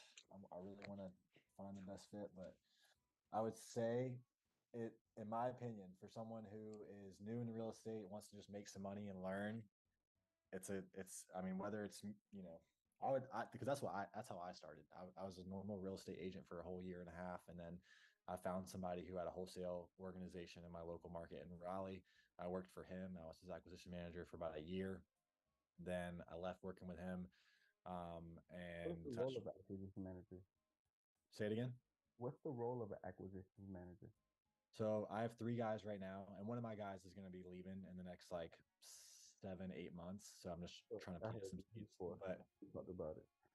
yeah. So the role is just to call. Basically, you're like a salesperson, right? Your role is to call leads down, get properties under contract, and build those relationships with the sellers. That's in a nutshell what the role is. Mac, sorry, let me chime in real quick. Mac, you cool if I run this live? I'm gonna put it up here because it's just on a Dude, different run it screen. live. All right, Run it bet. live. Bow, bow, bow, bow, bow, bow, bow, bow, bow, bow. Sorry Take to this as interrupt you. far as Go you can ahead. take it, bro. If this turns to a listing, it turns to an appointment, whatever you Yeah, we'll want to see what do, take it happens. as far as you can take it. I'll worry about the details of JV later, but Yeah, I ain't stressed take it out as about far it, as man. you can take it. I'm just down for the reps. Oh, he got Yeah, it dude. fogged out. Hell yeah. That boy's like, don't look at my house. I love that. I love that. I'm like, oh, bet. I literally can't see the house, man. So that means he knows something. He's at least a firm believer in his privacy rights. So I respect that. I've never talked to this guy. I No. really don't talk to too many sellers these days, Yeah, you Paris. shouldn't, man. My Bro, you sales guys, that's but like way down on your list, man. the You shouldn't. the notes that I have on him, and what I've Yeah, I see heard from him. my sales guy who I've talked to him, he's a pretty particular person. I love that. I'm super anal So myself. He's probably like a drill instructor or some stuff. Let's take a look. His name sounds super familiar, not gonna lie. So now literally like I normally don't do all this kind of weird stuff, but I'm gonna go be a little creeper because I think we might be in the same circles. yeah, Earl, I just bring it up, Earl, just to food for thought. You know, we could talk about it later if you're interested. You want to hear more details, but I'm looking for someone. I want to handpick someone good who wants to be with me for a little bit, and happy to help people transition out of it. But I'm looking for someone who wants to make some money. Money hungry is a great character trait for someone I'm looking for right now. My last sales guy who's leaving, his name's Randy. He made like a little over 120 grand last year, but he hustles like no one's business, dude. So I don't expect to find anyone that's going to replace his skill set exactly, but he's also not very organized and doesn't do follow up that great. But when he gets a good lead, he'll drive it home hard as hell. So that's why he's been able to make up for some stuff. But I respect that. yeah, I just wanted to put it out there, dude, because it sounds like you're just kind of getting back into the swing of things. So I'll be honest with you. Um, from a skill from a skill set perspective, I'm probably not even close to Randy yet. So I'm still just developing what would you call that muscle. yeah, Once I feel comfortable, we can have a conversation again. But right now, probably not. no, you're good, dude. Yeah, if you want to I'm not even like I told Paris earlier, like this guy's not leaving for a little bit. But I'm just planting seeds right now. So if you feel like it's something you want to revisit, because dude, a lack of skill is not a deterrent for me as Yeah, long yeah, as you are coachable and teachable, right? That is what is more important for me. Um, and so it's just, dude, again, like I do not want to mesh a square peg into a round hole. Like it needs to be a good fit. Like I want someone who wants to be working with me and my team.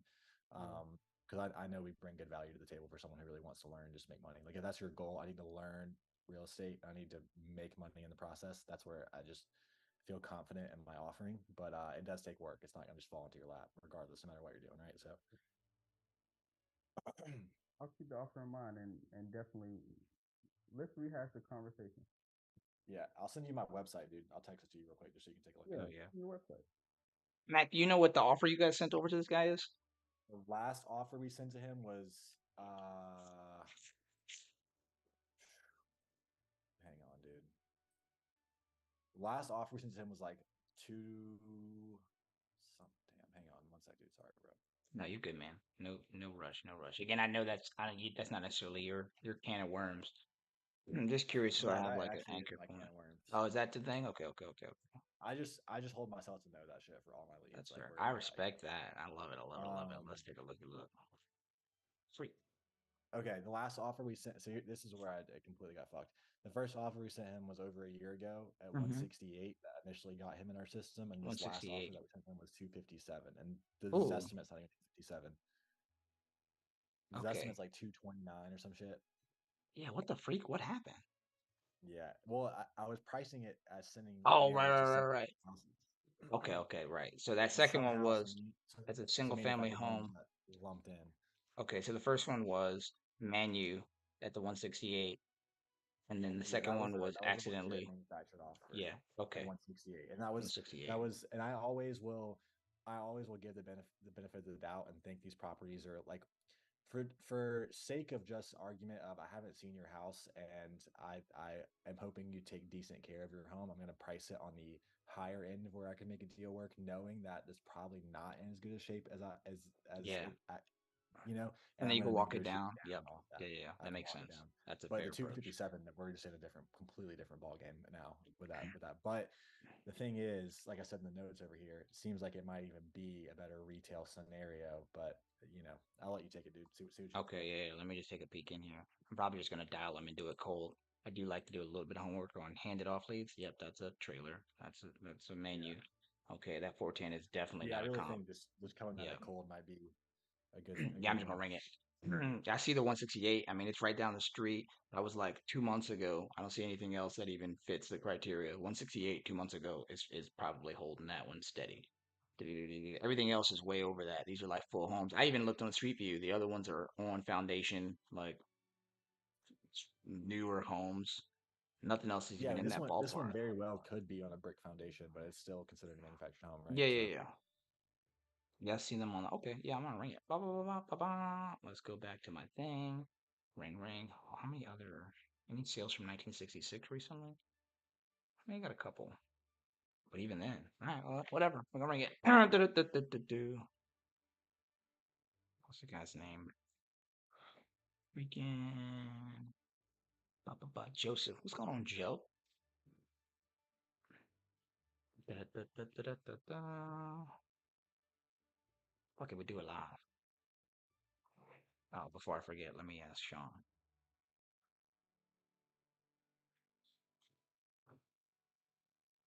Hey, brother, last question. Is your three yeah, bed in Onslow County or Pender County? Because I see Maple Hill crosses the border.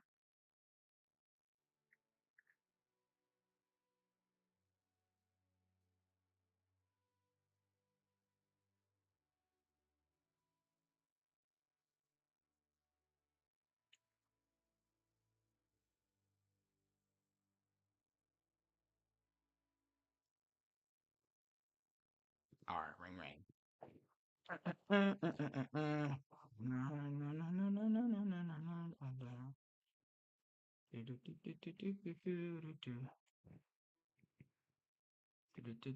Thirty-one. 31. All right.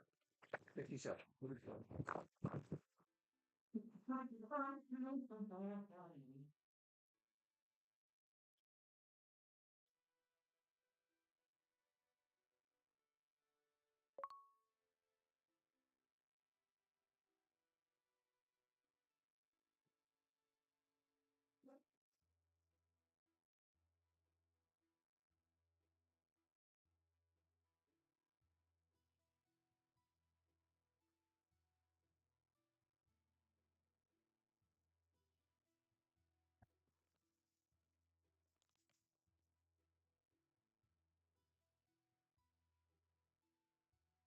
Okay.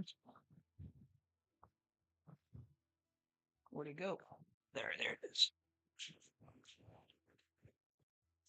Right, ring ring.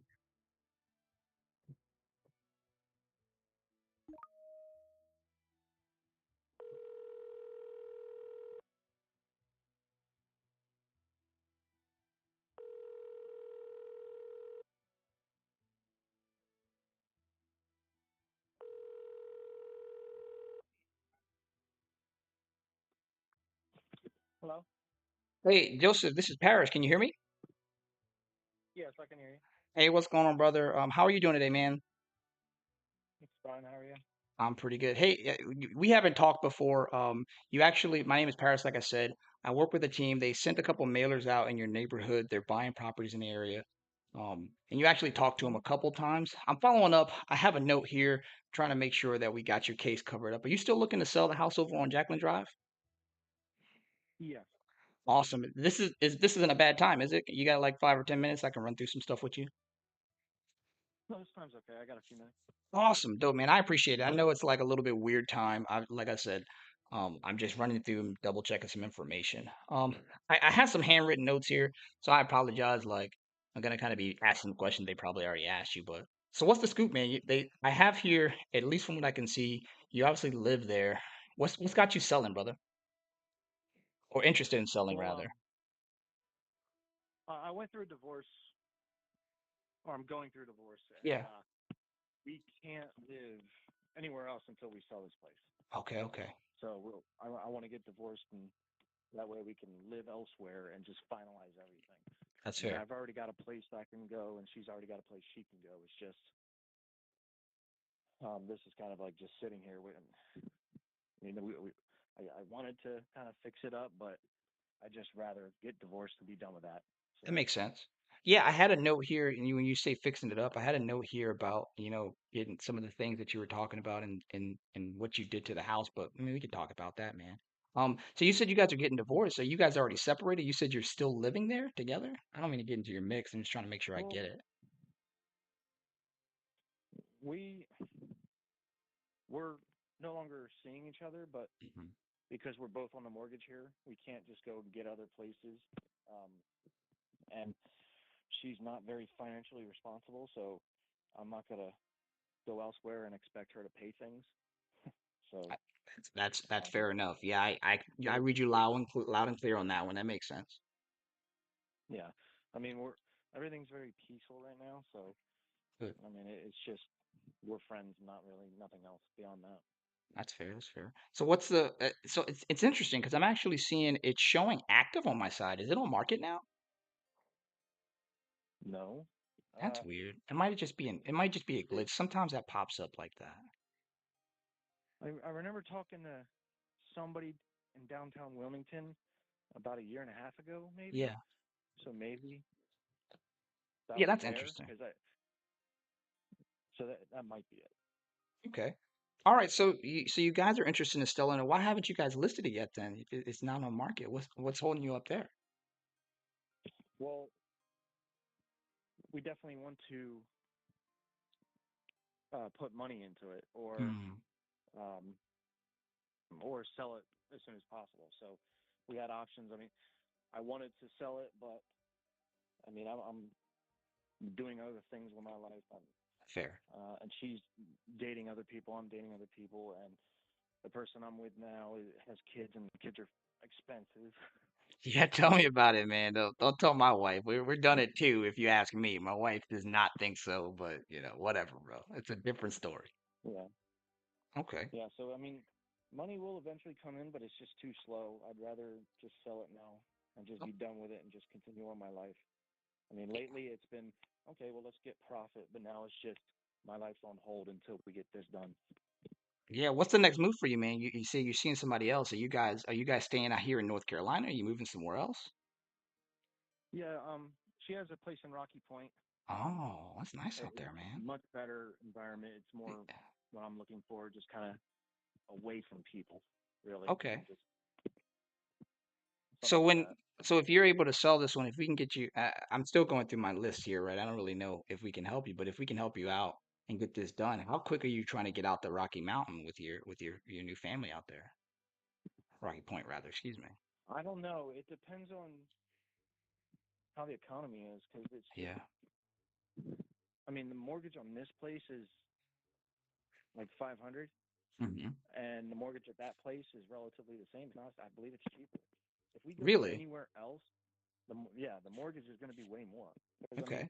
I bought this house in like 2015, and the Rocky Point, she was living there like 2 years before, so Mhm. they had a fixed rate or something. So it's kind of pointless to move out now because we'll be having a smaller place for maybe $1,000 in mortgage or something. So it's, Mm-hmm.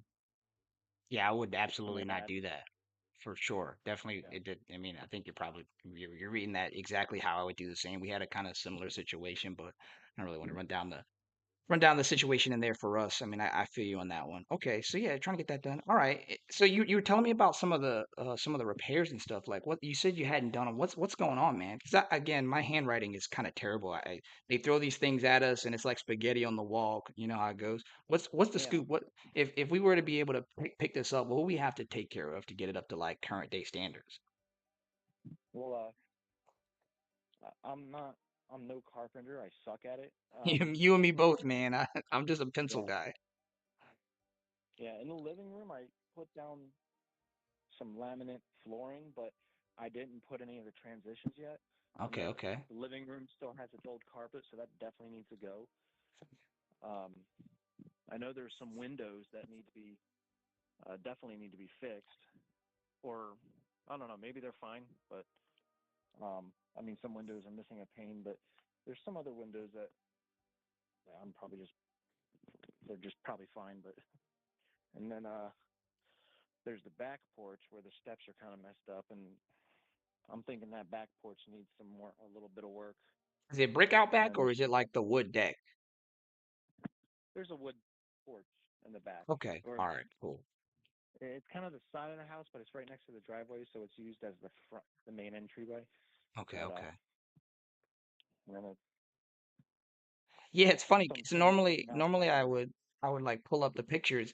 I have a note here and it's like I think it's blurred on Google Maps, so they're like, do what you can. I'm like, okay. So no, I appreciate you running through this with me, man. I didn't mean to interrupt you. Yeah, yeah, it's fine. And a couple of years ago, I did rebuild the front porch, just adding new steps, but it definitely needs. It seems like it's sagging at the top, so it definitely needs some work there. But and then the kitchen's kind of dated. The oven's for some reason just stopped working, so it needs another new oven. Okay, okay. Um, Is that gas or electric? electric. Electric. Cool, cool, cool. All right. Good to know. Okay. All right. And then you said that you said that you and your soon to be ex, you guys are kind of like j- working it out, right? Everything's good between you. Is she like cooperating as far as the sale goes? Like, are you forecasting the issues there? No, everything's very peaceful. Yeah. She has her side of the house, I have mine, and she has interest in selling. I mean, our only mutual interest right now is selling the house, and with the profits, just sell the mutual debt we have between us and Okay. move on. All right. And then that you said your mutual interest is profit. What's the number you guys are looking at to clear on this one? Um, That's a ballpark, right? Round numbers. I I'm not exactly sure. Okay. I I would be happy if I could pay off my school loans and just the back taxes, and I think that's like 50K. But Okay. So 50 I mean, 50. It would be 50K to you is what you're trying to get after. And then presumably you guys would be splitting it something like 50-50. So trying to clear like 100 altogether about. yeah. Okay. Well, oh wait, what do you mean? Well, you said I mean maybe I confused you. Maybe I'm confused. You said you're trying to potentially clear your student loans, back taxes and whatnot that are owed in there. You said it's about 50K. Did I stop you too soon? Was there more? Oh well, no, that's it. Like on my side, it's that, and then taxes were a mutual debt between us because of how complicated those things are, and then Hmm. so I would be happy with that, and she just needs a little bit of money to for wherever she's going, so maybe a couple thousand. But I don't know. Okay. All right. All right. So yeah, I mean, it always depends on what the numbers look like. I haven't done my deep dive on the property or anything like that. I mean, it sounds like there's some work that needs to be done there. Obviously, without rehashing all the conversation with her that you've already been living with. I love to be able to work through something here. Of course, I got to go back and check my numbers. They just gave me the file, and I'm calling it up. But yeah, as far as timeline, I think that makes sense there. There's some work that needs to be done. I'd love to take this off your hands. So if I can go back and I run these numbers and I can get you the money to clear some of that debt, to take care of her and get her on her way to wherever her new spot is. How quickly could we tie this one up, man? Like if I give you a call back, like say by Friday, and I say, hey, I ran the numbers. I can clear that debt, put some change in your pocket. Would you be able to move forward from there? Do we need to get on the phone with her as well, or what's the scoop? Well, if it was just me, I would say I can be gone in a week. But Okay. with Okay, so her, you're I like have to. you're like light in there. All right.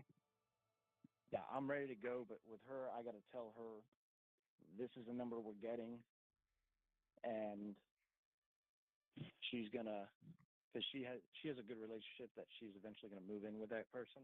Mm-hmm. Mm-hmm. So I have to get back with her with a number so she can tell me if she can do that. So I don't know. I think that depending on how much we get will determine if she can leave now or if she's going to take a month or two. Okay, that makes sense. Yeah, because I'm just looking at the numbers here with the repairs you talked about, the kitchen update. Again, I got to go back and I got to pull up the system. I don't want to get stuck to a number here. Just as a snapshot, I'm here looking at like 100K that would clear your debt, get her something, and then you guys can move on with the next stage in your life. How do you feel about that? Does that feel like something that might work? Um, Hold on. I don't remember exactly what I owe left on the mortgage now. Yeah. Um, I'm assuming okay. I'm looking at it. Hold on.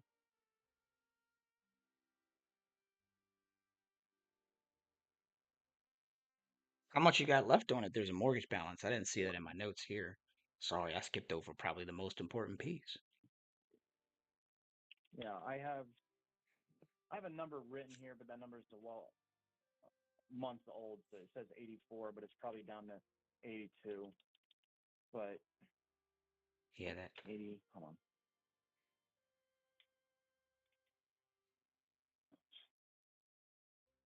on. Um,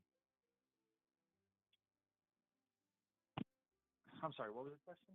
Yeah, I'm just trying to figure out, kind of getting a ballpark of where you need to be, right? It sounds like you said you have about 80 something left on the loan. Of course there's this month or whatever the case is. I'm just trying to get a ballpark of where you need to be to get you and your ex moved on so we can get you onto that next stage. Again, I don't have the authority to commit to any numbers, but what I try to understand is where you need to be, right? It sounds like you got some debt, you're trying to move on with some things. She might have to figure out where she's going to go with her new beau or whatever his name is, something like that.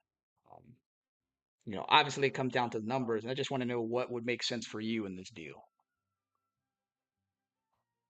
I would. I think 140 to sell this would be perfect. Okay. Um, but that's just off the top of my head, and I don't know the real value of really anything or how Fair. much it will cost. So it can go up or down, or And that 140 for you, that would obviously pay for the loan. That would put yeah, some, that would take care of the mortgage. That would yeah. take care of school loans and the taxes, and then it would give enough for her to do whatever she does. Okay. All right, I'm gonna take that down. Yeah, I don't know if I don't know if we are gonna be able to do it at 140, but I'm definitely gonna run through the numbers. I don't know for your buyer at 140, but I'm gonna do the math and I'm gonna take a check. I'm gonna take a list. What do you got going on for the rest of the week, man? I'd like to. This is probably the last set of numbers I'll run today. I'd love to take a look and then maybe reach back out to you today or tomorrow. What's your schedule looking like, man? Well, I work from home, Awesome. What do you but do, bro? Thursday to Sunday I'll be in Rocky Point, and the signal will be bad. But I work from home, and I basically do computers, websites, and IT stuff. And Okay. so I'm kind of open. as far as that. But if it's like from Thursday to Sunday, I'll not be available.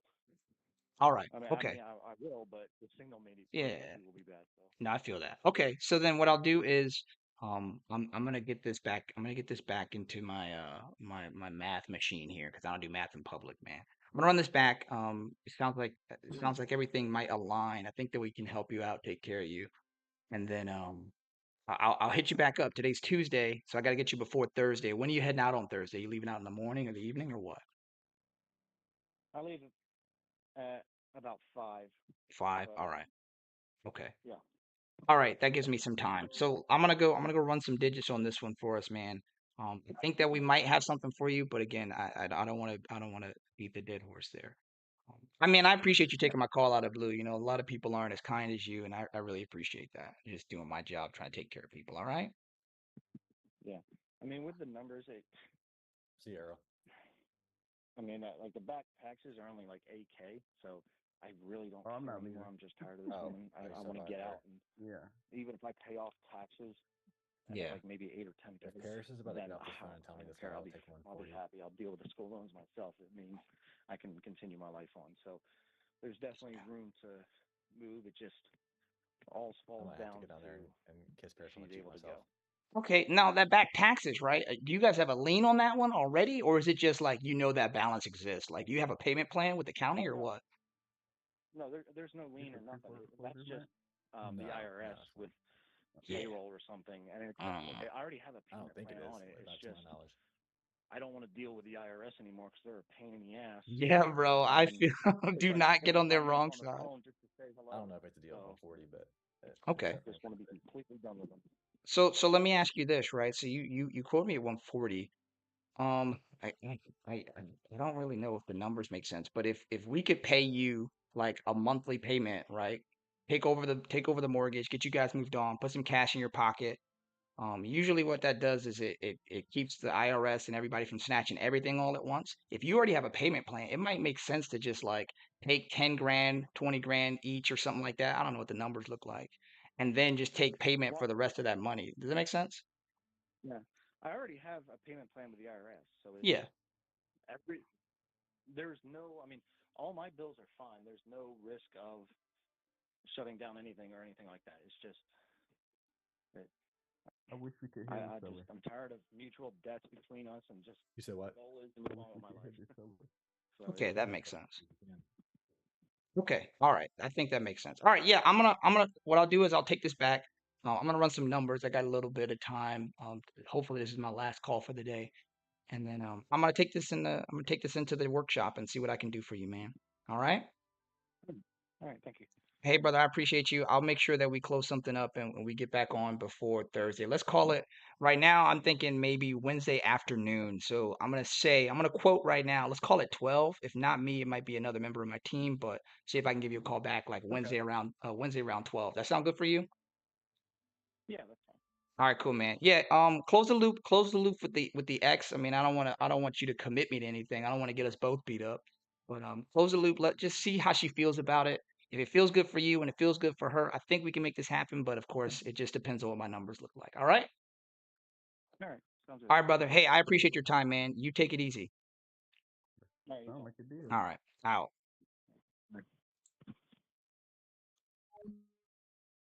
Can you guys hear me? Yeah, I had to turn my camera on for this now.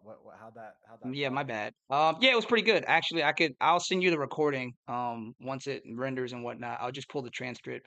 In short, he was ready to go. They're separated, but they're still living in the same house, economic shit.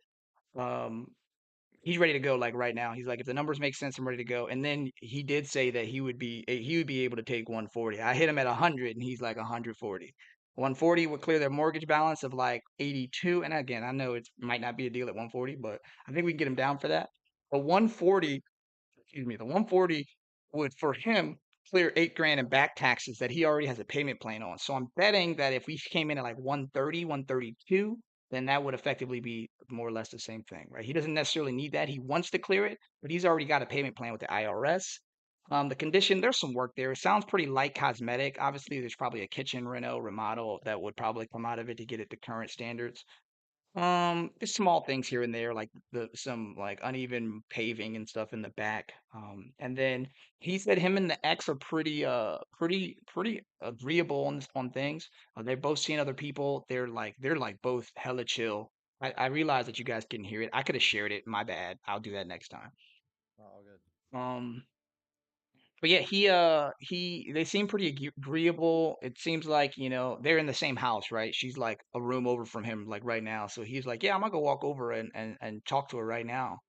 Because it would be great if we could take care of this. And I was like, well, yeah, if everything makes sense, when could we get this done? He's like, I can be gone in a week. She might take a little bit more time, but it sounds like he's packing pretty light as far as stuff at the house because he's moving to Rocky Point with his new girl, and then she's seeing somebody that she's taking really seriously, and it looks like they're gonna move out soon. So they both kind of like exiting the house and moving their stuff out. I would say probably like if you give them like 20 days, they could probably get all their shit together just based on what he's saying. Um, Dude, just realized I already have pictures of this also. you got pictures already? Yeah, I already have pictures. Perfect. This is why I run every freaking appointment because it's I like love literally it, man. You got to get in it's there. literally been so all right. So look, I'm looking back at my notes here on this guy. So this guy called in like in the last 3 4 days because we sent him another piece of mail. So I know Oh, yeah, yeah, yeah. but it looks like before that it had been 5 months, dude, maybe even longer. It looks like it had been He said a year. He yeah, remembers your first mailer. He has it. He's like, I heard him like flicking something, so I'm assuming that he literally has it in front of him. So I yeah. don't It know looks if there you got like a mix between. You said your new mailer had like a new a date. I mean a number, but he literally has one. I don't know which one it is. Yeah. Well, I'm looking right here in Podia right now. Okay, 5 months ago, my sales guy Jacob left a comment that he just left a voicemail for Joseph, but wasn't able to get in. That was 5 months ago. Before that, it had been 9 months. Left a voicemail, couldn't get into him. A year ago, the last comment was still making repairs to the place. That was it. So you see, I just know this is my sales guys losing motivation on a lead that they just can't get a hold of. They don't think it's Yeah. a lead because the offer seems too high initially. That's dude, you just proved to me the point Does that I your keep trying to prove over and does over again. your does your system show the time that they called? Like, does it show I can see what you can see when they entered notes, but does it show the moment of dial? Because timing is one of those metrics that you might want to Yeah, take a look at on the bell curve, right? yeah. No, it does. It shows what time and date. I have a date and timestamp. Perfect. Yeah, but dude, it just goes to show, bro. It's all about timing because this guy's Yeah, clearly man. ready. He's still living with He's his super ex. ready, man. Because you familiar with like the divorce proceedings in North Carolina? They have to be separated legally for a year in separate homes. So they're done with each other, but they can't actually divorce until they're out of the house. Yeah, And so his answer is like literally like I'm ready to go. He said he has 50K in student debt, and I kind of pitched him on creative, and he was like, that might work. I mean, I'm open to the idea. Because what I would love to do is just, I mean, it's a $500 payment, right? His mortgage payment is like 500. So I'm thinking like, okay, well, look, how about 20 grand? 10 to eat. What is that? Is that me? I'm tripping. You guys hear that? no, Stop. Cancel. It's Google. My bad. That's what it is. I said, okay, something. And then my phone was like, uh, I've been doing it all day. I didn't know what it was. But yeah, I was like, okay, it might make sense at cash, kind of. I anchored him at 100. I think that he might be able to go for creative. Um, he's open to the idea, at least to some degree. But I didn't want to try to slam him on that because he's like, yeah, I got to roll through and do some other stuff. Like, I got you, man. I ain't stressed out about it. You gave me a yeah. lot today. Well, dude, I got already pictures of it, so Sweet. I just hit up Susie, my dispo. I let her know where we got a verbal at, and if she thinks we have a buyer, then I'll keep you posted, and I'll send you a JV agreement, and we'll get this thing going. Cool. Yeah, if we need to run the appointment, just give me an excuse to go to Wilmington. My wife will be so excited. Yeah. I'll Just figure out because it has been a while since we've ran this appointment. These pictures are yeah. probably 6 months old, so we Was there a might. lot? Did you have You like want to see? boxes and stuff? Yeah, can you share? My bad. Let me just pull it up. Yeah, if you want me, yeah, if you want to take a look, just so I'll you just know take a what we're. peek. Let me take a peeky peek. I'm curious. So funny enough, interestingly enough, this is why I pitch creative, 100% honestly. Because my wife wants to move to Wilmington. So so I was like, I'm looking for an excuse to turn this house into a rental because like it's a big ass house and I don't need this much space, bro. Um, oh, Liz dropped out. Ooh, I appreciate her. Yeah, it's a lot of space. And we were doing the rent by the room thing for a bit. Um, It's just a pain. And I was like, look, man, if we can turn this into a rental and even rent by the room, we'll clear like 2,500, 2,600, and then have like I guess like $1,000, $1,000 a month or something like that, like plain cash flow. Like I would rather just do that. Like it's just I would just rather do that. So yeah, if it's a creative deal, if it doesn't work for you guys, I think that it might be an option for me. I probably would just my wife would probably be stoked. It just depends on what it looks like. I don't know. We'll see. Ba-ba-ba-bum. Did you make it where I could share my screen? Oh, wait, yeah, my bad. I gotta do the thing. Did you hit the button? Never mind. I gotta hit the button. No, you're good. There you go. You should be good now. All right, perfect. Yep. Bum, bum, bum, bum. Two. All right. Oh, you could have just shared the drive with me. I gotta take a look in there. Oh yeah, I could have. Damn. It's good. It's good. Let's see what we got. Okay, yeah, the stairs in the back. Each side. Oh, Raylan ran this appointment. This girl used to work for me. Bum, bum, bum, bum, bum, bum. He told me a little bit about the shed. Yeah, he said it was in a little bit disrepair. The burn barrel. Yeah. Cool, cool, cool, cool. Nice little recliner here, upside down. That's my high class furniture, man. I love that. It's like art. It's like an art fixture. Not crazy. Yeah, he said he put down LVP. The only thing it's missing is he said he put down some LVP, and the only thing that's missing is the transitions right now. Obviously, I mean, we gotta check on that one, but is that It's okay? okay. Is this a closet? Can I just open it? This, yeah, Hell love yeah, that. I love it. It's dark, Oh girl. yeah, there we go. Gee, I take an oh okay. I was gonna say I take a flashlight on appointments. Oh, that's pretty big. Pretty big closet. Yeah,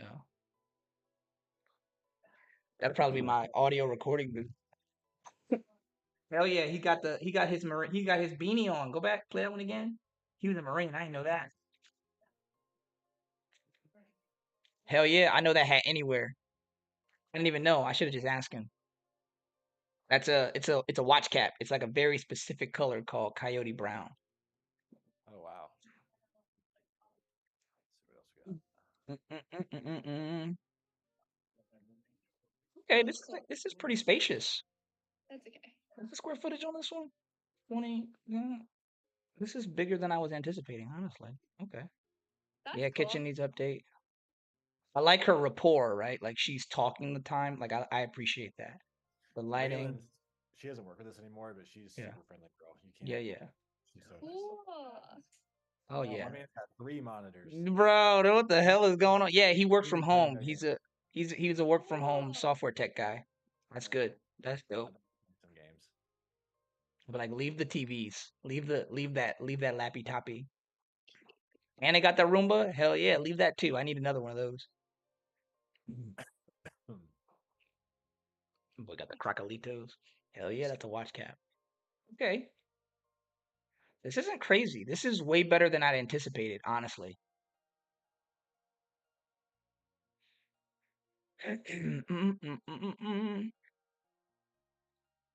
What's the square footage? No worries. It doesn't have to be clean. Yeah, he's a super cool dude. Square footage as I'm looking at it on my side. Let me pull it up. Oh, what the heck? Square footage on my side is 1724. Wow. 1724. So yeah, pretty Yep, spacious. that's right. That's good. Yeah, yeah. Okay. Oh. Okay. Yeah, Bought man. it for 95. Yeah, yeah. In 2015. Yep, yep. So yeah, he pretty much told me. I mean, I'll send you. I'll drop the recording. In fact, before I forget, let me just pull it now. I think I can just send you the transcript. That might be even easier.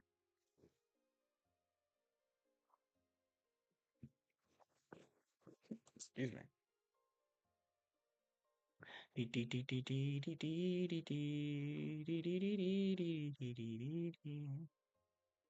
this? Oh.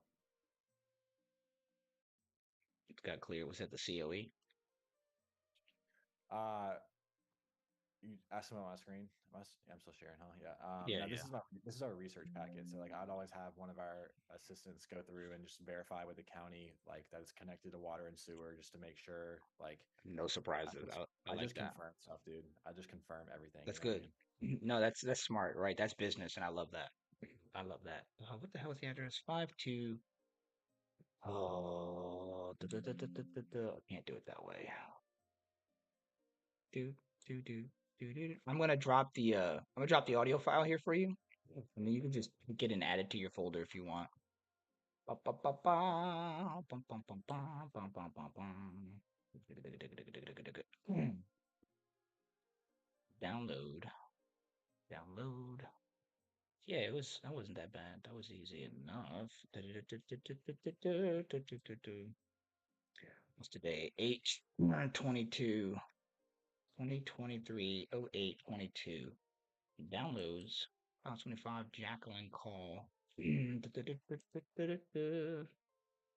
Attach file. Oh, God dog. How do I even do this? Attach.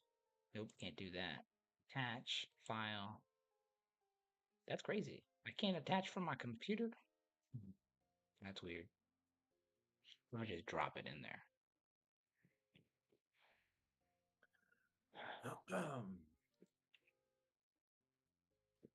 Yeah, I think he sounds pretty soft on 140, right? He explained that he had some debt, and obviously it comes into play with the actual loan. I didn't even think I missed I had a notes on back of my script instead of following my actual script. Yeah. I was just running it. But it sounds soft at 140. Like I said, he has 82 in debt. He has some student debt at about 50K that he's trying to clear. He's not really concerned about the back taxes. It would be a nice to have. And then his wife allegedly is not fully financially savvy, and so his real conversation is that he's not really concerned, nor did she appear to be concerned with getting a whole lot. But because of their divorce and their separation, it probably very unlikely that it would be like you get 50 grand and she could get 10 grand. I mean, you can arrange anything. It just depends on what their separation agreement and their divorce would Yeah, say. You already know that. Do. for sure. Well, I tagged my dispo on it, so I'm gonna talk with her about it in just a little bit. But Sweet, I'll keep sweet, you sweet, posted. sweet. Because Yeah, I yeah, let really, me if know this what the guy scoop already had is. photos, I should be able to get a response fairly quickly on this one, honestly. Yeah, that $500 a month. No, I won't download. That's weird. Yeah, I'll drop the file to you whenever I figure out how to pull it off the pull it out of my downloader, which is weird because normally I don't have this issue, but today it's just like, nah, I'm not gonna cooperate. That's the right one. Yeah, let's replace it. It should be an MP4. Well, dude, I'm gonna roll off here. I gotta go to the gym before it gets too late in the day, and then the gym gets packed, turns to a freaking madhouse in there. No, I feel that. I appreciate you, brother. It's been a blast. Like I said, I'm here every day. I think the only day I won't be here is Thursday because I'll be at my meetup. I'll be live for a little bit, and then of course I'll do the site survey, the site visit for you on on Friday. I got that locked in, I'll, and then I'll just I'll bounce out of confirm here. that too with you. I'll Yeah, yeah. confirm that Friday morning before you go. As soon as you let me know, I'll be green light. I got it blocked out either way, so I'll just be heading to Wilmington. Worst case scenario, I'm just gonna go fuck around and hang out with my wife. Okay, perfect, dude. All right. Dude, I really appreciate you, man. Thank you, and I'll let you know if this one turns into a deal because I would love to see this make it turn into a deal Wait, and Joseph, get you this is some money. Paris. Can you hear me? Sweet. Yeah, no problem, brother. All right, let me know what the scoop is. Go ahead, go get it, go get it. I mean, now you've inspired me. I need to hit the gym. We hit almost at 5 hours today, man. 4 hours, 45 minutes. That's good content, man. I'm gonna have to get the apps on this. Chop this up. Chop it up. Chop it up. Chop it up. All right, man. I'll talk to you later. Take it easy, brother. Earl, where you at, man? What's the scoop? See you, Earl. All right. Bye, Matt. What's good? What's good? Not much. So I was about to go to the store right quick. But no leads. No leads. Okay, it's just day one, No, baby. How many no calls leads. did you make? So I know I talked to or I called over 60 people. Yeah. how many people picked up, I'm not sure. It's But I all good. have so far. These are the people I need to reach back out. So I on my Google sheet I highlight them green. So there Hmm. are people who they picked up the phone, but they necessarily weren't that person. Yeah. So like for example, the last person I called, their name was Jesse. I guess Jesse is a business owner. His receptionist picked up the phone and I asked if I could see Jesse. She said, no, he's not in the office at the moment. I said, do you know when he will be? She said, I'm not sure. He's in court. So I Oh, said, okay. All right, bang with that. Is he in court? I was like, what do you mean by that? Is he a lawyer? Is Jesse a lawyer? it sounded from the way that she said it, it sounded like something was off. I didn't dig too deep. I probably should have, but That's good. I Yeah, yeah. didn't. Don't The stress out next about it. lady I told you about, who Shane, who The she said mom. was her son, but probably but probably isn't her son. Uh, Yeah, she's so backing up. what it could be, so with that one, that's the one that you called, excuse me, that's the one that you called based on the address of the property, but the mailing address was different, right? Correct. So yeah, so what I would do for that one is skip the address for the mailing address and then follow back up. For that one, I would not disqualify it, right? That's like a yellow, probably still a green, right? Like, hey, you need to check on that one. So Cool. all of the properties, their mailing address is different. So really, all the properties that I have highlighted in yellow, I didn't count those off. The only ones that I count off were the people who I called. They spoke to me and they said they weren't interested. Yeah. So that's cool. That's cool. So with that, right? One, it's just day one, so we're still good. The way that I would break it out, right, and we can kind of get into some of that process is if you know that if you validated that you so if you got a contact, that's a progress point. If you Hold know on. that the person, oh, you good. Wait, Chris, before you continue, because I know this is going to be valuable. Let me come on Zoom on my phone. Okay, yeah, you good. It'll also be in the YouTube, so it'll always be there for you. And we at like Oh, 5 hours. congrats. Yeah, yeah. I'm at 4 hours 48 minutes. It'll be live here in a minute. But yeah, you welcome. You welcome to record it, man. That's not a big deal. Like I ain't stressed out about it. Could you let me in the Zoom? Oh yeah, my bad. I didn't see the pop up. Where that though? Oh, you in the waiting room. Oh, that's what happens when you do it that way. That makes a lot of sense. All right. And let me ask you a question. So when are you Shoot. getting on? When am I getting off? I think I'm gonna get off right now. I think I'm gonna take some time. I gotta go fold some laundry before my wife gets home. And then Yeah. I also want to go to the gym. So I'm probably gonna go I'm probably gonna do some workout. It's not day one of the 75 hard. I'm trying to start a 75 hard this month. You familiar with the workout thing? Yeah, I'm trying to do a 75 hard this month. I gotta get back in shape, man. I'm not trying to die early. Oh, somebody You want to calling go me. get back in shape? Yeah. Hey, man, if you want to do it with me, you're welcome to. Give me 1 second. Bro, Penny Mac tripping. I'm not answering the phone. I'm in the middle of a fucking thing, dude. Denied. Um, But yeah, I'm trying to do a 75 hard. I just got to figure out the right timing because I literally Yeah. just recalibrated my schedule. But yeah, I think I'm gonna get off here in a little bit, or at least the very least, I think I'm gonna stop the live YouTube, and then what I'm Yeah. gonna do is I'm gonna just let that process, and then kind of do some like self care, probably work out, do a little things around the house, and get some stuff ready. And then I gotta post some more content about my meetup on Thursday because I gotta keep marketing that every single day. But yeah, I'm thinking about getting off right now. Obviously I'm Okay. still reachable and shit, so I'm down to keep talking. But I think that as far as like the outward view, I think I'm probably hitting the upper limit right now. Okay. No, that's fine. I kind of realized that from the last call that you were on. So every day you'll be on around the same time? Yeah, yeah. My goal is my professional goal is to be on my personal goal is to be on Zoom every day. So no matter what, I'm gonna be on Zoom every day unless I'm otherwise somewhere else. But I'm always reachable, right? And then my professional goal is to stream every day that I'm on. So if I am here at my desk, I will be in Zoom without question, and unless it's something else, and then I will be on live pretty much every day. But yeah, that's the goal, right? I'm gonna keep doing this. I'm still down in the multifamily. I know we got like hella sidetracked. My bad. No, you're fine. But yeah, yeah, yeah. But yeah, I'm still down to dial multifamily because that shit was hella fun for me. I do gotta process the lead that I took in for those 4 mobile home parks. Um, I would love to take those over. They're already at fucking hella occupancy. And if I take it down, I would love to partner with you so we can be partners on it, and then I'll see if I can get a B to fund it. And we just do it Oh together. wow. Fuck it, let it ride. It's like 84 homes. 80 of them are rented, and the 4 need Yeah. repairs. So we'll see. I'm gonna check it. I'm gonna check the digits. Yeah. And you need pictures too. Yeah, So yeah, we yeah. can see But what it's price also it is. like I think it's like right down the road from me. I'll probably just pop in. It's 84 Oh, you're houses close though. by. Yeah, yeah. I was looking for me. I was looking in my area. So we're doing the same thing. I was just looking different place because it didn't make sense for me to call the same place as you call in. You know what I mean? Like I get it. I get it. I get it. yeah, yeah. I remember. I thought that lead came from somewhere else, but that was a lead that you skip trace yourself. Yeah, yeah. I looked in Onslow County out here and just called one of those. So, um, yeah, I'm gonna follow up on that one because it seems like a pretty good opportunity, for all the reasons that we talked about. And Yeah. yeah, yeah, yeah.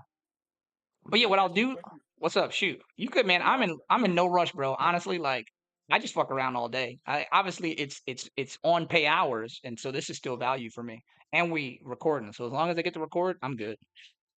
I was going to ask you, it was two questions. One was going to be about the off pay hours, but my first question was any, so far from listening to the calls that you did listen to, any advice just so I can improve? And I've been taking notes from you, especially when you're talking to sellers on the phone, or Mhm. especially the initial conversation. Like the first words that come out your mouth, it's not typically like good morning, but what you do is you kind of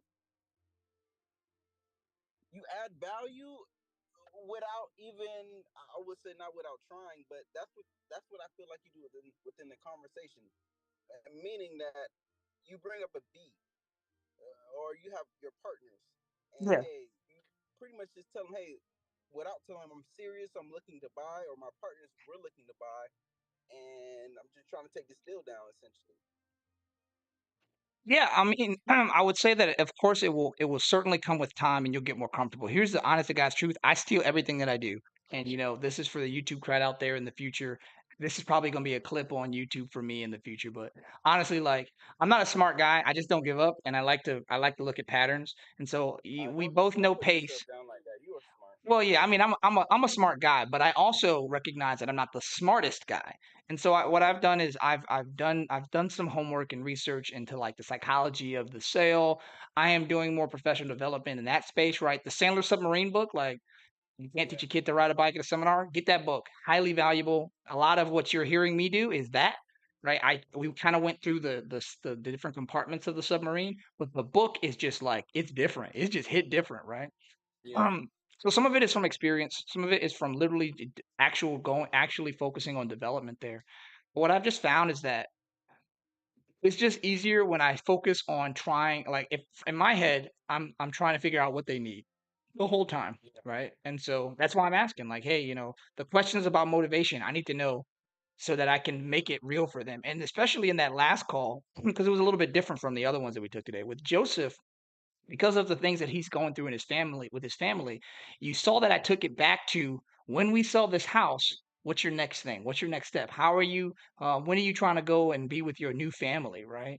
Because Yeah. if you could start to put the yellow bricks down on the path and help them see the way out, they're more likely to one select you as the option among multiple options that are all for all intents and purposes viable. Yeah. But people do business with people they like, trust, and know. And so, one, I want them to feel like we're fucking chilling, right? For lack of a better word. I'm like, what's going on, Joseph? And then if I can make it shorter, I'm like, yeah, Joe, what's good? And if it's an older person, it's a little bit different, but it's the same thing. Yeah. Because I did have a deep South raising, so it's hard for me to be like, yeah, Bartholomew, like, hey, Mr. Wilson, I don't want to necessarily give him that higher pedestal, but I also have like that's a me thing, right? Yeah. Going back to the conversation of what can you do? What can you, excuse me, where let me switch my thing. So going back to the conversation of what can you do? What tips? The answer is the action, man. Do it and Yeah. figure out what works for you because you might not be able to speak to the sellers the way that I do because I'm just a different person than you. You'll figure Yeah. out what works for you and the way that you flow into it and the way that you hit your rapport motivation timeline and condition decision fulfillment, the way that you attack it with the tactics may be different, but as long as you're doing it is what's important. So what I would say Yeah. is if we're looking at it from just a sole perspective of systems, number one, you got to put more reps in. Just keep calling. Do not give up. I'm gonna be here tomorrow. We're gonna call again, right? So let's do it again. Let's call another 60 tomorrow and maybe get 10% answer rate. And of that 10%, maybe 10% of that are actually the right people if we're lucky. Yeah. And yeah, let's go through it, right? Is there You a number or metric that you like to follow when you're making cold calls? so I personally am not a fan of, so if you're calling sellers, right? I'll go into some of the metrics that we looked at. When I had VAs, when I was working with a partner who had VAs, what we were looking to have them hit was 1,500 calls a day, right? 1,500 Damn. calls. Yeah, well, they were using dialers, so it's a little bit different. Like 12 to 1,500 calls a day. That's 8 hours straight calling, no bullshit, right? 1,500 Yeah. calls a day, and of those 1,500, 10% connect for certain when they have a conversation. So that's 120 to 150. And then of those 150, then they snap that over to about 10% conversion for an appointment setting, which, might come down to 10 to 12 appointments, which might translate to one or two connections, right? That's Yeah. that's not necessarily fully sustainable. The difference here is that as a native English speaking citizen who understands the stakes of what you're doing, what I would argue is that you are very likely, even though you may not feel it, you are more likely, more capable than those VAs are. There's some really good VAs out there that can be trained very well, but it's different when you got to feed your family. The VAs are more than likely going to get paid no matter what, so they don't really care about the Yeah. metrics. So you may not be making as many phone calls right now, because the process is slow and clunky for you. For us, for both of us, because this is slow for me too. But what I found is that I have more tangible and substantive calls, and you can scrutinize your data and stack them in a way that makes sense, right? Um, as a single dialer, it's so important to be able to call lists that make sense. Don't just call like, oh yeah, I'm going to call every house in the county. That's it's ineffective. Maybe not even just old, maybe not even just multifamily, maybe not even just how many stacks can we get, right? Here's a question. What county within these areas, what city has the highest need for affordable housing? I don't know, right? Those are off pay hours questions that will answer and feed the on pay hours tasks. The on pay hour task is dialing or having conversations or taking appointments, right? That's on pay hours. Going to a meeting, an appointment is on pay hours. Doing the homework to figure out what's the good place to call, that's off pay. So when you're just hanging out with when you're hanging out with Rose and you're kicking it, you can, she's like falling asleep on you, you can like scroll through your phone. You can just start looking at the different counties out there, right? Um, Yeah. I 100% encourage you in your off pay hours. You could do it on pay, but I think there's better things you could do. Is to Yeah. become a master of your region and make connections for people who know it better than you, right? Maybe it's not within your best interest to go do all this homework. Maybe somebody's already done it. I don't know. Where are they? Find them. Hey, tell me more about insert county here, right? Mecklenburg or whatever Charlotte is. Is it Mecklenburg? Yeah. I think it is. You know what I'm saying? Yeah. That makes sense. So yeah, as far as things you could improve, I would say definitely have the template in front of you, at least for like the different steps, right? The rapport, Yeah. motivation, timeline, condition, decision, fulfillment. Definitely have those in front of you. I literally always have it in front of me, and I mean that's just like a baby step, right? I always have it in front of me to some degree. Whether it's my full script, which I transparently don't fully follow anymore. I am following the process, but I don't really do that anymore because the responses I already have gotten them enough where I just answer them off the cuff, kind of, right? Yeah. And so it's fine to go off script, but the order is what's important. Um, or the process and the approach is what's important. And if you attack it from that perspective every single time, you'll start to see what works for you because you're able to say it a certain way. What doesn't work for Yeah. you because you say it a certain way, or whatever the variables are, you want to limit them. And so I try to attack every problem the same way. And the only things that are different within my system are who I'm talking to, what their experiences are, and what their combination of motivation, well, rapport first, of course, but their combination of motivation, condition, timeline, and price and things like that. Those are really the only things that change for me within the system. Obviously, the property's different. The system is the same. I'm asking questions. Yeah. I want them to answer. I want to keep them cool and calm. If they start yelling, I want to fucking figure out why they're upset. What's going on, man? Right? Yeah, I understand you're yelling, but this can't really necessarily be all about me making a phone call today. What's up? Like, why is it so hard for you? And I will say transparently, that's a hard conversation to have in the moment where like Mr. Finch is fucking screaming at you because he's been getting calls all day. Look, man, I hear you, but the thing about it is that I'm trying to solve that problem. I don't want to have anybody else calling you because they've obviously not solved your problem. So what do you need? What do you actually need? The problem exists. It's gonna keep existing. Have you given up on this? That's another one, right? That's fucking go read that book, bro. Like, get it on audiobook. If you have Audible and you've got credits this month still, because I always got like 5 months. I always got 5 credits, bro. I never read them fast enough. Because I go back and read them twice, man. It's crazy. I wish I could gift you the credits. If I could buy it for you, I'd just send it to you. Shit, I might I be can able find to. a PDF online. Oh Already yeah, downloaded. yeah, yeah, yeah. Oh yeah, you're right. Yeah, you got that Z library and shit, gang, gang. You out there? You got your pirate hat on? Fuck with it. I think it's on YouTube also. I think it's on I YouTube. think it So, is too. make sure you support artists. Buy books, everybody out there. Make sure you buy books. Um, but yeah, that book is outstanding. Like, and I only recently read it. Like, true, honest to God, like I read it on vacation last month, and I listened to it on the way up. I listened on the way back, and I came. The person I left as the salesperson I left as going to vacation last month is not the salesperson I came back as. Like, it's just different.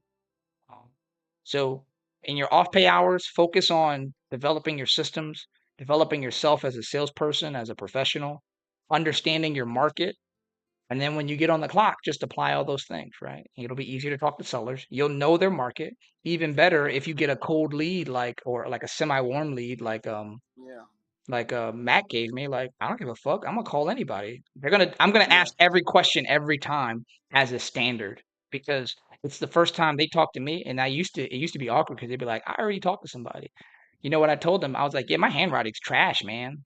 I'm sorry, brother. They throw this at us like spaghetti at a wall. I'm asking all these questions again.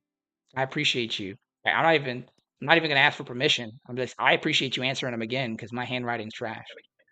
And usually they're like, one of the things that they talk about in the book is they talk about making the other side feel good, right? At the end of the day, everybody just wants to feel good. They just want to feel good. I want to make the other Yeah. side feel better than I feel from their perspective, right? So this guy probably thinks like, yeah, I'm like a mid-level, maybe low-level operational guy. That's not true. I'm a fucking executive level, right? I've got levels of knowledge that he might not ever understand, and that's okay. That's nothing against him. But I want him to feel comfortable in making his decision. There's very specific verbiage, right? I don't ask a lot of think questions, and you'll notice that I do it to you too, honestly, right? I do it to everybody because this is the process. How do you feel about that? That's the question. Not what Yeah. do you think, right? It doesn't really matter what you think. People don't make decisions on what they think. When you get into the thinking space, it's very easy to say no. Let me know what you feel, right? Yeah. And so right now, he got a phone call from somebody that listened to his problems, that resonated with what problems he's had as far as his motivation. I sympathize and empathize with his frustrations, his timeline. I understand that money's tight and the upgrades can't really work right now, but that's okay because we can work with that usually. And I'm really focused on making it work for him. And so for him, he probably feels. I hope that he feels that he did something good today, moving toward his solution instead of somebody trying to Yeah. fight him down on price, right? Instead of trying to fight him on price and being confrontational, it's like, look, I might not be your buyer. I don't know if I'm your buyer at 140, and I never even committed at 140, right? I anchored him at 100. Yeah. I figured that would be way lower than what he was looking at. He countered me at 140. I probably could get him at 120, 130 ish if we want to get weird. Maybe we'll see what the numbers look like, right? Yeah. That's what I would probably do. I'd probably try like the 115, 120 space. I don't know what Max Team's gonna do. I'm super curious, honestly. I also, as a matter of a system, I also snuck in creative for him, right? Hey, we're talking about Yeah. 100. You're saying 140. I don't know about 140. I'm gonna check. Would you be able to do something more creative, right? I'll share Yeah. I'll probably upload the audio file. That'd probably be way easier to put it to YouTube or something like that. It should come. Oh, you mean the call of you? Yeah, it should be on YouTube. Like the audio for me, because my computer audio is translating to YouTube. It should be on YouTube. So that's one piece. If you want to listen Okay. to it live, If I it's just on gotta. YouTube, then I can just go and look at it. Yeah, when we get out of here, it's probably gonna spend some time like, you know the word I forget. It's probably going to spend some time processing to get it to HD. But yeah, I mean, we've been live this whole time, so it should be on the call. I am going to check to see if the call transcribed because they should be able to hear you and they should be able to hear the seller on that call. Okay, Cool. that works. But yeah, bro, good work today. I know that it may not have yielded something. The question that I would do in your off pay hours, and you had a question about that, we can get into it, is what could the problem be? What could the problem be? Could it be that the data is fucked? Maybe. Could it be that it's user error? Maybe. It's probably a combination of all those things, all these things. Maybe the data is not reliable. Cool. It could be the latency between the lead source and the data source, right? People have moved, but the data source hasn't updated, specifically PropStream. That's a possibility. And Yeah, it's probably a combination of things. So we kind of like cleaned up that one issue where you were skip tracing the property without making sure it was their most recent mailing address. 'Cause if you have a mailing address pointing somewhere else, always go to the mailing address because that shows a leading metric. They went somewhere else, and so they're not where what you're currently looking at. That's 100% always going to be the but answer. they never lived in the property to begin with because it's That's a fair multifamily. point. Exactly that. So even better, right? So if it's multifamily and they never lived there, cool. But you have a pretty robust community of people who understand that you can purchase certain multifamily assets with certain financing, live in it for a little bit, and then dip, right? It just depends on the asset class and what size. I don't know everything you called today. And at the end of the Yeah, day, it's not even that important. In general, if there's a mailing address elsewhere, always check that mailing address first. And as soon as you hit I'm gonna call it. I'm gonna brand it right. Here we go. I'm gonna call it the golden address. Right. That golden address is gonna have that matching yeah, property mailing address, and that is the most up to date, as least as your metric, as your data shows. That'll be the most up to date yeah, physical address for your seller, and that's where you want to skip trace because the person you talked to might have been a relative where they moved out and the relative moved in, and when you called that number that was attached to that property is because their relative lives there, and that yeah, data shows that way, right? So like if I moved into your house for a year, if somebody searched your address, they would find Paris Capers and have my phone number. Does that make sense? yeah. That makes sense. What else you got? Uh, I'm gonna stand up, oh, but I'm still here. uh, Like I said, I got time. I ain't doing anything else right now. I just seen a Saw a doghouse? no. So I wanted to ask about. No, I saw cops on a high speed chase, and they Oh just no. passed by me. Fuck out of the way. What else you got? I did. So No, so I was going to ask you about the off work hours in regards to just how do you plan for the just how do you plan for the next day? for the next day, so what I do, that's a good question. So the way that I use Google Calendar for a lot of stuff, right? The way I can Same, show it yeah, to you, I use Google Calendar, and what I have, and they just actually started using a new system, where you can set like appointment blocks and things like that. So yeah, my Calendly will I only let it. Well, I gotta fix that. So I now my Calendly can only book in the mornings between um 6 a.m. and I think it's 9. I think I can only take a booking between 6 a.m. and 9 automatically. I manually can book other ones, but it only can book between 6. Let me move this up because that's awkward.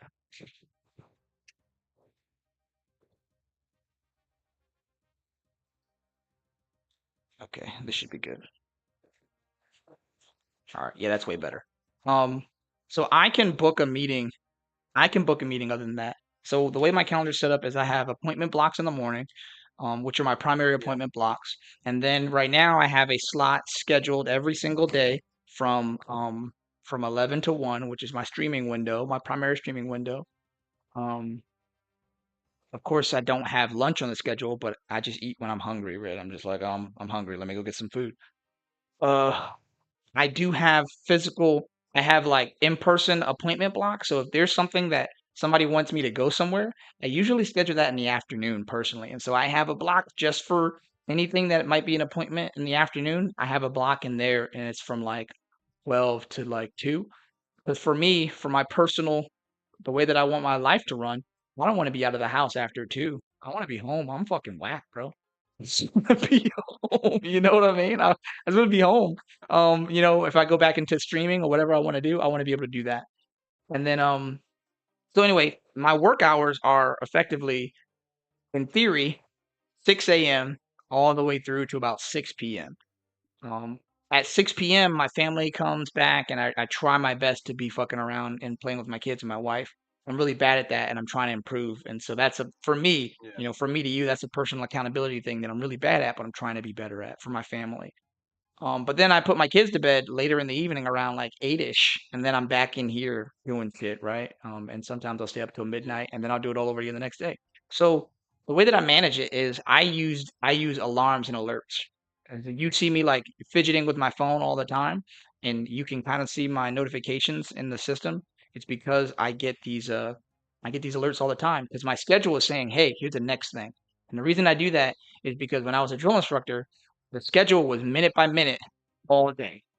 And there's technically a 15-minute buffer period, but if you it was really hard to manage a platoon of 85, 18-year-olds who just don't can't put their shoes on the right way, right? And you have to teach them all kinds of stuff. Like there's a bunch of things in there. So I kind of run my schedule tight like that to have the fluidity where I don't have to. And whatever I'm doing, I'm going to do that. So today, I mean, in my days, because I have my streaming block, I'm calling. In the afternoon block, right? Usually, what I'll do is my deep work. So in the morning, early afternoon, I will do what's called like light to mid work. I'm just doing some jotting, some notes. I'm kind of planning my schedule as far as what I'm going to do that day. But really, my heavy work is in the evening. My heavy work technically in my off pay hours because nobody else is available. I can't make phone calls at like 8 o'clock at night. I could call California. That's not true. I could call another market, and that's something that I've experimented with, but that shit's a burnout for me. And so it doesn't work. I won't do it. So in the evening, what I do is I kind of do a refresher and understand. I do a exploration of what happened that day, what worked, what didn't. If I had like a severe emotional response to something where I was like, man, that was really a bummer. I'll go explore that, man. Like that type of reflection is super important. Um, if Yeah. if I'm getting like super energetic about something, I'll explore that in a little bit more in depth and say like, why is this interesting to me? Is this really something I should be pursuing? Is this something that's important to me personally, professionally? Is this something that is just a passing phase or something like that? And if it is, depending on where it falls, maybe I'll put some time toward it and on pay hours. But yeah, after 5:30, technically everything's off pay hours. Technically, except my clock goes to 6 though, so technically I have a 30-minute window where it'll be like regular hours, where in theory I could call people. And so usually if I have a call that I need to make that's kind of informational, then I'll make it at the Yeah. end of the 5 o'clock day. Some people don't work to 6 o'clock. I mean, some people answer. Sometimes it's an email. It just depends. Yeah. Whatever works for you, it's just dependent on your life, man, right? It's dependent on Yeah. how your situation's set up with your spouse and your daughter, your kids still young, like very, very young, so you have a little bit more flexibility. Enjoy it while Yeah. you can, man. Obviously, you want to put the work in for sure, but you also still have to make sure that you make time for your spouse, but you have to because that's so valuable for you and her in the big picture. Um, that's why Yeah. that's why I gotta stop. That's why I have to do a hard stop at like 6 to 8 because that's me, my wife, my kids, and you know, I know that I've been really bad about it, and I have to do better. Right. So that's why for me, my hard stop is 6. Obviously, we took a call the other day. She's understandable. She understands that because it's me creating value. But Yeah. yeah, man, yeah, I have to maintain that relationship first. Right. I can't do it without my wife. I mean, I could, but I don't want to. Like, I love it with her. You know what I'm saying? I don't want Yeah, I to. feel you. Hold on. No, Did I help? I definitely understand. No, and that was helpful. I appreciate everything. Hold on, You good, man. let me get in the car. Okay. You good. You No, good. that was definitely helpful. I appreciate everything. I really needed this, Paris. This really helped me out. Really, I'm just glad, man. getting just taking action, really, and not being scared or afraid to do it. Bro, you were knocking it out, man. I was like, you ever see Undercover Boss? Yes. I was like, this motherfucker's undercover boss to me, bro. I texted my wife. I was like, I think Earl's an undercover. He's like with Pace or something. But he's better than he's putting on, right? You got to give yourself credit, man. You were hitting it, and I know that it was a point where you were just like mute yourself, get into it, because I was kind of bullshitting, but that's just who I am, right? Um, I do take this seriously, and I'm glad that you take it seriously. It shows in the way you do it. You are capable. That's not even the question. That's not even the question. You obviously want it. That's not a question. The only area of improvement that I would say for you is be getting it, and that comes with experience. That's it. Yeah. If you want it and you're capable, everything else is fucking made up. You literally can succeed and be dumb, but you're not. You got this. So like, let's just go get this bread. So we'll just keep calling, man. And then what we'll find is that if we're not getting the level of engagement and success we need, because you got a competitive. We're talking about competitive markets you're looking at, right? Maybe the conversation is, oh, you know what? Maybe I can't go and pursue a buyer for a. Oh, I should have told Mac to send me a cup of coffee. That's what I gotta get him to do. I'm gonna do that instead. Um, Now get the money, bro. No, man, I ain't because if it goes in Venmo, I ain't gonna do shit with it. But this pays for my kids' fucking. This is like snack stuff. It says it offsets the cost for streaming, but it's really just snacks for my kids. I should probably put that up there instead. Yeah. Also, I want this bar to go up, right? I want this to be like up there. I think it says like What bar? $250. Can you see? Oh wait, yeah, we're on. I got it to my ear. Hold on. Let me connect Oh my yeah, phone yeah. to my. If you look at my streaming mat right now, I have a donation bar. And so I think the goal is like $250. I have this thing set up where you can donate. Oh, okay. It's a tip jar. Um, and I've gotten a couple tips, right? I got like a few dollars here and there. Um, these people just like hooking it up. I'm like, hell yeah, it's always nice. But it's one of those things. It's just another way to do some stuff. Because what I want to do is I want to get one of those like dope ass mics. Like people be like ASMR and shit, like right here. I need to get me one of those. I I gotta know do what that you shit. mean. Yeah, yeah.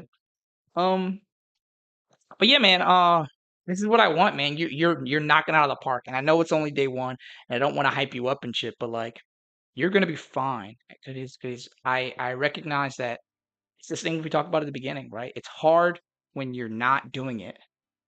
That's one thing. It's impossible if you're not doing it. It's hard if you don't have people who are doing it around you because you are this average of 5 people. Well, you just have 4 people in here today. Wait, was it 5? You were one of the 5. It So was 5. was it 5? It was me, you, it was so Chris. if I don't count you, it was me, Chris, Liz, and fucking Mac. Somebody else come in? I mean, you're 5, No. obviously, but you know what I'm saying. It don't matter. It ain't. I don't know. Yeah, I know what you mean. Just count me twice, I guess. I don't know. Count Mac twice. He's way better at this. Um, but yeah, man, I know that that's what it takes, and it's hard. Yeah, I can say, this will go, it'll catch up when it catches up. I can say that as a black guy in sub two, I understand that there's another layer to it, even deeper than that, right? It's just a thing, right? One of the first partners that I took on was another black guy because we vibed because it's just a different type of connection that for me other people have because of their experiences and their ethnicities. But as a brown skinned man or a browner person of color, it's just different, bro. It's a different experience, right? Like I didn't What you inherit. mean? Well, so the experience that I've had, and I've gone into this with some other folks, right? I found that there is an experience that other people who are within sub 2 have that I do not share. So I grew up poor in a family that sold liquor out of a hole in the wall to survive, right? My family has constantly struggled because of failures in financial literacy and capacity and capability. They They did sold not get it. moonshine? Well, so I mean, just going live, whatever, fuck it. They're all unfortunately passed now. So yeah, we sold corn liquor, we sold beer, and I mean, it was a whole bar, right? It was so crazy, bro. We'll have to do a whole video about this because we had like it was wild. So it was a 3-story row home, which I still own technically, right? Different conversation for a different time in Philly, and it was a neighborhood spot, so it was a party all the time. Like we actually had a live-in DJ. He lived on the third floor, and the dude was just like he was a fucking hobby electrician. But the dude was like a goddamn wizard, right? And the dude, what he did Yeah. was, you ever see like flat speakers? Like what I'm talking about? Like in phones and stuff right now, the speakers are very portable. The guy made speakers out of cord, foil, and drop down ceiling plates. And what he did was he wired it to his DJ set, like his old school turntables, and no joke, made Yeah. speakers with magnets and all this other shit. And he had drop Oh down, wow. he had speakers, he made speakers that he put in the drop down ceiling. He replaced the tile. And I mean, the dude was wild, man. Bless his, peace to him, Mr. Anthony. He's gone now, but it was a wild place, man. Like And it wasn't really the most conducive, functional place for a child, but it's all I ever knew. And I will say that although I never necessarily wanted so much, I recognize now that we were poor, right? Like we it was enough to survive, but it was a rat race. And my dad was entrepreneurial. I mean, there's so many more details that I could go into about this, because there's a lot there. But it's the way that my family survived, and then that changed under certain circumstances and whatnot. But all that said, going back to the conversation, that experience is foreign to many people, right? One, just it's very specific, and other people don't understand that, oh, that's illegal, that's crime. Like, yeah, I understand, but crime is a matter of necessity depending on your perspective. And I understand that in a way that some people don't. And maybe that's not necessarily your experience either. But what I found is like there would be people that were like, yeah, my family was in real estate and we would go out on my dad's boat and do these other things. And I'm like, yeah, that's not necessarily my experience. And I understand it because I was in the Marine Corps for 13 years, right? Like my Marines had experiences like this. But what I found is that when generational after generational failure has compounded, and trauma has become a component of the experience within my community, I feel compelled in a different way. If that makes sense, right? I feel You want me to compelled. be honest with you? What's up? Speak freely, man. Go for it.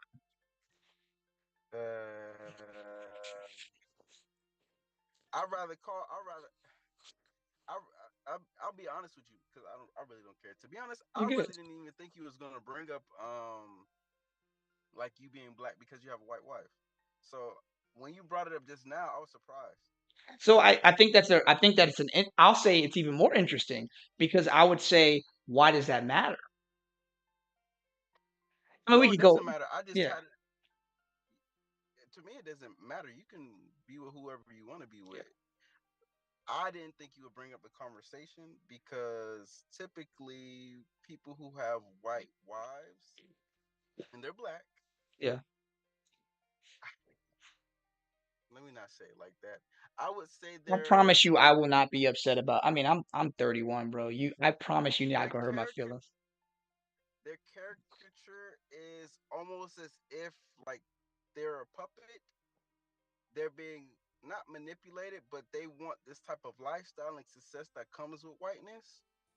But no, I appreciated you saying that because Yeah, that's what I've just found just interacting with other black. Because I'll be honest, I grew up in Miami. I went to all black elementary schools, all yeah, black middle schools, all black high schools. So when I went out into the world, and I didn't really see too many I didn't really see too many interracial couples to begin with. But when I did start seeing them, and then I noticed the archetype of of a black man who would be with a white woman, typically they were a little coonish. Um, and that's okay and all right. I don't discriminate. You could be with whoever you want to be with. But yeah. I was just surprised that you brought it up. That's all. Yeah, I think that it's such, and I love the conversation honestly because I think that it's such an interesting. I think that the experience from both sides of the conversation are so nuanced, right? I think that there are times in my own life as an adult that I have wafted back and forth in the diaspora of what it is to be black, right? Like being growing up in inner city Philly, like living in the hood, like living in the shit, right? Where my dad was selling cocaine and got busted, and I lived homeless in the park because like I didn't want to, I didn't have anywhere else to go. I didn't have any other family, right? And still wanting to go, still having to go to high school because that's all I knew, and it made like that's different. With joining the Marine Corps changed everything for me, right? Because I became a world traveler and I experienced things that were in they were in conflict with what who I thought I was as a young man, like who I thought I was as a person, as a black man. And so I think that shifted my perspective. And then also, I mean, another piece within there is that my wife is just a really interesting person. She is different, right? Like I think in the example where we were talking earlier, where I was like, yeah, I like we were talking about like the music party, and I was talking about like Taylor Swift and fucking gangster rap and shit. Like the gangster rap is Yeah. probably my wife. Like fact of the matter, because for me, like it never mattered to me, right? Because that's just not I grew up on oldies, and so I like the older music. That's because we lived in a speakeasy and shit. Um, but I think that it's an interesting conversation that doesn't have enough doesn't have enough critical discussion in all the aspects, right? I mean, I understand what you're saying. I understand the approach in the diaspora. I understand the caricatures. I think that depending on the perspective and depending on who you were speaking with, I would say that I could fall anywhere on that spectrum. If anything, I'd say I would fall closer to the non black identifying characteristics. But I know because of my experience, my personal life, I know that that trauma does not resonate with the persons who live on that side of the spectrum, right? Like it's just not the same. It's just not. And that's not to say that trauma is specifically a reflection of a person of color's life, but I think that there's just different levels of trauma in life. And I know that the traumas that I've had, one, I never want to pass on to my daughters. I want them to live differently and live better. And then two, for me, it's a generational thing, right? I don't just want for myself. I want all these things so I can go back and I can apply the value where it matters, where I can go and buy the block and teach financial capacity to the people that look like me, right? I think that there is Yeah. no it is no it is no accident in my mind and my heart that I resonate more with persons who look like me because in my heart I recognize that regardless of what your experience truly is, for me, if you resonate and you align yourself with that experience, I believe that that will come back to the community in some way. Whether I make it back there or you Yeah. or not, I think that there's value there.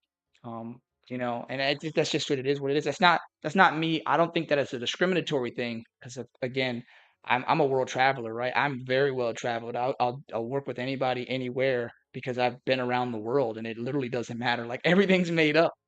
But I will say that I Yeah. feel my most comfort when I believe that my efforts are reaching underserved areas by some means, even if it's one family at a time. And that's it, right? Maybe that's not always true, but it feels real good for me, and that's okay for me, you know? Yeah. No, that makes sense, and I appreciate you saying that. That's kind of my why too, is just to give back to people who come like socio-economically deprived backgrounds that I've come from too. So I relate to that a lot. Yeah. Yeah. And I think that this is good, man. I appreciate the opportunity to talk through that. That's going to be really, really good content for whenever YouTube catches up. Well, it'll be on the thing. It'll get stripped. It'll be good. Um, yeah, yeah, it'll be good. But yeah, man. I'm glad you were here today, man. I think you did great work, and we're gonna be at it every day. If you're here every day, then we're gonna get those calls through, and maybe we find out. Let's say that we fast forward a week or 2 weeks or 3 weeks or a month. Let's say that we find out, ideally sooner than later. We figure out that you know what, maybe this approach isn't working, right? Because I do like to scrutinize it. Hey, I'm not getting the type of leads I want. I'm not getting the type of conversations and the value that I want. What do I have to do? Like then we can go and explore that.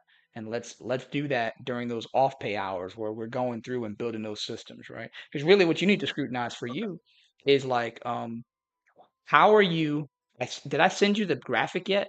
Did I send you the picture of the sales funnel? I You mean the mean the flow disposition. chart? Yeah, yeah, the flow chart. Did I drop that The to you? flow? No, you didn't. All right, stand by for disking. Give me one moment. I'm not gonna lie to you. What's up? I might have to call my wife back. Yeah, call your wife, man. I'm gonna send you this thing. I'm gonna be fucking around here. I just gotta go do some stuff, and I really do want to work out, man. I feel gross. I gotta go. I gotta go hit it. I'm gonna go take a shower and make sure everything's sorted out before my family gets home, so we can Okay. just hang out and I can play with my kids for a bit. Um, Yeah. but yeah, I'll Yeah, I'm send that free to as you. a conversation later. Yeah, I'll be on, man. Hit me up. I should be if I'm not back in the office. If the Zoom's not up by 8, shoot me a text. But like, hey, bro, where you at? Oh, so you'll be on the Zoom around 8. Yeah, I'll get back on. I might leave. I'm gonna leave Yeah, we live, and I'll close this, but I'm gonna get back on Zoom at like 8. okay, yeah, we can just talk later. Yeah. Yeah. Yeah, that's good. I mean, you got my number too, so you just text me whatever comes up. I'm gonna shoot you this thing before I Okay. fucking forget. Ba, ba, ba, ba, ba, Okay. ba, ba. All right, Paris, I gotta go. But All I right, man. appreciate everything. I'll talk to Yeah. you a little bit later. All right, bro. Call your wife. Don't get us both beat up. I'm gonna end the Yeah, live hopefully too. not. All right. All right, brother. Take it easy. All right. All right, you too.